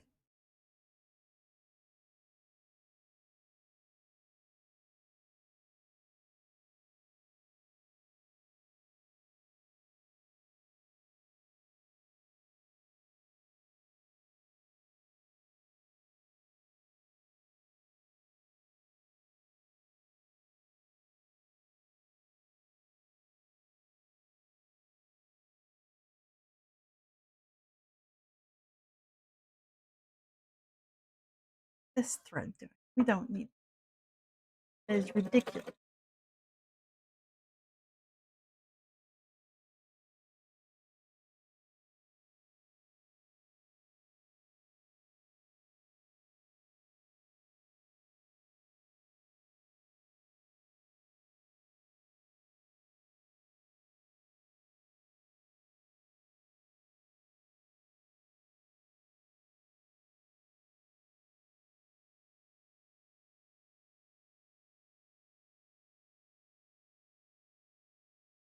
Where do you think you're going? Okay, that thread is just too much. We're getting rid of it.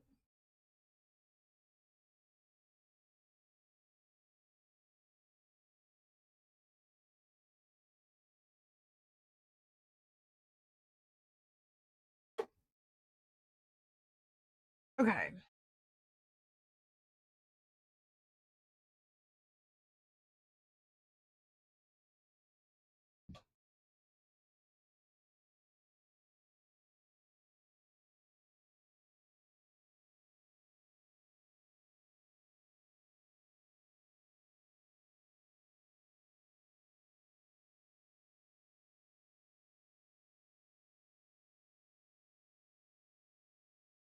Ugh.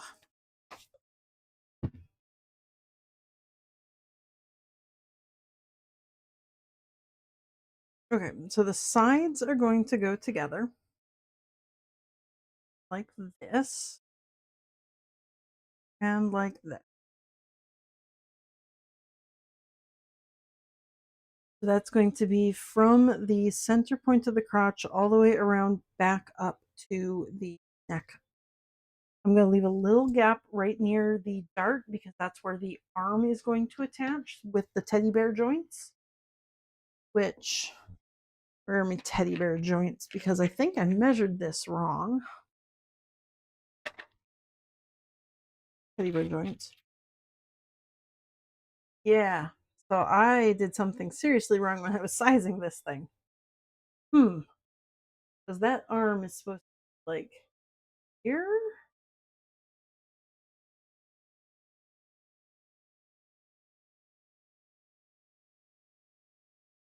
I wonder if I did something wrong with the sizing.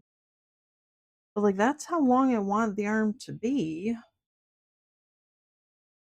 I might redo the arms, make them different depending on how they look once I finish everything. We'll see. We'll see how these arms turn out. Because I want them tips to be just about where the the legs start. But that's also a lot bigger than I think I meant it to be. That's interesting. Well, we'll see.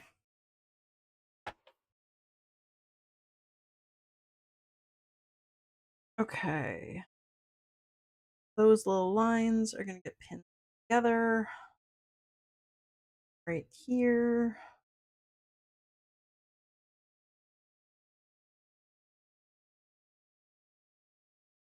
Darts get pinned.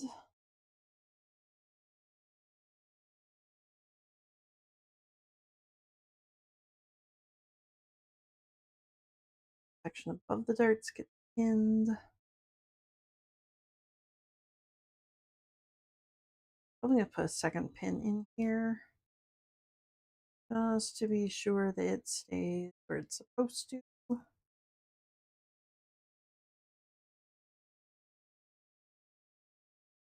One more in here because it is going around a bend where the two sides are not exactly the same. Down to where the legs attach.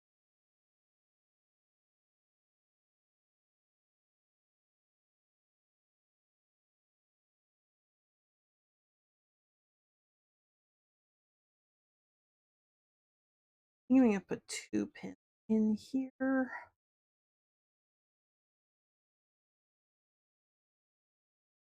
And one, because again, that's one of those curves that doesn't match on both pieces. Same length, but it's not the same curve amount.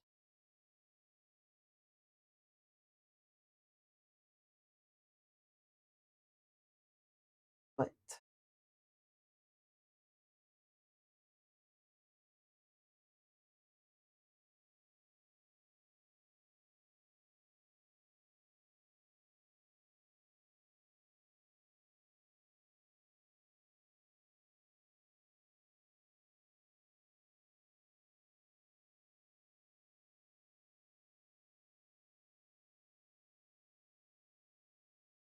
I don't think I need many in the side of this leg.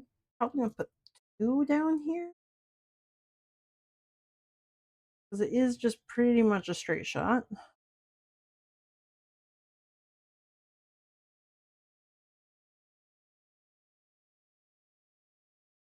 This part's gonna couple pin.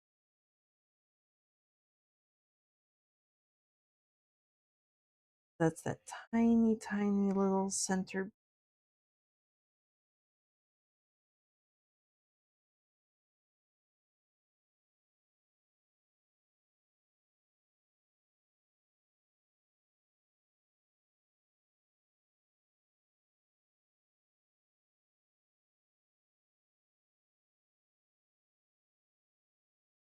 I might even start sewing there.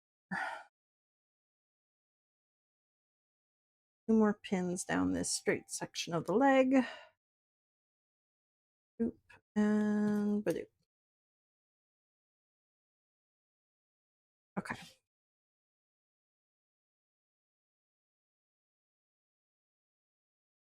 That's 1/2 of the body.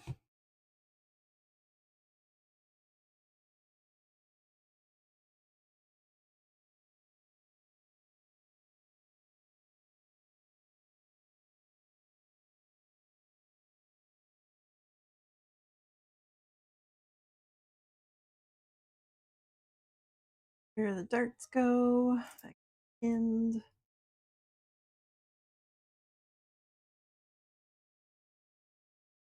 2 pins above that.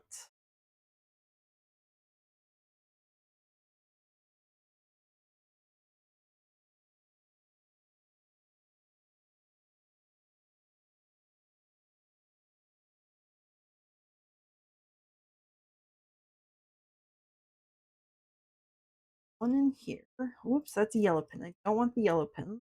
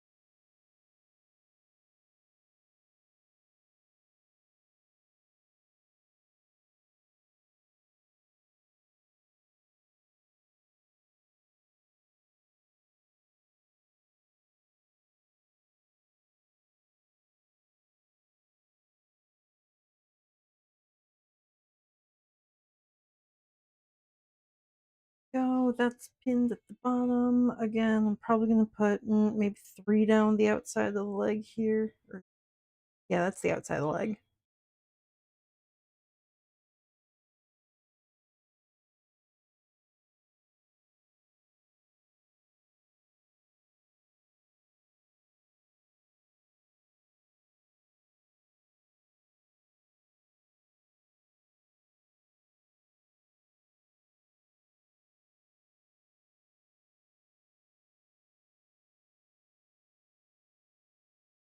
And a little crotch bit.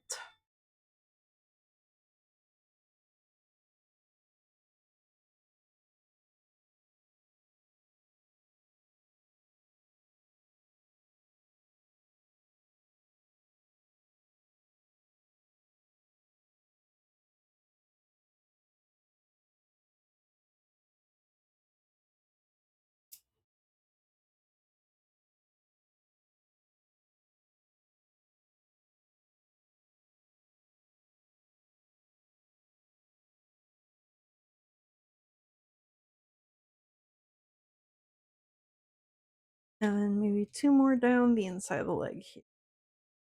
Oop.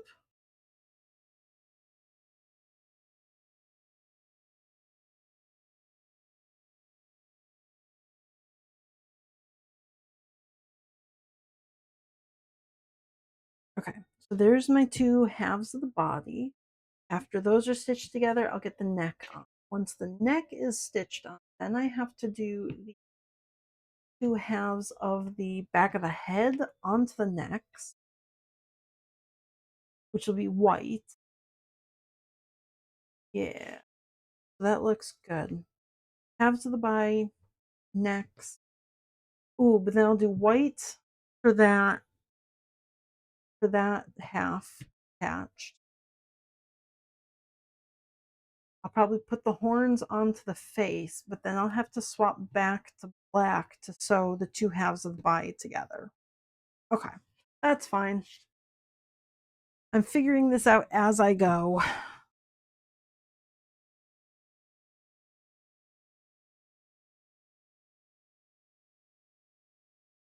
I think I'm going to start here in this little center crotch bit. That's the tiny little finicky bit.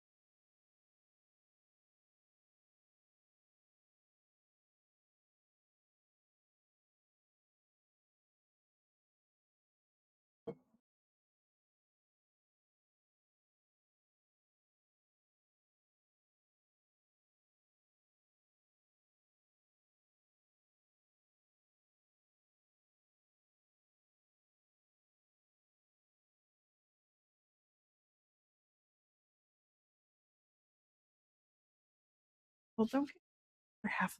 See, that's uncool.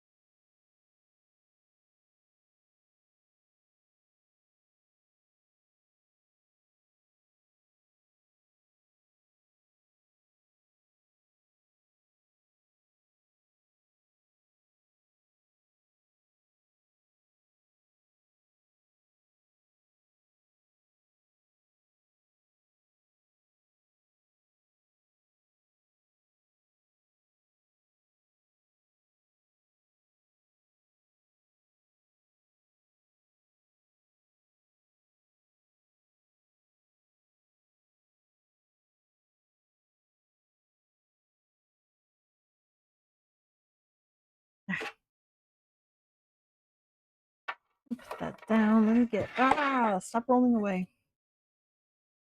Get some of my sharp pins out of there.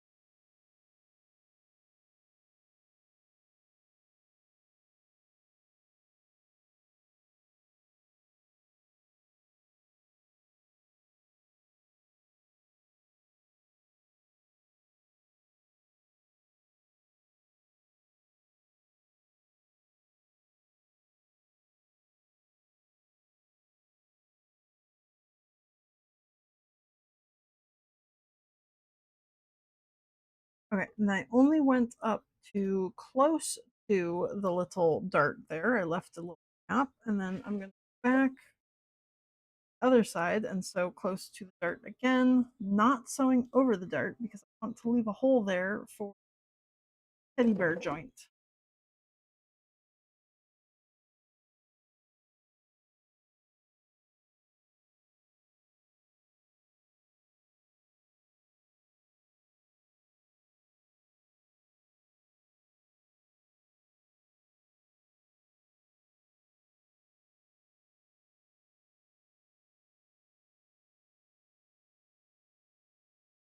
So theoretically, I should have right in here. I do! Yay! So that'll be where the teddy bear arm joint goes. Right there, just below dart. Okay. So on the other body, I need to make sure that I go right up to the dart and then gap right below it so that the arms are even on both sides. Fantastic. Start with the top here, go to the dart.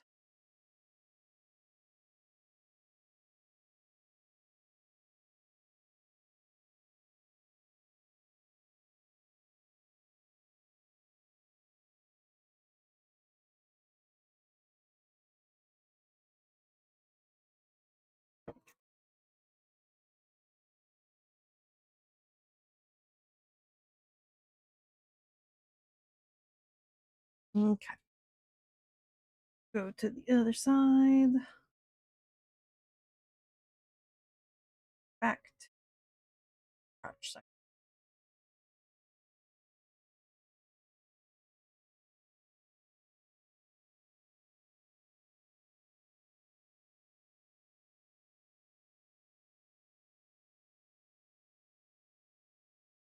Ooh, don't you go anywhere.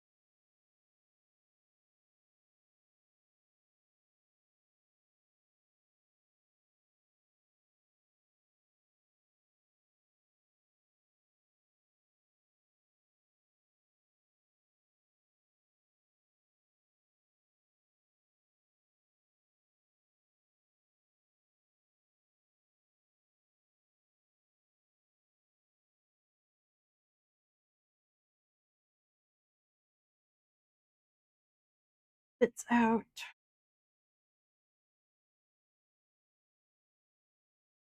Ah, or I can just rip it. That works too.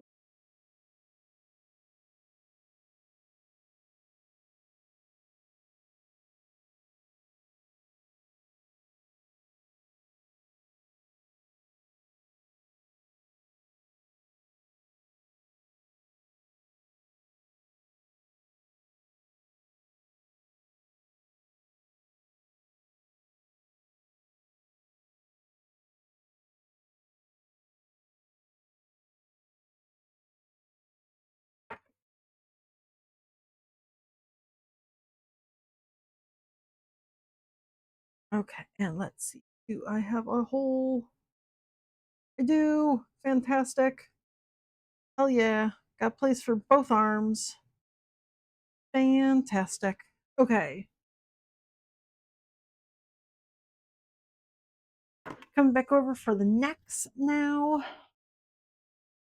And to connect the necks, I want to make sure that I'm lining up those little lines. Yes. Oh, these are going to be so tiny and fiddly.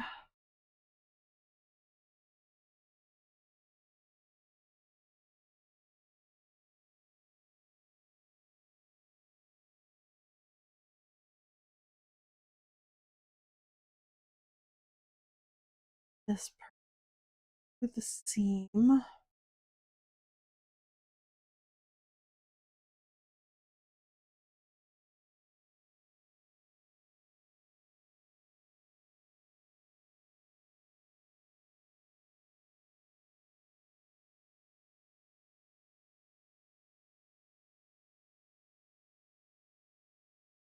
Ooh, that back don't seem to want to line up.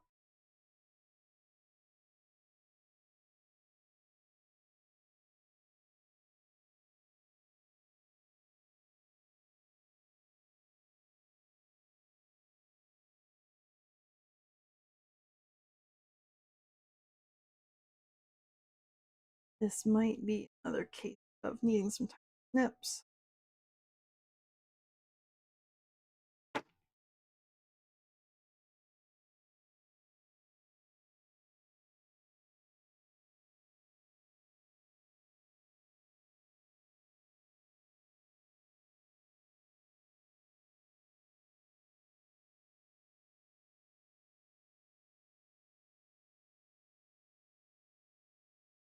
So tiny and finicky.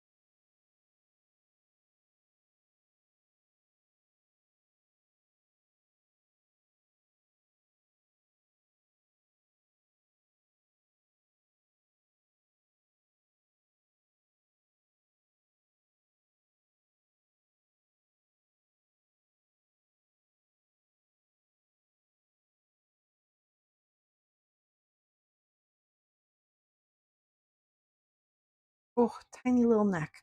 That is so many pins for such a tiny little bit.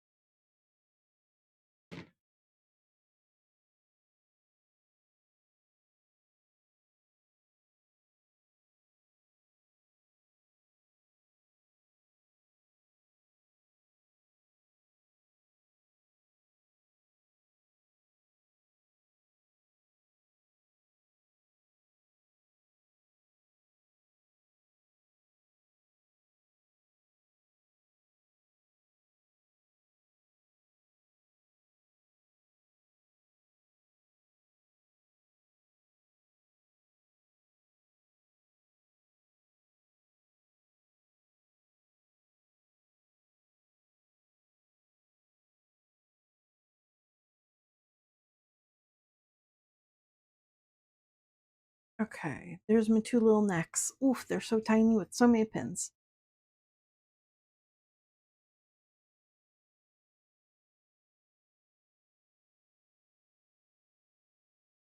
I think I'm gonna begin on the stabilizer for that one too because oh,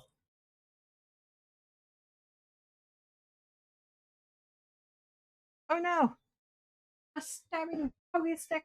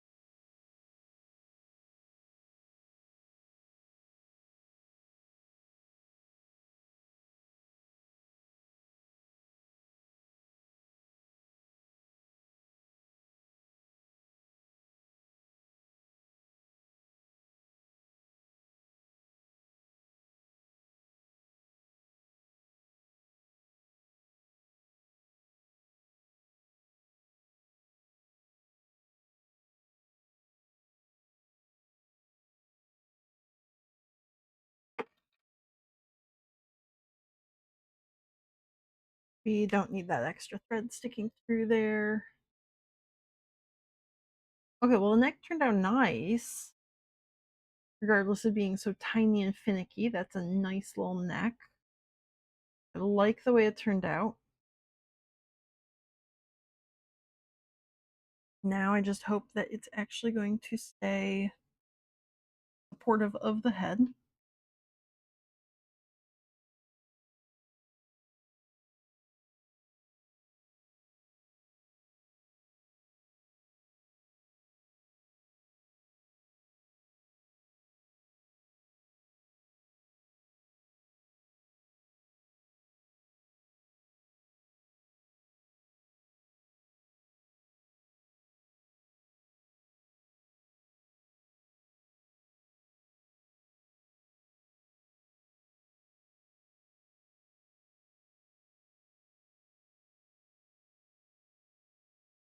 Come on, little man.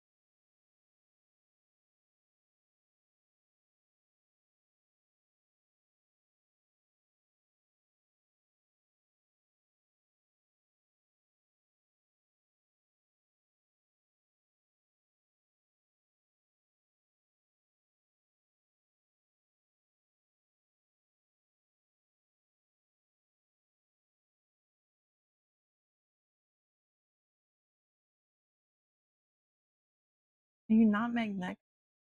Okay, there we go.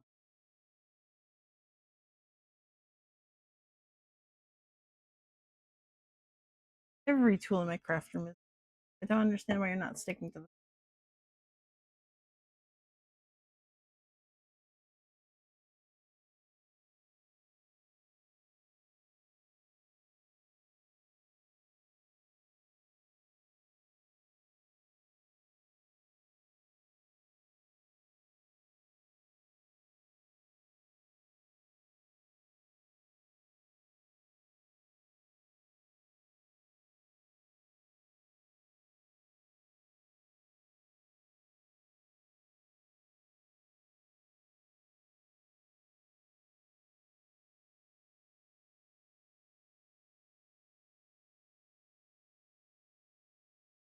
Okay. The neck goes on to the head back next. And then after that, I need white to connect the head together. I guess black as well. Okay. Oh.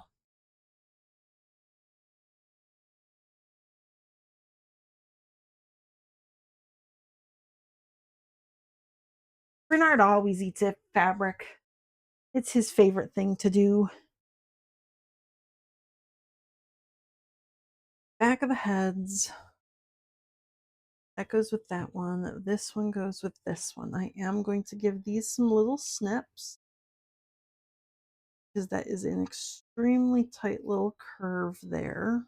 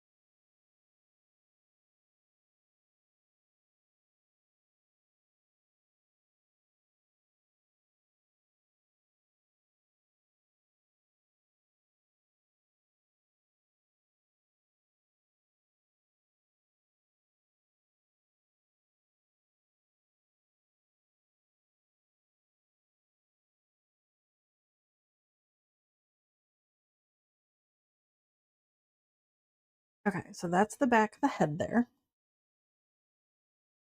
That should be good there. I can still use black for this part, black thread for this part, because it's going to be white and black, so the black will be fine. Once I sew the head together, though, that will actually need white.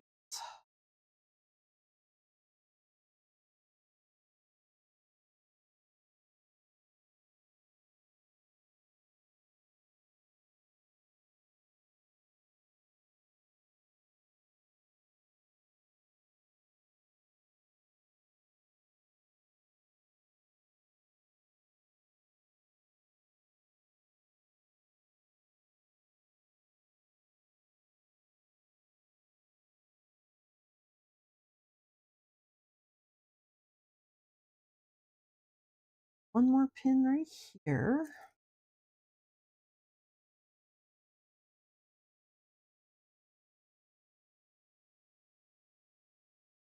Okay, just those two little sections need to be stitched, and then I will have to swap over to white to sew the backs together.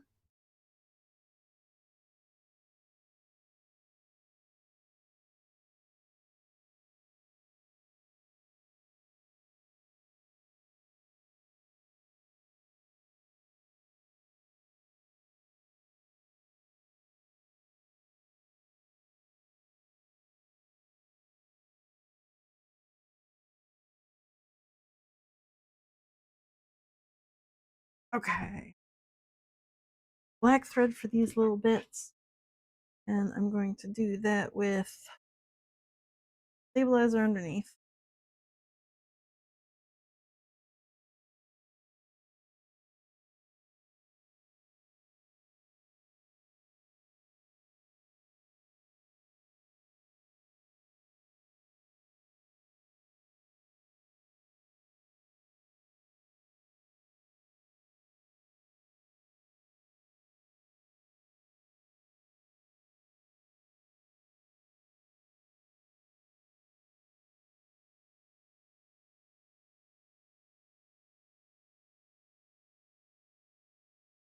Okay, back of the head there. Woo! That looks good. Get that out of the way. We're going to do the next one.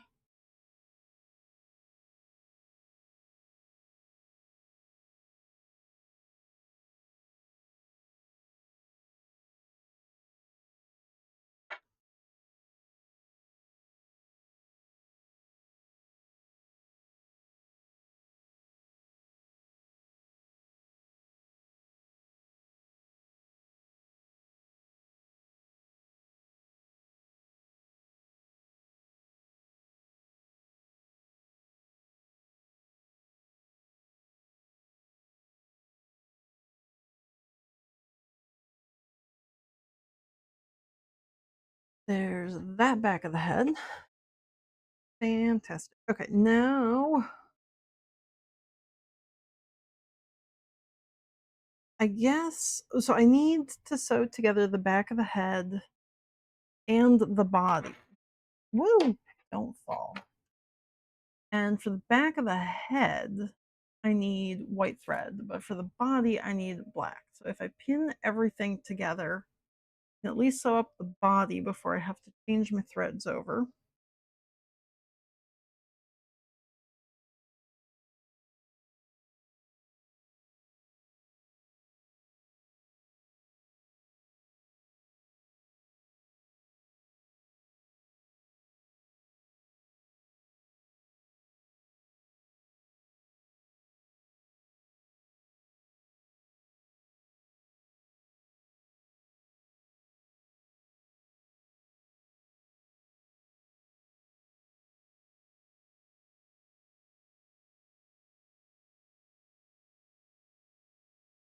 For the back, I'm going to leave a gap that I can stuff her.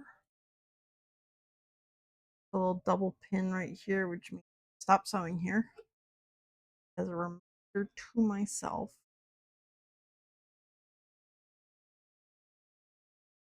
Start with a double here.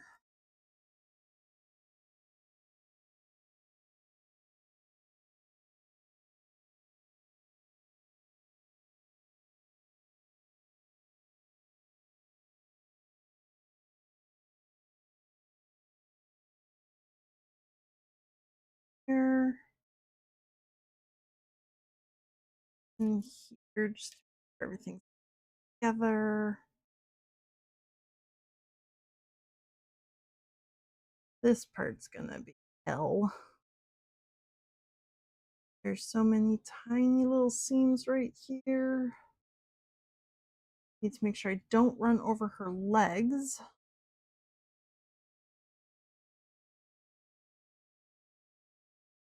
They're just to be certain.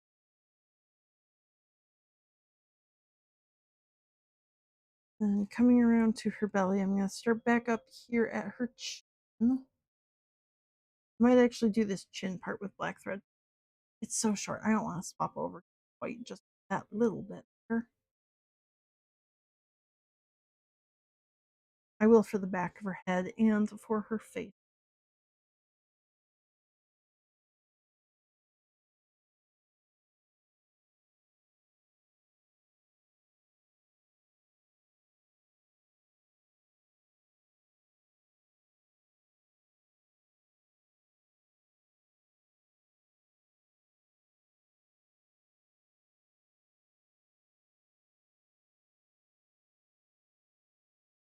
There, one more center.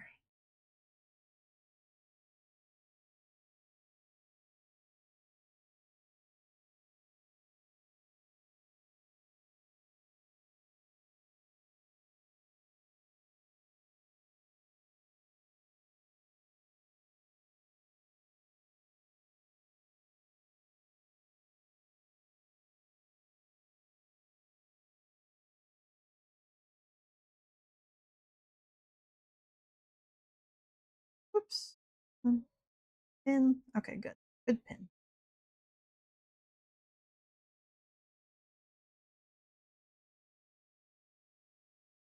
Okay. Oof. There's all of her bits.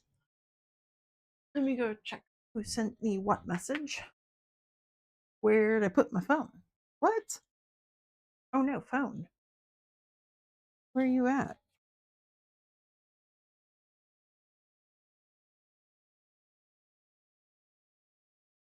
I heard you. Ah, probably where I left my water bottle. I don't.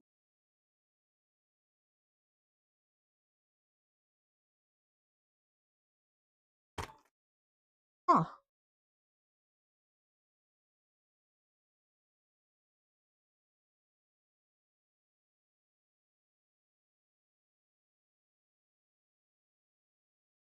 There it is. I'm good. I know where things are.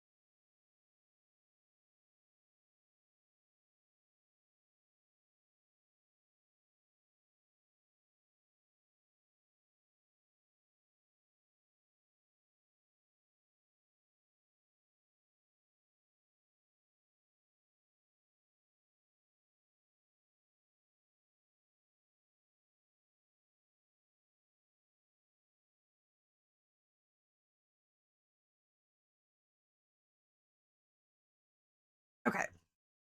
Did not realize how late it was. Oof.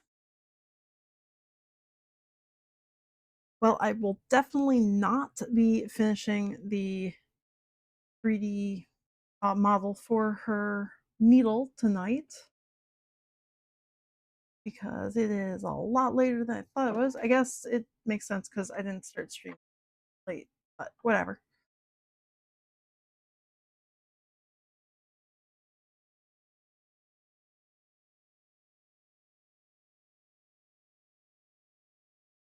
Go around that bend, neck.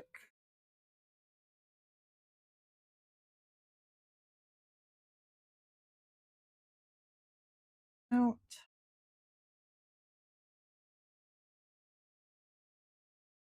Amy.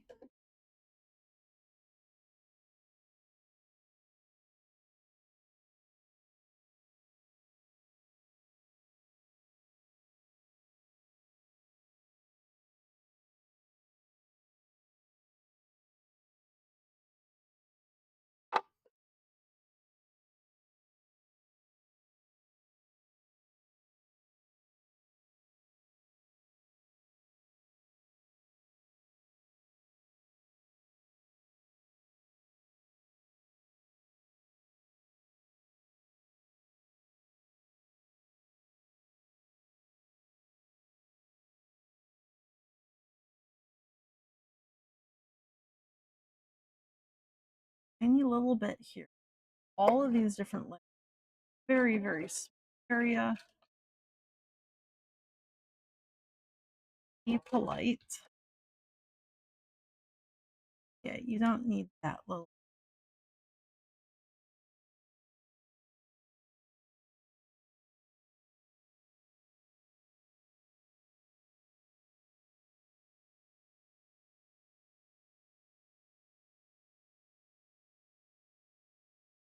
Keep stitching. You're good. Yeah, I know. You're going through a lot of layers there. Fine. Don't be grumpy. Good. Oof. You did just fine. I'm so proud.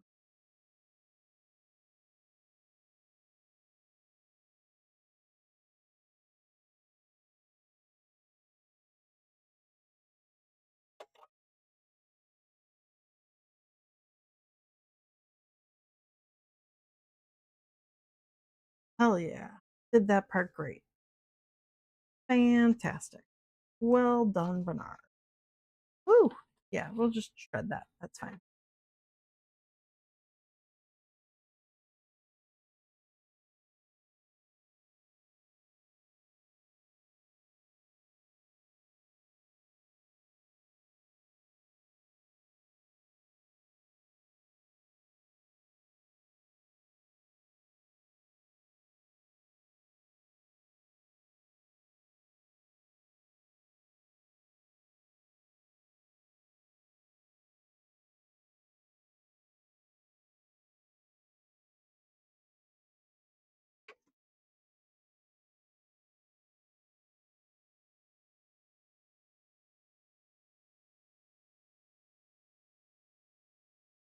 Okay.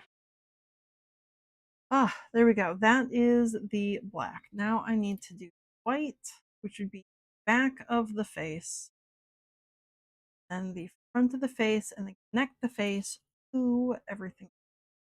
I think because I'm not sure how I'm going to be doing the neck, I'm going to leave a stuffing hole on both the body and the head. Like there'll be twice as much little hand sewing, but it's such a small little area anyways. It's gonna be fine.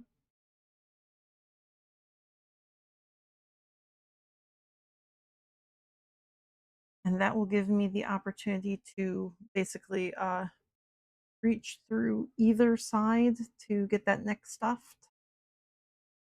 Yeah, so I'll leave that hole there, and then I've got this hole here.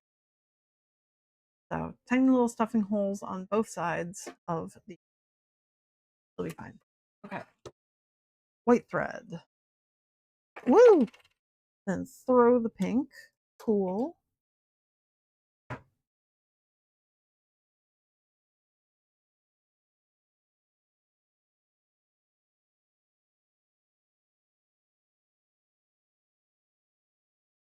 white.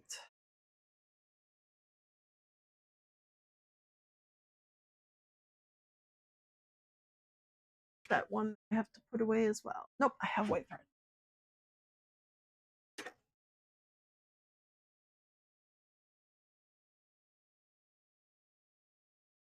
Ah, big strap.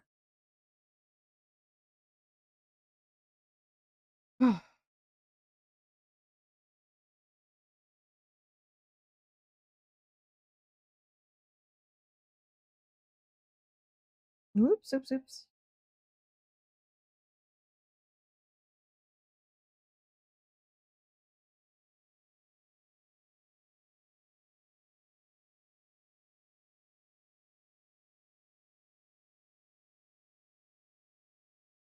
Stabilizer underneath because I'm going to start right on the edge there.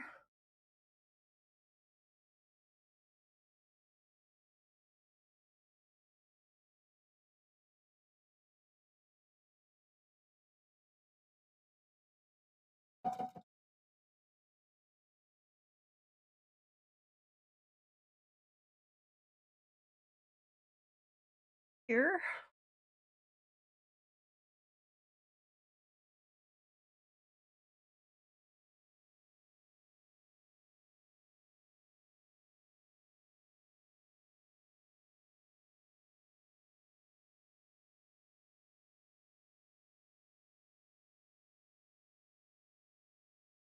Woo!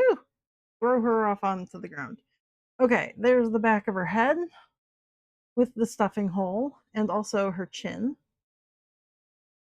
Because the neck is only on the back of her head, not the front of her head, because she's got the little like bug face with the little pointy bits there. Now I need to put together the front of her face and I can stitch it onto here. So all of that will be white.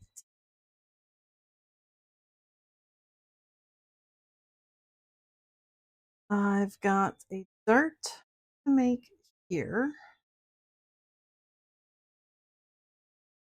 In that.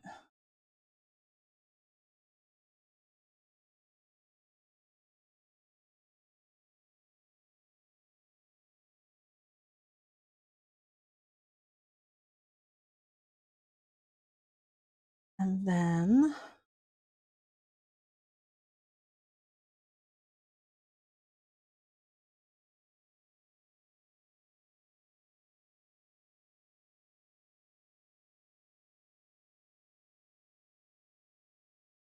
remove all these little threads.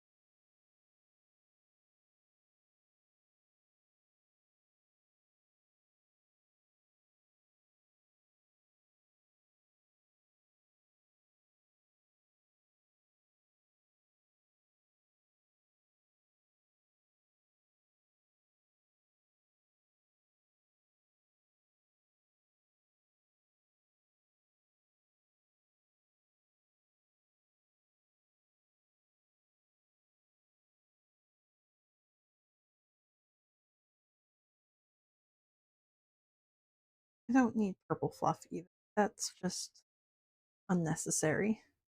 There's nothing purple in this entire stuffed animal. Do not need purple.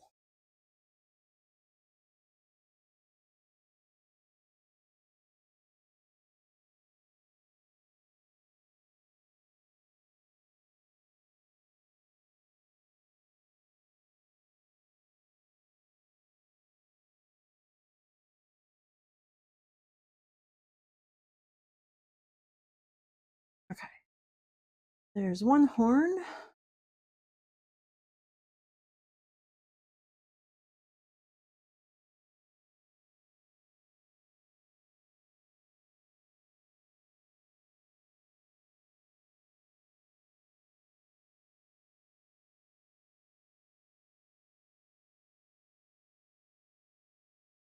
Oh, I'm working on the tiny screen. Do that.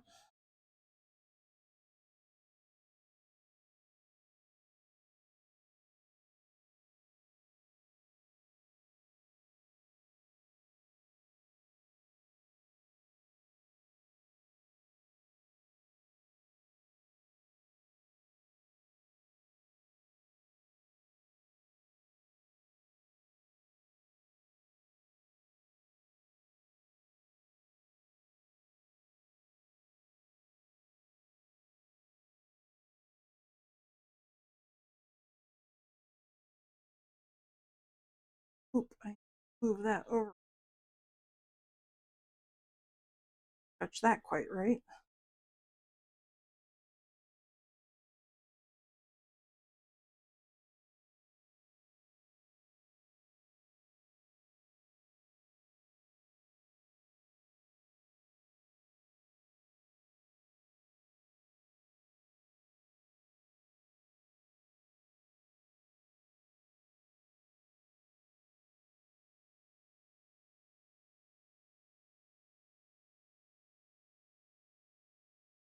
There we go. And give me 2 seconds. I'm going to be right back. I didn't realize how late it was, so the house is kind of dark, and the poor rabbit's sitting around in the dark.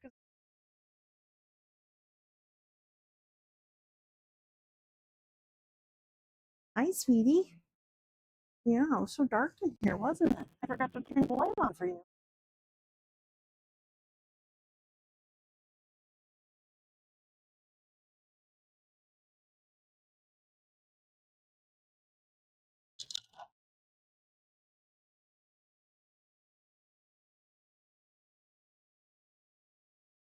Okay.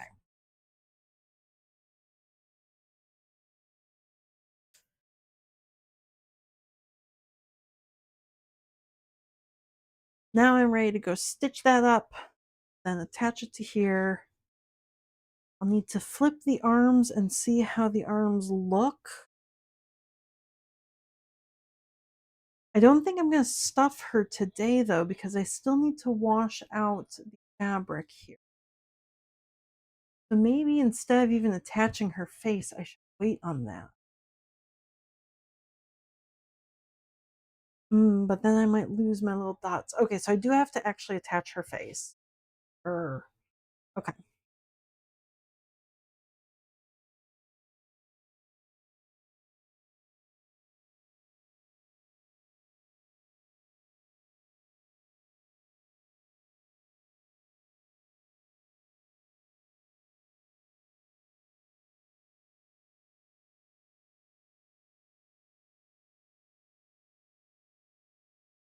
That worked out.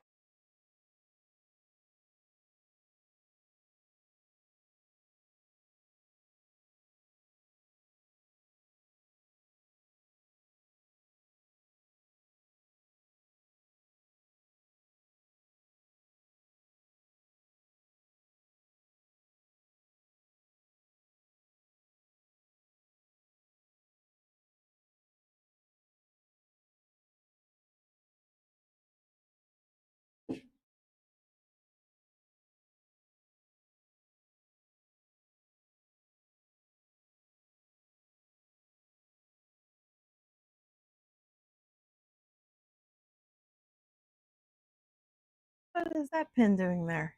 Where'd you come from? Huh.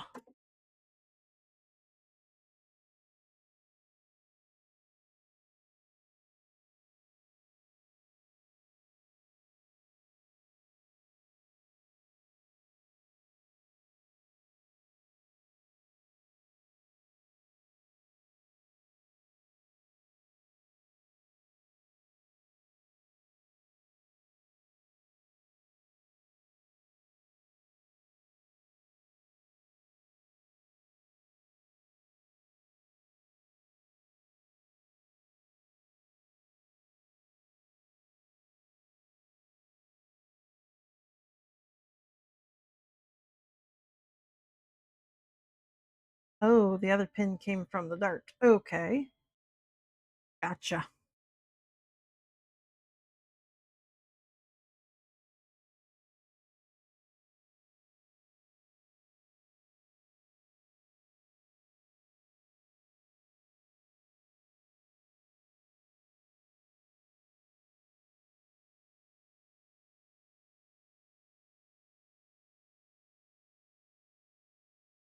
Oh, I like how her eyes lock. That's not too far apart or too close together. That's really nice. Okay. Hell yeah. Like I almost know what I'm doing or something.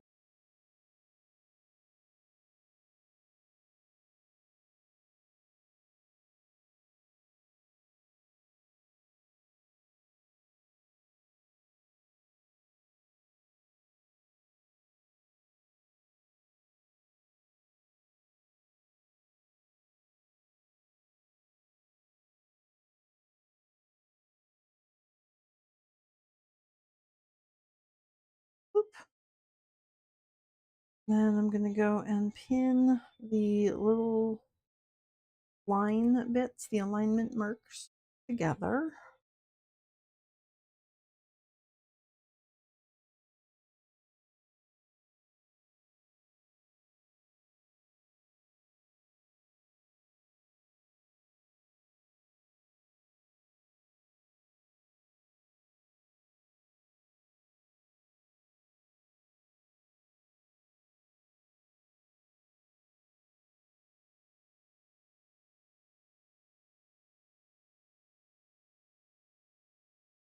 I'm gonna need to get my pins back from Bernard because I'm running out of pins. That that point right there. Okay.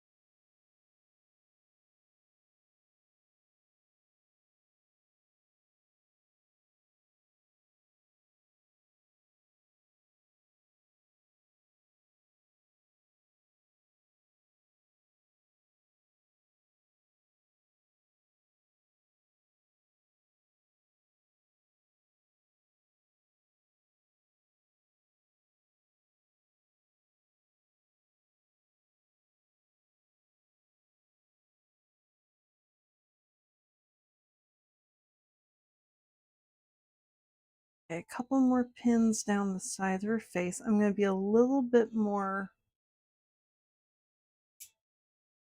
whatever the opposite of sparing is. I'm going to put more pins in her face than I would in her legs because her face is like a focal point.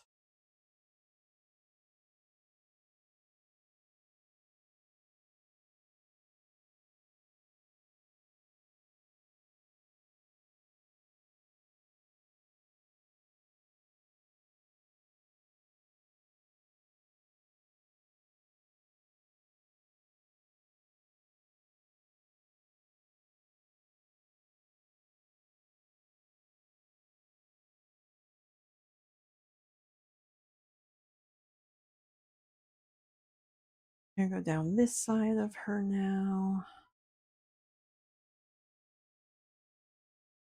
Oh, that pin's been hit by a machine a couple times. That is bent in multiple directions. And that's why you don't sew over your pins.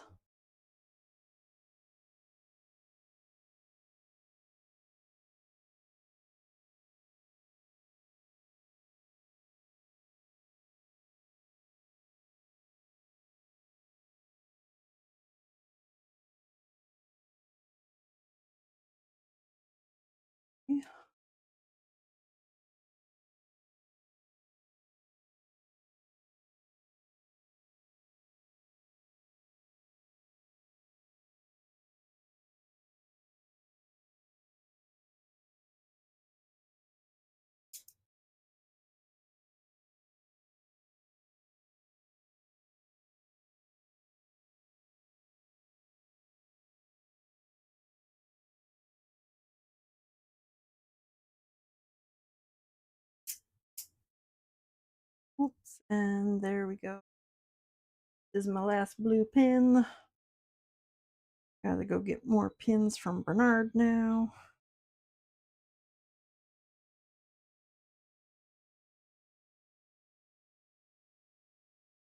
Woo! I'll hold on to my pointy stick.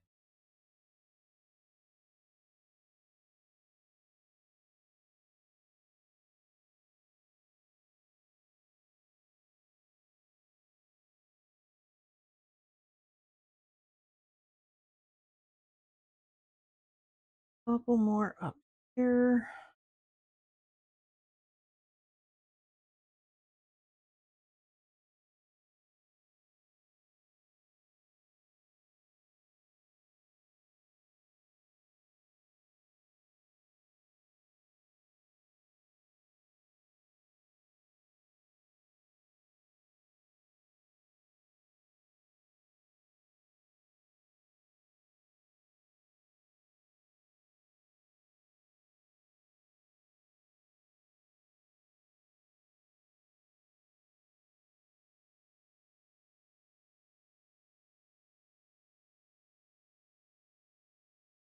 There we go. Okay, so that's her face and all the way around. Very cool. We're gonna go and sew that together.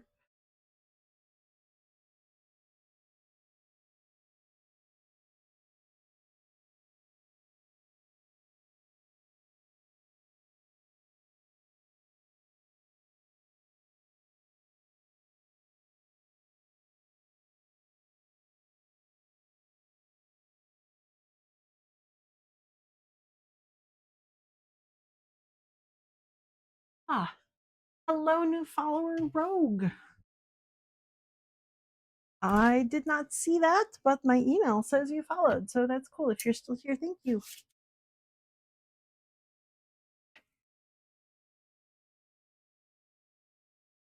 I think I'm gonna start upside down just so I can go around her chin here. Because otherwise that body bit is all gonna be in underneath where I can't actually see it and I risk hitting it. Go around her chin. Ah.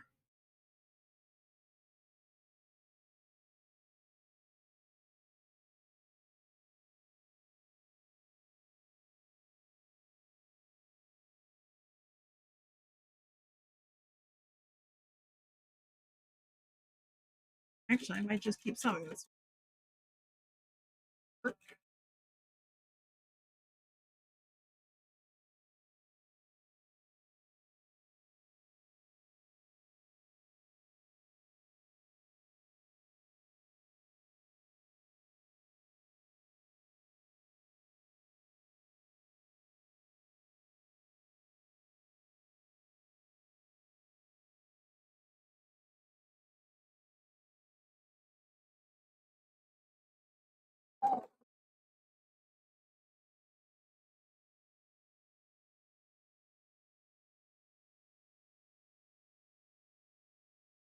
Body out of the way as we go around the top of her head.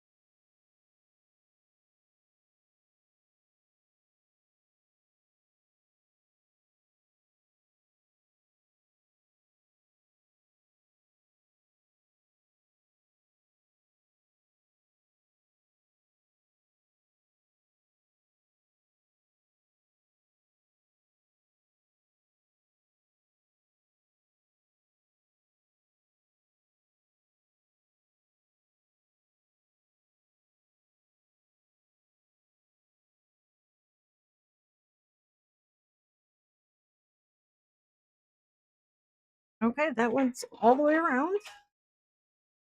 Whew. Let me depinify her. I'm on the right screen. You can actually see what I'm doing here. Cool beans.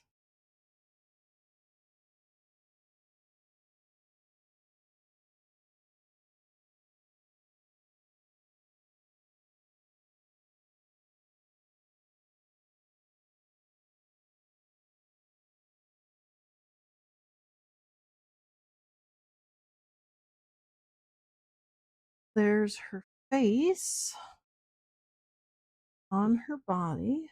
That looks good, like it went all the way around. Fantastic. Get back to the table.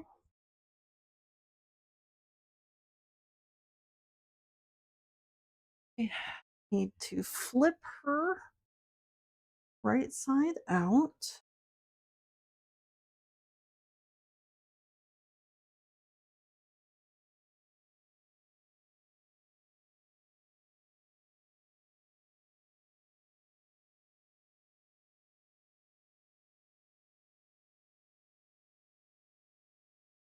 Doop, doop.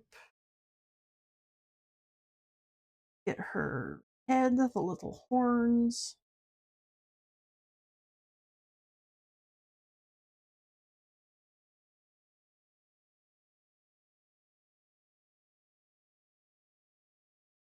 Ugh, I have to put her whole head through that tiny little neck. Ah, we got you. Yay.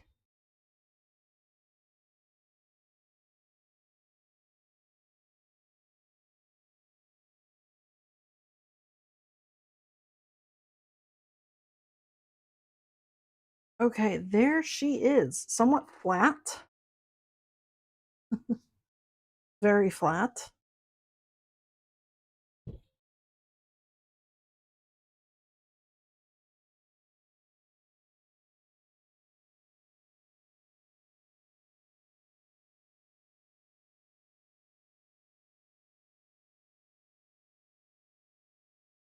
Extremely flat. Let me flip her arms and then we're going to see how big they are.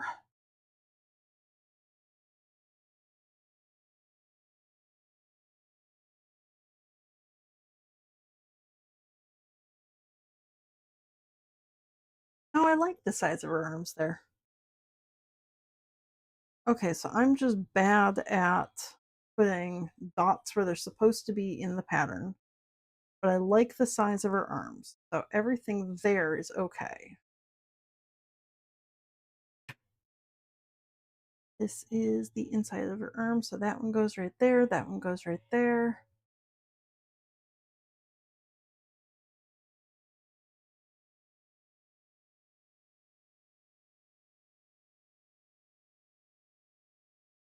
And she'll have her little cape, which, oh, I can actually put on her right now, just to show what that's going to look like.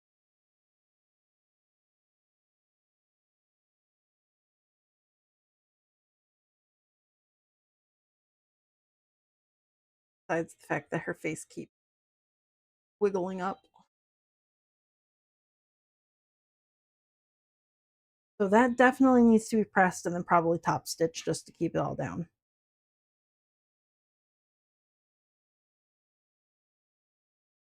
There she is. You can't see the arms because they're underneath, but that's what she's going to look like there. Oh my goodness. Hello, Judo. You came in just in time to see a very flat plushie.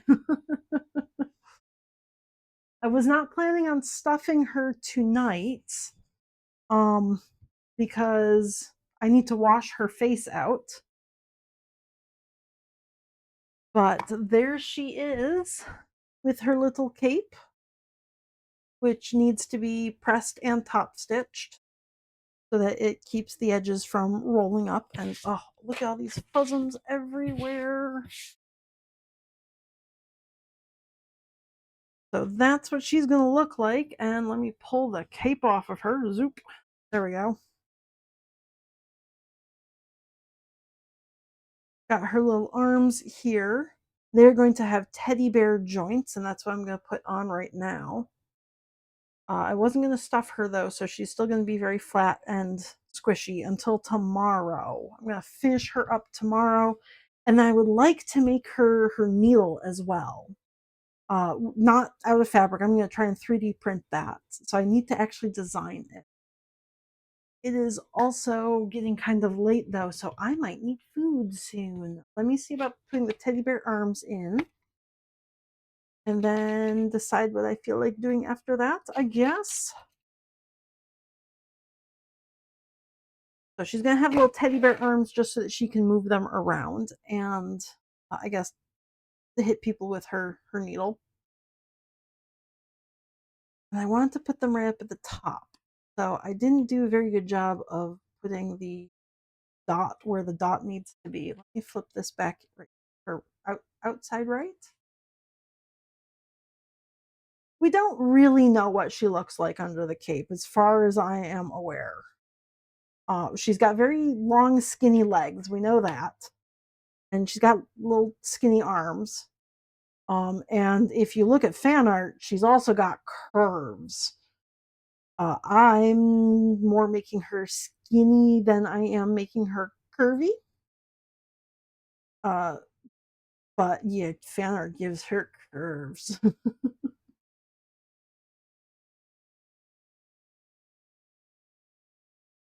Where'd my silver Sharpie go? Oh no.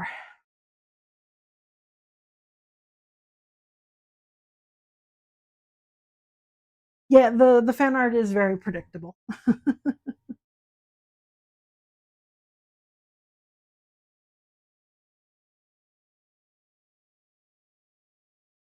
Yeah, I'm gonna put that dot there instead of, I originally had it here. I'm gonna move it up halfway.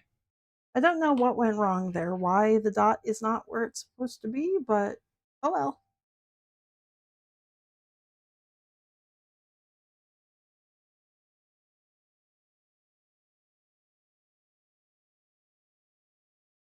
Okay, there's that. Teddy bear joint, right there.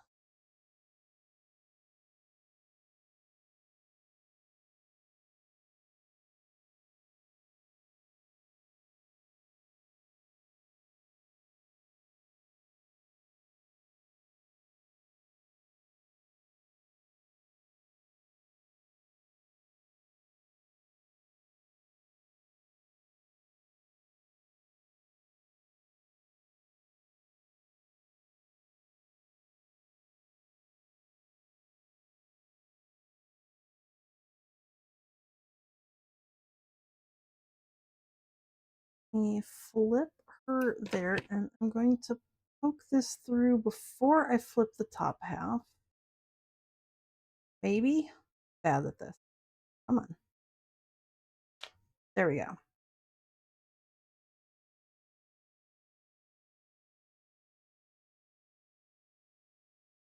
There's the teddy bear arm for her. The little peg goes there. Flip this bottom.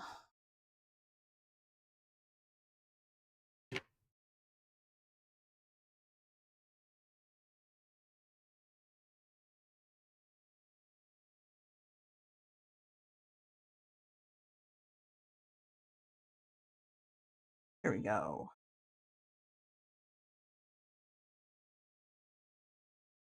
Oh, I put it in the wrong way. Haha, wrong way. Oops. Well, the joint has got to be inside. My bad. I'm out.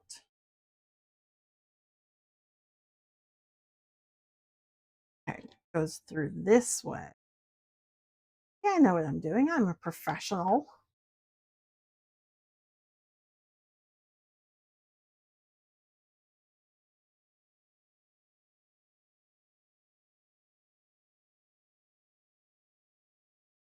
Okay, so there's her little arms. I'm actually going to flip them over because I need to flip her. And it does matter which side that goes on because I've a hole in the back, like where the back of the arm is for stuffing. I want the holes in the back just so that they're less visible. And then here is where I left a hole for her arm to go through, so we can argue with that. Come on. Come on. You got this. Please.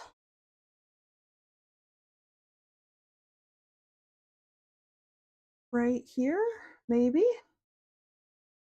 Yes. Fantastic. And this little peg here. Yes, the judo plushie I made has got these exact same arm bits.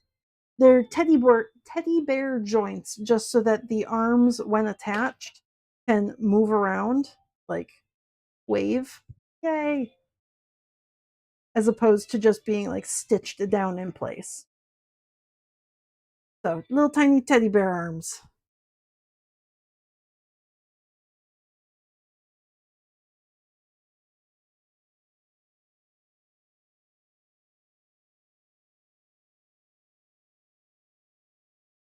It's also better than the traditional way that teddy bear arms were attached, which was just a little bit of thread, because eventually that thread breaks. um, or you have to be gentle with it. These little guys, because they're little plastic discs, they last longer.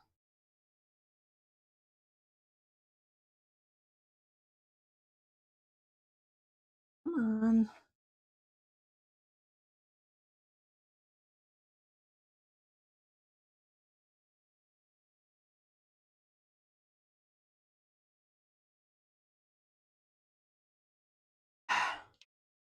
My pokies. Gotta find where the hole actually is.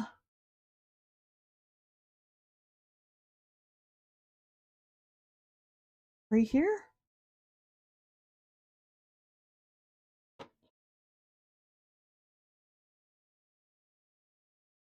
Ah, yes, got it. Ha! There we go. Uh,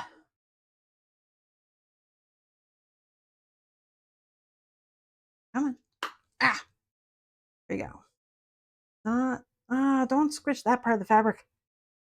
Just squish the inside, please. Oh my gosh. There we go. Ah, you're both popped all the way on. 1, 2, 1, 2, 3. You are not all the way on. Oh, arm. One more, please. Perfect. There we go. Okay, so now she's got her little arms attached. She's very, very flat. She does need to be washed. I'm not sure if it can be seen on the screen right now, but like especially right here, she's got a little bit of orange in the white fabric. That is from the marker that I use inside of her. So she's got to be washed so that I get rid of all of those little markings. Yeah, I can. Oh, I can open up her back. Yeah, like that marker right there. All of that yellow. That will bleed through to the front of the plushie if I don't wash her out. But there she is.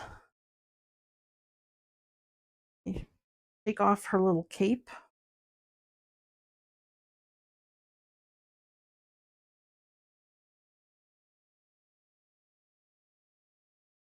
Stuff her body through here. Little arms too. Get dressed. Come on. Don't be naked. Doop. Doop. And there she is.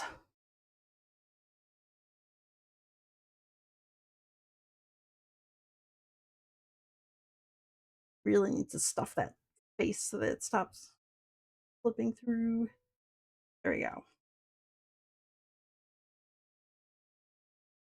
There she is. So this morning, when I started, let's see, can I do this?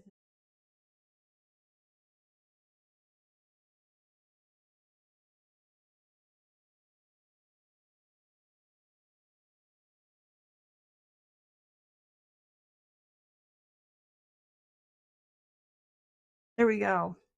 So this is what I started with this morning.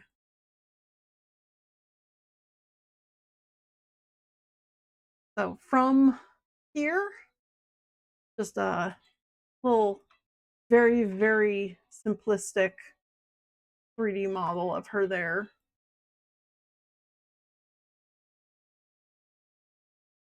Cape and a body and an arm to where she is now. Uh, Basically, that has been, let's see, I've been streaming for 6 hours and 2 minutes. So I've taken her from this to this in 6 hours and 2 minutes. I will be able to finish her tomorrow.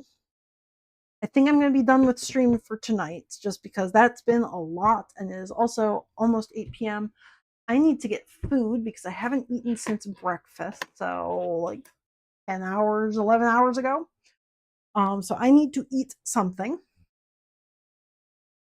I will be back tomorrow morning. I'm planning on streaming probably 9 or 10 a.m. Eastern time. I will be finishing her up for certain. Just have to figure out how she is going to get her neck stuffed. I think what I'm going to do, actually, I'm going to start with a bat. I'm going to make a BZ bat because I'd like to make one bat a day. I didn't make one today. So I will be starting with a bat for about 2 hours. So around noon Eastern is when I'm going to pull her back out and finish her up, including stuffing her, hand stitching, doing the top stitching along the edge of her cape to keep it flat, also ironing the cape because it is very, very wrinkly. And then depending on how I'm feeling after that, I might be coming back over here to Blender and making her needle, her little weapon there, so that I can include that with her. I'm not sure how I'm going to attach it to her hand. I was thinking maybe either just like stitching it to a hand or including it with her but not attached.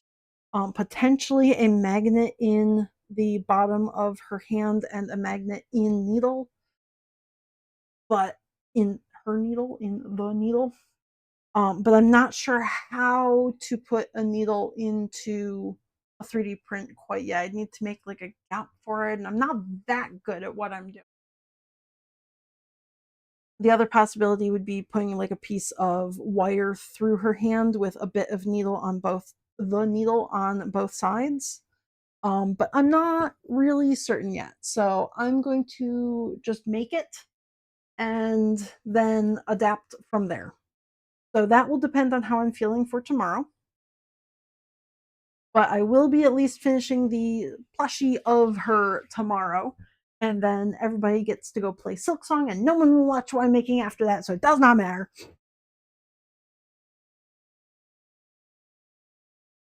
But yeah, go.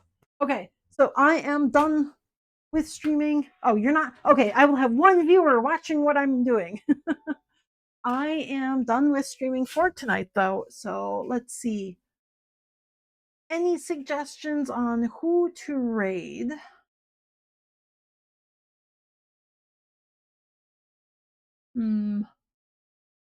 Oops, I'm accidentally watching myself.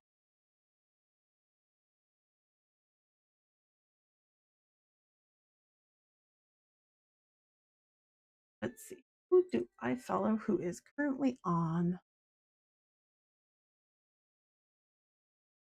I know Mackenzie. I don't think I'm following. Ah,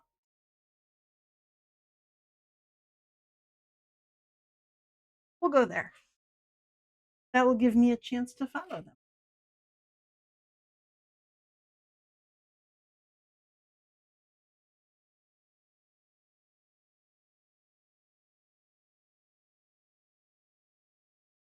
Okay.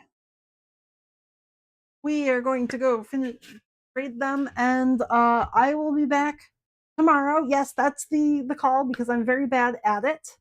thank you guys for being here. Thank you for the raid, Judo. Thank you for the follow. I forget who it was already. At least one follow from Rogue. And anybody else who I may have missed, if you followed me, thank you so much. I love you. I will be back tomorrow, and also I don't know what today is. Today's Tuesday. I'll be back Wednesday, Thursday, and probably Friday as well to stream. Who knows what I'm making on Friday, but I'm definitely finishing her tomorrow at least. And I'll do a bat a day. So thank you for being here. I will see you whenever I see you next.